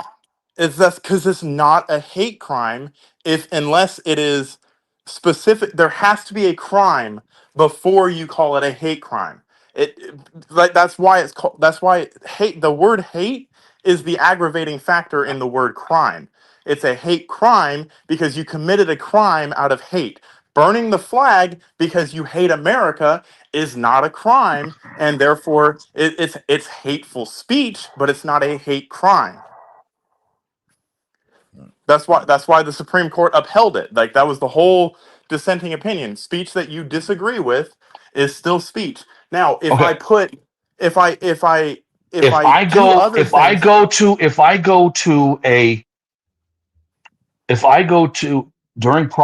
to a pride rally and I burn, I go and buy the flag myself, a pride flag, and I go to a pride rally and I burn it. Nothing will happen to you. I can be arrested. It has happened. No, it hasn't. You cannot. There is not a case on law that I have seen where someone did exactly what you just said. It usually stems from damaging property because they did a burnout on public property, and that is considered a hate crime. Now, if you steal a flag from somebody, that's the theft is the crime. Because it's a pride flag, because it's a symbol, you hate that symbol, that makes it a hate crime because the crime is stealing. The hate crime is stealing a pride flag. There's modifiers put to it. So the scenario that the what if that you just put out there is not illegal. You can absolutely do that. Now whether the law is enforced correctly or not is a different story. Now, if a cop doesn't understand the law and arrests you because he thinks burning the pride flag is a hate crime, then when you take that to court, that will work its way up through the Supreme Court, and they'll have an opinion on it.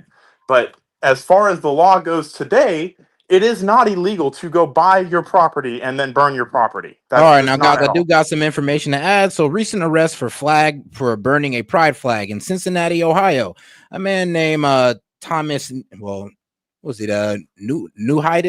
Yeah, Thomas Newhidis, 52 years old, was arrested in July 2025 for allegedly setting a pride flag on fire on porches in Cincinnati North Side neighborhoods, which is wild. Right. And then there's Seattle, Washington. In April 2025, a man faced a hate crime charge for allegedly burning a pride flag displayed outside a Seattle elementary school, then placing it inside a religious statue and smearing the statue with feces. Oh, no, Jesus Christ. So there's a ton of crimes already there besides burning the flag. Just because burning the flag makes the headline does not mean that's what they were arrested for. They were arrested for lighting fires on people's porches for a hateful reason. He was arrested for destroying schools' property in a hateful manner. So burning the flag is not what's illegal. It's doing a crime. And then because you're doing a crime, you also have hateful intent. That's why you're doing the crime. That's what makes it a hate crime, not because he just burnt a flag. Like if in his backyard, he would have just burnt a flag and posted it on the internet, That's not a hate crime. YouTube might remove it. YouTube might censor you, but YouTube's not the government. They can do that if they want to.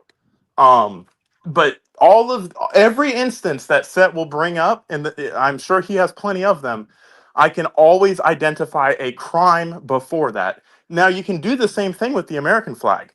If you beat somebody up and steal their American flag off their truck and light it on fire, that is a hate crime. Does am I making sense? That won't be listed as a hate crime. That'll just get listed as assault battery. No. If you under the way the law's written right now, I don't think that this has been tested. But if you It probably hasn't been tested, but if it did, I would guarantee you it would just be as simple of arrest of assault and battery. I disagree. I think that in my opinion, now I'm not a lawyer and I don't prosecute crimes, but if I were a prosecutor, that's how I would prosecute it, as a hate crime. I think about the only way you would see that happen being done as a hate crime would be if you were in a 75% or higher conservative Republican district. That would be the only way I could see that happening. I mean, at all. Yeah. Otherwise, there's no possible way that would ever happen. That scenario. I mean, the same way, like if you're in a 75% or higher conservative area and you say take someone's pride flag down, it won't be prosecuted in that sense. Just because the law is not equal, I mean, you're probably more likely to get prosecuted on that than you would with the American flag. All right, guys. At a hate crime. And all right, guys. We're talking about whataboutisms and not what the law actually is. We're talking about. No, I understand. What should happen is, yes, hate crime. But what probably, I mean, I would say, 95% chance across the country, it's just a simple assault and battery is what they charge for that. No hate crime. I mean, I would disagree just off of I'm just a guy on the internet. You also have to go into the fact that when I mean, you could go and get charged, I guess, but when you go to get brought up on these charges and stuff and go in front of the court, it's okay. What do we think that we can actually win on? They won't. They're not going to bring that. That's just one charge they're not going to bring up because it makes the whole case a little bit more less. It's not as solid of a case at that point. It's a stronger case. That makes just simple assault and battery and leaving it. So that makes the argument that it doesn't incite mass violence.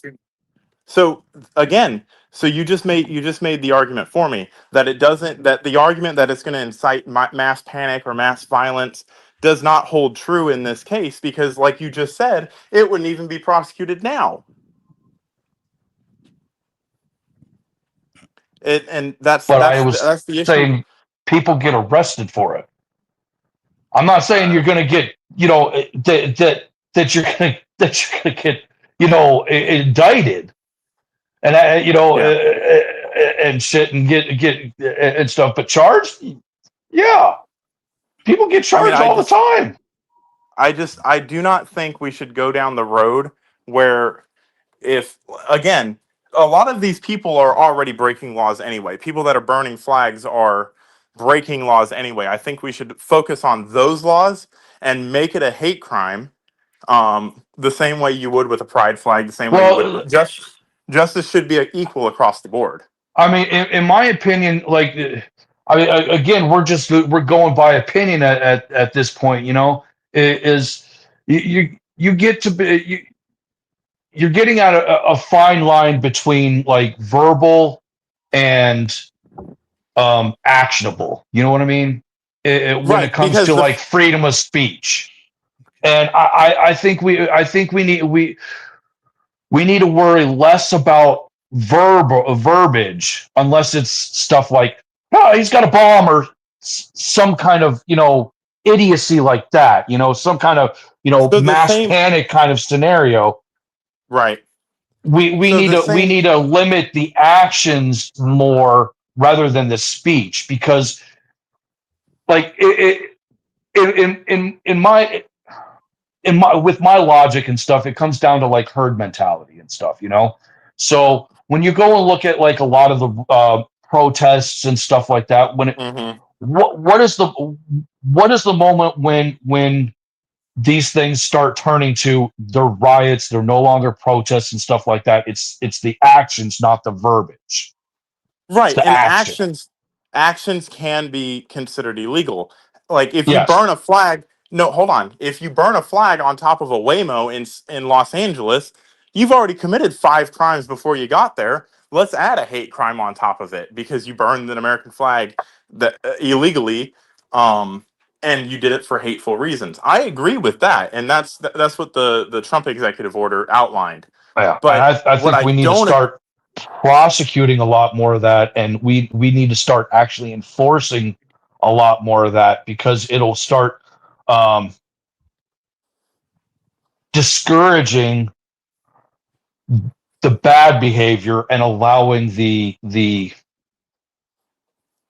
so I don't want to at say the like more righteous behavior, but the less condemnable acts to occur, right. So the actual where do protesting to you actually happen.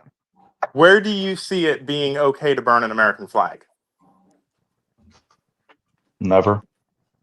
Okay, so by that definition, you're biased against the First Amendment because that is a form of expression. There are plenty of ways you can burn an American flag as a sign of protest, that does not impinge on other people's rights, and that's like you have the right to freedom of speech. You do not have the right to not be offended. Like Well, just no, because I you don't, get all that. Trust me, I understand the whole, like I said, freedom is not comfortable. yeah, Remember, I and did say that. You're not supposed to yeah, be comfortable. right, Freedom is not supposed to make you comfortable. and that But and there's certain things, because like this is why I say, we should try to restrict certain actions that could cause, because so here's the individuals, thing. okay, so people are stupid, all right? People are very, very dumb, very basic, and very primal. Individuals are smart, individuals are intelligent, individuals are rational. Yeah. Okay, so, and that's where, I'm getting to the fact that, getting to the thing of, we should restrict. I understand we need to uphold the First Amendment, yes, but we should restrict certain actions to prevent that problem, because Okay. So groups why are stupid. People are stupid. so Certain why shouldn't actions can hold on. cause bigger problems. So with that logic, why shouldn't we just ban S.E.T off of YouTube because he could say insightful things on YouTube? Why should it be legal for S.E.T to have a channel because he could say things that people disagree with and offend people and it might cause them to riot? But those words, I was saying, that's the difference. There is no difference. And actions. So what is the action in burning a flag that affects you in any way? Or me I'm not or anybody. specifically just saying flags. I'm talking about, Mhm. actions in general. When you get into Well, crowds, that's specific the actions issue. in That's the general issue. can That's cause, a right. turn in the mood of the crowd from, okay, a peaceful protesting crowd to a rioting crowd. So that's And on the individuals made up within the crowd. That's their responsibility not to riot. So you don't take away someone's right to do something because people might riot about it. That's completely contradictory to the First Amendment. Like you're supposed, like you said, speech is supposed to be uncomfortable. Speech is supposed to invoke thoughts, like just like the Westboro Baptist Church fucking screaming obscenities at soldiers' funerals. Burning a flag is not speech; it's an act. And I understand that there Holding a is sign is the an act. So hold on, holding a sign is an act. So should we not be able to hold picket signs at protests? there's an actual written message there. I understand that there's an analogy and a message with burning it. Okay, Yeah. I get all that. And all right, that's what I'm. That's and again, don't take any of this as I support this. I just support no, the I know, legal right I to do get it. so. You're taking the devil's advocate side of it. You're just No, taking the not opposite even side, that. and you're thinking, and you whether you agree with it or not, you're being an absolutist about the First Amendment. Right, And because that's how it was I written. don't think, and that's a problem that we have with all of our amendments, is that every single one of them are taken to that. And they should be. I believe that they they're should be. I believe not you should every follow single the Constitution in your lawmaking. Yes. To you. It's a hard position to take because it's usually the side that everybody hates, but it is the side that you're supposed to be on if you actually want to defend the rights of everybody, not just the people you disagree with or the people that you agree with. Well, Everybody. then here's the problem though too. The Constitution doesn't give everybody those rights. Yeah, it does. No, it does not. It gives the citizens those rights. The 14th Amendment did change that. It says anybody subject to the United States' jurisdiction has the constitutional rights. As it was that's written, where you're that right. see, but that's where it's being misinterpreted. That's where the misinterpretations come in. You know, because what that was written for was for slaves, because they weren't technically citizens. Okay, but they were as here. the Constitution was written. This you're right. wasn't but this was never intended for illegal aliens or illegal immigrants. But immigrants. I'm sorry, I'm just not usually always politically correct with my verbiage and no, stuff. you're fine. It's fine. Go ahead. But illegal. It was never intended for that purpose. It's been manipulated for that purpose. Its only intent, its only intent, period, was to right the injustice of slavery and those people that have suffered. Then and why didn't they just say right slaves? away? Here's jurisdiction thereof. I think when they said jurisdiction thereof, that kind of included, well, if you're born in America, there you go. So but now they kind of use it. All right, but then you run into the problem that I'm pregnant. I'm going to dash in here because we want to be American and we want to avoid the laws and supersede the laws. Well, the kid can be American, but not them. And just go and have birth here. But then you have to let the parents stay because that baby is an American. What are you going to do? Are you going to separate the family? And what are you going to put the baby into the system?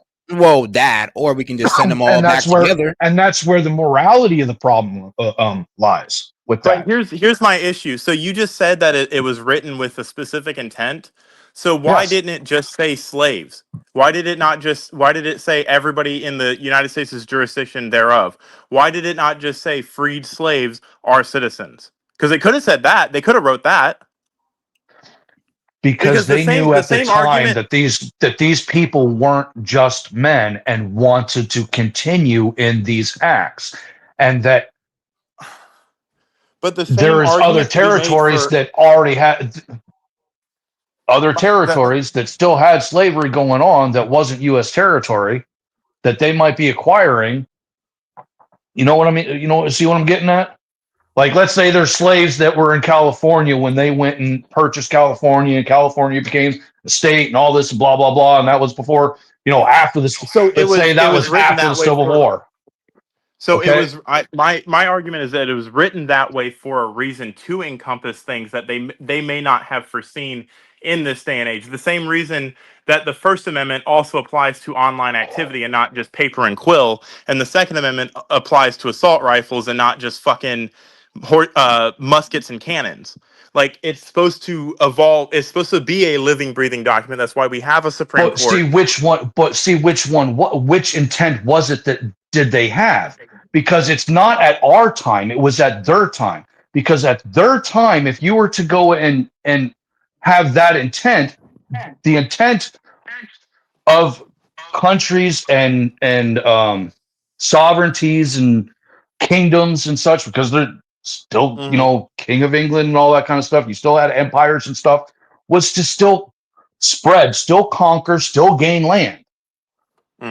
So it was to, in the future, if when the United States grew and acquired more land, and I fully believe this is what the actual intent was when we were to acquire more land, because we did. Since that happened, we've acquired quite a bit more land. Right. If there was slavery and that on that land when we acquired that land, well, guess what? You're no longer slaves. You're free, and now you're citizens. That's what the intent was. That's why they had it there, because they knew if this was to succeed, this great experiment was to succeed, we will get bigger. Right. So we have to ensure that if we do get bigger, what we're trying to fix doesn't happen again. So that's what they were trying to do. That's all they were trying to do. They were trying to make sure that slavery never happened again. And if it did, and if there was slavery in land that we acquired, we're going to right it right away. So and we have it here to fix that. It was not meant for 20 million people to just all of a sudden, I'm here. Now you can't kick me out because I'm already here and I have children here. You can't kick me out. That's not what the intent ever was for. That's the manipulation and the abuse of it. And that's why we need to, as as civilized society, need to understand that. I need to go back through and rewrite not all of our amendments, but certain ones like the 14th, because So that allowed. Here's the no. You don't need to rewrite it. You don't need to rewrite it. All you do is you take it to the Supreme Court and say yes or no. Is this fucking? Okay. Was this the intent of it? Yes or no. And that's why it's a living, breathing document. That's why you have a Supreme Court to weigh on these opinions, because they are a co-equal branch of government, and that is their responsibility. Well, that's true too, and I think that's probably what needs to happen. When there's debates like this, I think they just did actually too. They said no, nope. they didn't. They didn't. It's scheduled for a hearing, but that's what I'm saying. You don't need to rewrite the document. If there's something in the document that you disagree with, or it could have two meanings and there could be two interpretations, you take it to a judge, an arbitrator of the matter, an expert in the Constitution, and they say yes or no. And now you have 9 experts that, some of them use their opinion in the matter and some of them are activists and whatever. That's just the elections have consequences fucking line. But they are considered the arbitrators of the Constitution. So if there is an argument on that, you take it to the Supreme Court. Now it's been addressed. Unless you take it back to the Supreme Court, that is the way it is. So flag burning. I'm a very pessimistic person, and unfortunately, and through observation, I can quite confidently say that my opinion is not a single member of the Supreme Court is unbiased. Every single one of them is biased. Hold on 1 second. I want to hold on. I want to address something. This fucking idiot in the chat. Supreme Court justices are not elected; they're appointed. No shit. I said elections have consequences because who appoints them? The elected representative. All right. If you want to be technical, the Supreme Court justices are elected by our Congress and Senate. Right, but they're Because if appointed they're by the not president. confirmed, yeah. Yeah. But if they're not confirmed, you don't get shit. So you're basically elected in or out by our Congress and Senate. Because we have a representative democracy, not a full democracy. Yeah. No, we don't have a democracy. We have a constitutional republic. No. We have a representative democracy founded on a constitutional republic. You can't have one without the other. Yeah. No, you can't. A constitutional republic, by definition, is a representative democracy, because the constitutional republic means that the representative democracy follows the Constitution. But we're not a just full on. We're democracy. No one said we were. I said we were a Yeah, representative I know. democracy, Yes, which yes, is what yes. we are. And a lot of people, you were represented by a senator. A lot of people misconstrue that, because a true democracy you see up north, where you just don't have no say. It's what it is. It's what it is. But that is a form of democracy. We are a democracy. The reason people get it wrong is because they try to do what you just did, and they try to separate one over the other. They say, "Oh, we're a constitutional republic," or "Oh, we're a representative democracy." No, we are both intertwined, and that's how our government works. You can't have one without the other in our form of government. So to say, no, we're not a representative democracy is completely laughable, because you just said they're all elected by representatives that we elected through a democracy. That follow Constitution. Yeah. And it's laid in ground by the Constitution, forming the republic. So that's the overarching thing about it. But the democracy is based off of the people, and versus full the democracy. republic. No, you're getting it wrong. Yeah. A full democracy, complete democracy, is not what we have. You're right. We don't have a democracy. We do have a democracy of a majority vote rules. based off the people and shit. And where ours is versus the representative based off of the Constitution. Yes. The laws based off of the Constitution, not off of the laws based off from the people. Yes, and when I said we have a representative democracy, you said, no, we don't. We have a constitutional republic. Yeah. And we do have a representative democracy. That's how our constitutional republic enacts its laws, is through the representative democracy. But the difference between the two, though, is that a representative democracy is what Canada has, where they vote in the representatives, but then it's their PM is done versus the majority or some shit. It's fucked up. And then either way, you knew what I was saying. I understand what you're getting at. Yeah. So it's a moot point to argue that in circles. It's a constitutional republic enacted by a representative democracy, and if anybody disagrees with that, then you're smoking gasoline. Where I'm getting at is that when they're screaming democracy all the time, that's what they're screaming for. They're not screaming for what we have. They're screaming for what we don't have. I'm not a liberal screaming on the. I'm not a liberal screaming on the streets of Los Angeles. I'm no. I'm not talking about. Yeah. I'm not talking about liberals.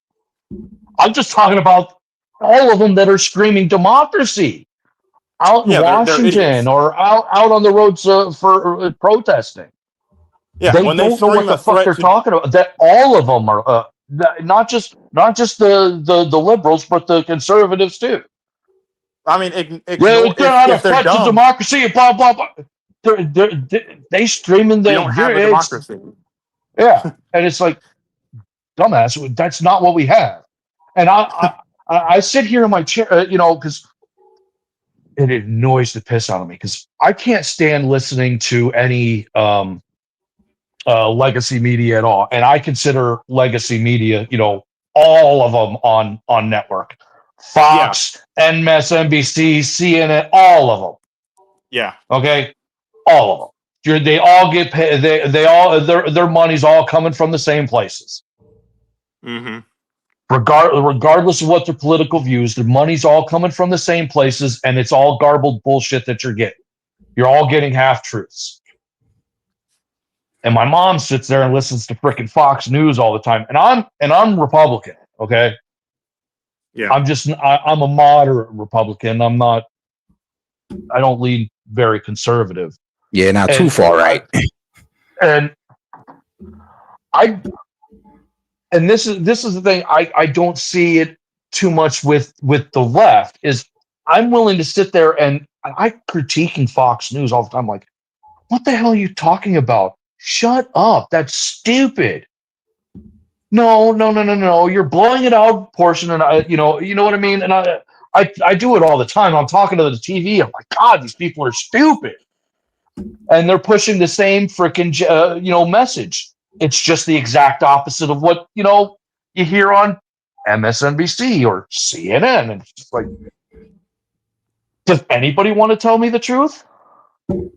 And it's like the closest you get to hearing the truth in any kind of legacy media, I think, in the US is listening to conservatives on liberal media or liberals on conservative media. That's where you start to get somewhat kind of the truth, is listening to what those people are saying. Otherwise, you got to go across seas and listen to what other countries' media is saying about us, because they'll actually tell you what we're doing over here. True. I mean, all of that. I mean, that's why this is wildly off topic, but all of that is to say, like we have a form of government, and if you're sitting back and you're talking shit and saying that Trump's a threat to democracy, you're an idiot. First of all, because he's not even a threat to democracy because he was duly elected. He's not If an he was authoritarian. if he was a dictator, You why wouldn't did he leave office the first time? So yeah, they're dumb as shit. But we're not. They're not. We're not. Hold on. He's in the Epstein list. That's why Trump hasn't released the Epstein list. Anyway, but Biden had it for 4 years and didn't release it. And either way, that's not a. It's a dead argument because he just released the files anyway, and they're gonna move the goalposts. I'm just repeating the ignorant idioms you hear all over the place on media. Right, you know what I mean? But we're not. That's not what we're trying to do here. We're trying to I know. Debate topics logically, not just fucking pander to the idiots on CNN. Like they're. I know. We make fun of those people. That's exactly what I'm doing. Because none of them on either side will gonna give you the truth. Right. So I mean, like, it's not. I don't want to give them the time of day in my thought process because they don't. Like you said, they're not aligning with anything we believe in or we take as a problem. So fucking why is it every 6 days we're talking about Israel and Palestine? Why is it every 6 days we're talking about Russia and Ukraine? I don't care about any of those countries. Any of them. None of them say United States on them. I can tell you why that we talk about it so often. Because there's money in it. I know. It's a rhetorical question. I know why. That's where the money is. I know why. It's like I said, it's a rhetorical question, but I don't give it the time of day because now we're just giving the argument free advertising. I mean, honestly, to tell you the truth, if I think our for the type of for the government that we currently have and what we have to deal with, because there's a lot of shit that's screwed up, but I like to go back to the. Have you ever? All right, guys, hold on now. All right, guys, now we are going to have to kind of move along the topic here. Guys in the chat are kind of, getting a bit bored with the conversation. So to go ahead and speed things along, let's go ahead and get on into the video here with, Hegseth pretty much commenting on what's going on in the Caribbean Sea. All right, joining us now is Secretary of Defense Pete Hegseth. Pete, good morning to you, first of all. Good morning. Good morning. So the Good morning. president Great to see you the, on. Oh good to see God. you too. Thanks for your service. The president Is this the that Venezuela video stuff? of him eviscerating, No. blowing up that boat coming across with all of the drugs on board. And the president said on social, Hold let on, them on Truth Social. before we go, I want to hear what Sean has to say about this, because you said you were in the military, right, Sean? Yes, I was. What branch? I was in the army. I was Okay. infantry. So in a situation like this, where we're looking at the picture of fucking someone blowing something up, Mhm. is it Trump that just says, "Oh yeah, go do this thing," or is it an intel community that gathers intelligence, fucking gives a report to the president, and the president makes a decision on it? Then it goes through the chain of command in the Navy or the Army or whatever fucking branch. Then passes it down through people that are obligated to disobey unlawful In, orders. in this situation, what we're seeing right here, this is probably something that never even reached the president. Thank you. Unless it is a top priority to national security, Yep. it involves another country with their government or their military or something like that. Nine So times all out of of this, 10, it doesn't yeah. even really get to the president. All of this was done with standing orders and the Yeah. understanding that exactly. So they Yeah. they had a chain of command, and they made a decision within the chain of command to take this Yeah. boat out. When basically what ends up happening is when you have a president in office, he'll have a certain standing orders when it comes to certain situations that gets relayed to the Joint Chiefs. And then the Joint Chiefs go and take that information and they go and take that to their respective branches and they say, okay, so in these certain situations, when it comes to scenarios, this is what we're going to do. This is going to be our standing SOP. And that's what just ends up happening. If it's something that ends up being such a unique scenario that's outside of those standard SOPs, then it's like, and you need the president. hey, Yeah. no, it's not even there yet. It's hey, Yeah, that's Mr. true. Mr. Hegseth, we got this issue going on here. Think we should probably clue in Trump on it? Yeah. And then it goes to Trump. But and it doesn't even go to Trump at that point. It goes to two other people before it even gets to Trump. Because it'll end up going to Marco Rubio as well, Secretary of State, and then it'll end up going to Trump's his head of office. What's that position called? Head of state or No. So that I just wanted to get that on the record for someone that actually fucking knows what they're talking about before we continue the video and we see all the idiots fucking flood in. I just want to put that out there because a lot of people do not understand. They think Trump's just fucking playing Call of Duty and blowing boats out of the water. I can guarantee you, like a lot of times, like when we have all those when you see all those press conferences for like some kind of military thing, like the Navy just went and shot down 30 drones from, Yemen or whatever country that was funded by Iran and they're shot from that were controlled by the Houthis or whatever it is. And you get the sometimes you might have the president step up and make a comment to something like that. They're just reading something that they just got told about maybe 15, 20 minutes ago. They're making a small statement that they've got in their freaking folder right there. And then they're okay, you got questions? All right. I'll just pass it on to my secretary, my press secretary. She'll answer all the rest of your questions. Bye. He doesn't even know what the hell happened. He's just telling you like a quick 5-minute thing. All right, I got briefed. See, I got briefed. Bye. And that's all it really is. He's just informed. All that is, it's like, see, I'm still being informed of what's going on. Yeah, it's just a show. It's just so you know. Go ahead and being told. continue, Seth. I just wanted to get some semblance of any idea of how things fucking actually work from someone that's a little bit more credible than me. All right, no problem. Let them be on notice to anybody bringing drugs to the U.S. Beware. So the president is sending a message to other cartels, right? A very clear one. I can tell you that was definitely not artificial intelligence. I watched it live. We knew exactly who was in that boat. We knew exactly what they were doing, and we knew exactly who they represented. And that was Tren de Aragua, a narco-terrorist organization designated by the United States. And that's what I'm saying. It is complete ignorance to think that they had no level of intelligence. Like, bro, they knew who was on that boat as soon as it left. Yeah.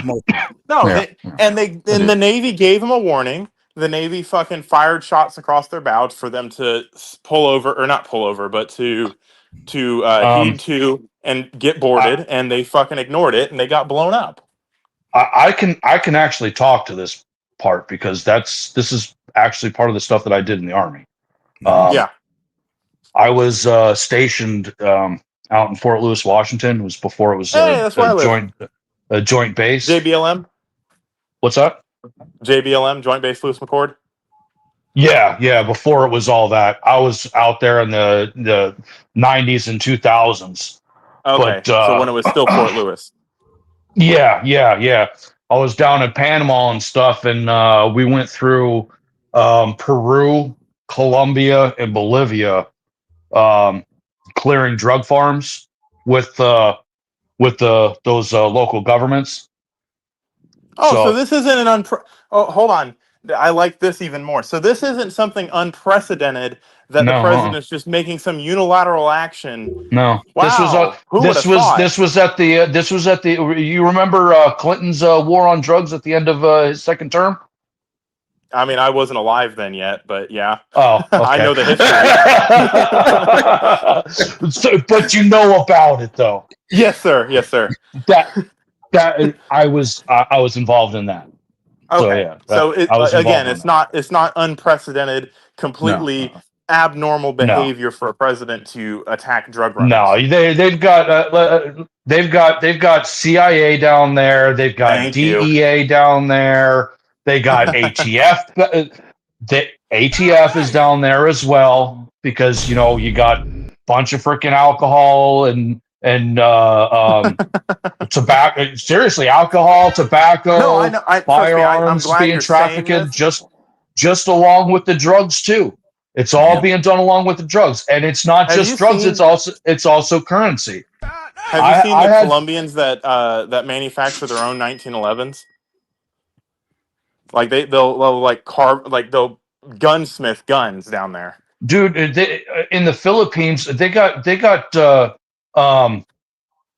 the Philippines, they got people that all they do is sit there and just manufacture like 1911 or Glock style ghost guns. That's what they're called. They're ghost guns. I have a couple of those. They're almost a complete copy of the actual thing, but they're being made by hand. Every single part is being made by hand. I know how. Bro, I was today years old when I found out that a ghost gun is a homemade firearm. Yeah, so it's just an evil term that's been put on the Second Amendment community. Every gun that I have is considered a ghost gun because I manufactured it myself. And it's completely legal to do so. So if anybody talks about how ghost guns are illegal, it's completely legal to do so federally. Not it depends. It depends on the material that you're making it in. So you have to have 1.3.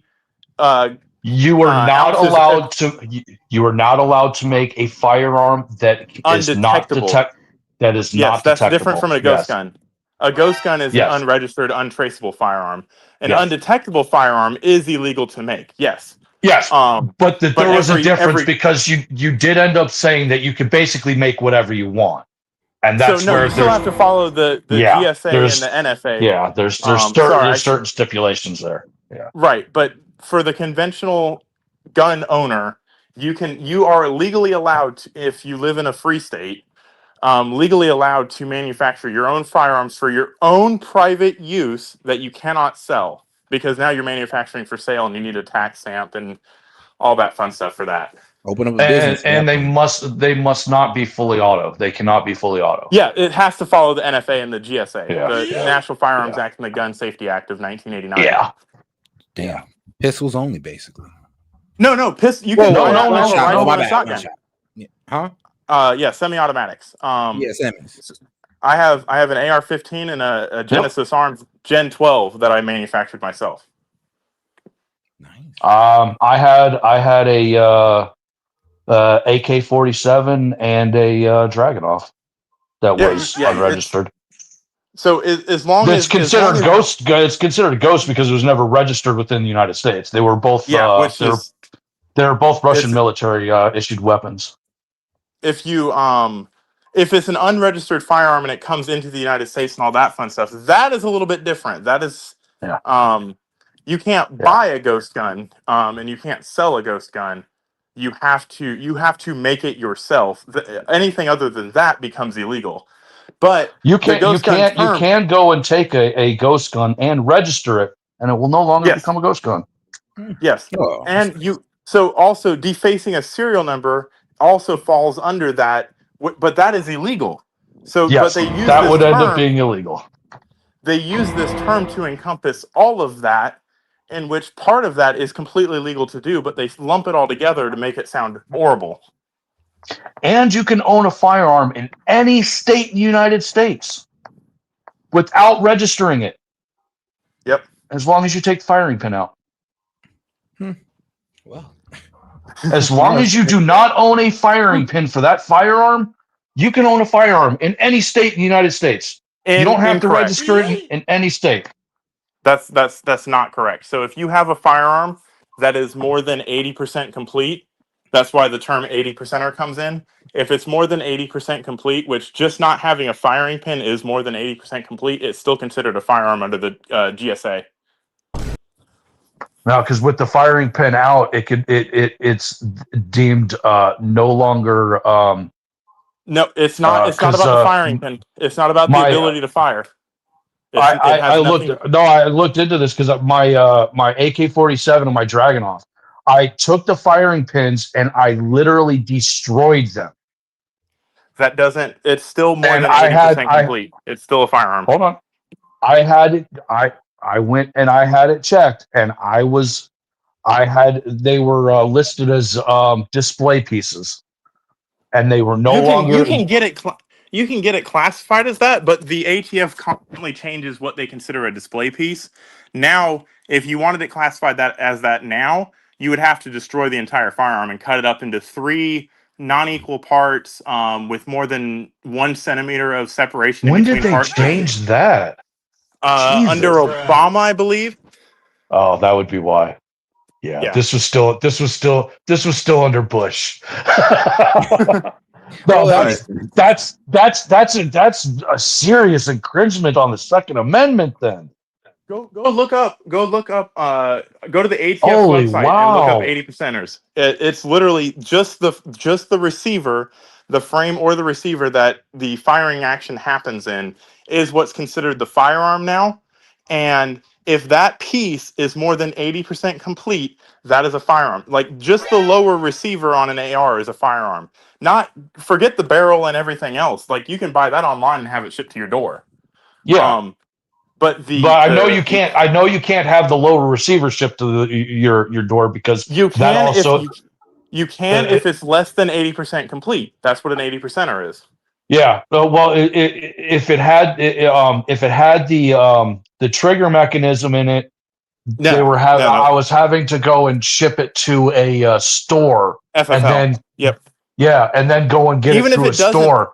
But if it doesn't have the trigger, no, I was looking at it because I was going to go and make my own M4. Yeah, because I have a concealed weapons permit. I only want 3 firearms. There's the 3 firearms that I carried when I was in the military. Yeah. So the issue now. Anyway, if you get just an 80% receiver, not a stripped lower, because even if it doesn't have the trigger mechanism in it and it has the the pocket in the M4 where you put the trigger down into it and where the pins go, that piece is completely solid. it gets shipped to you completely solid, and you have to drill the holes. And yeah, you have to drill the holes, and you have to face router out the pocket for that to be I didn't see any of them like that. The only ones I ever saw were, and this was just recently. I'm talking about like within the past like year or two.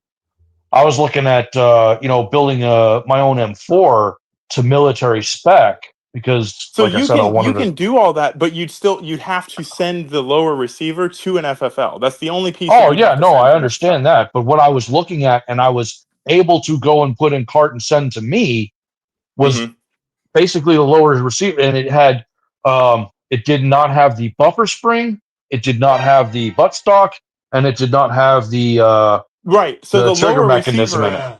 the lower receiver is Everything was drilled out. It was all drilled that's out. considered Everything was that's there. considered a stripped lower receiver, and that is still that is the firearm, and that is a completed firearm that has to go to an FFL. If you can just drop parts into it, I was able to send it to my door. It was allowing me to ship it to my door. Don't don't actually do that because that's illegal. Well, no, I haven't, but it was. It won't allow you to ship a firearm to your door. Okay, I've looked into. It won't let you ship a firearm to your door. You have to ship it to the store, and you can go pick it up. I mean, I got a concealed weapons permit. I don't have to worry about waiting. That's what you're missing. What I'm saying. That's what I'm saying. That's how you get around that. You get around it. For some reason, I was able to ship that to my door. That was the only thing that like. It had to be if it had the trigger mechanism or a buffer spring in it. I had to ship it to the to the store. But if it was completely stripped, even drilled, completely stripped, nothing on it, I was able to ship it to my door.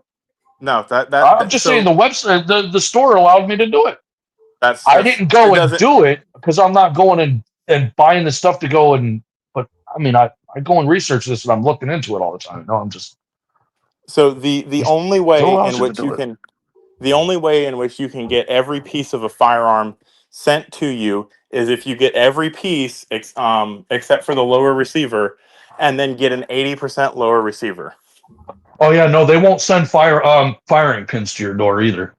Yes, they will. Absolutely, they will. I have. That's a part of the. I've tried to get my my Glock firing pins replaced. They won't ship me my Glock firing pins. I've got to ship them to the Florida. Florida? Yeah, no. So if you just buy an entire Glock barrel, that's how you get a firing pin. I don't need the whole barrel. I just needed the firing pin. Or sorry, the whole slide. My bad. You can get a Glock firing pin. And all right, guys, we went over time on this. We should probably just get back to that video. Man, we went over time on this one, but just keep getting sidetracked. Man, great conversation tonight, guys. We're gonna go ahead and end it here, guys. So, all right, guys, let's make sure you double tap that screen and like the video. Make sure you subscribe to the channel. Don't worry, I'll be back tomorrow around that 3 a.m. time.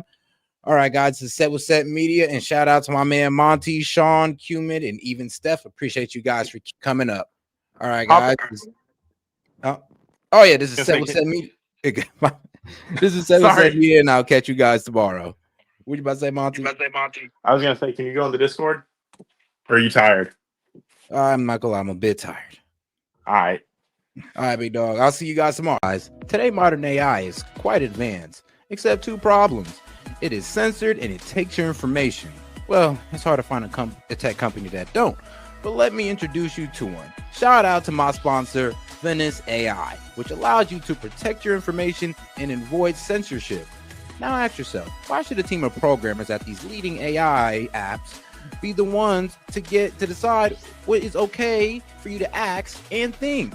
Also, would you be comfortable if the presidential administration could govern what AI tells you? Man, I know I wouldn't.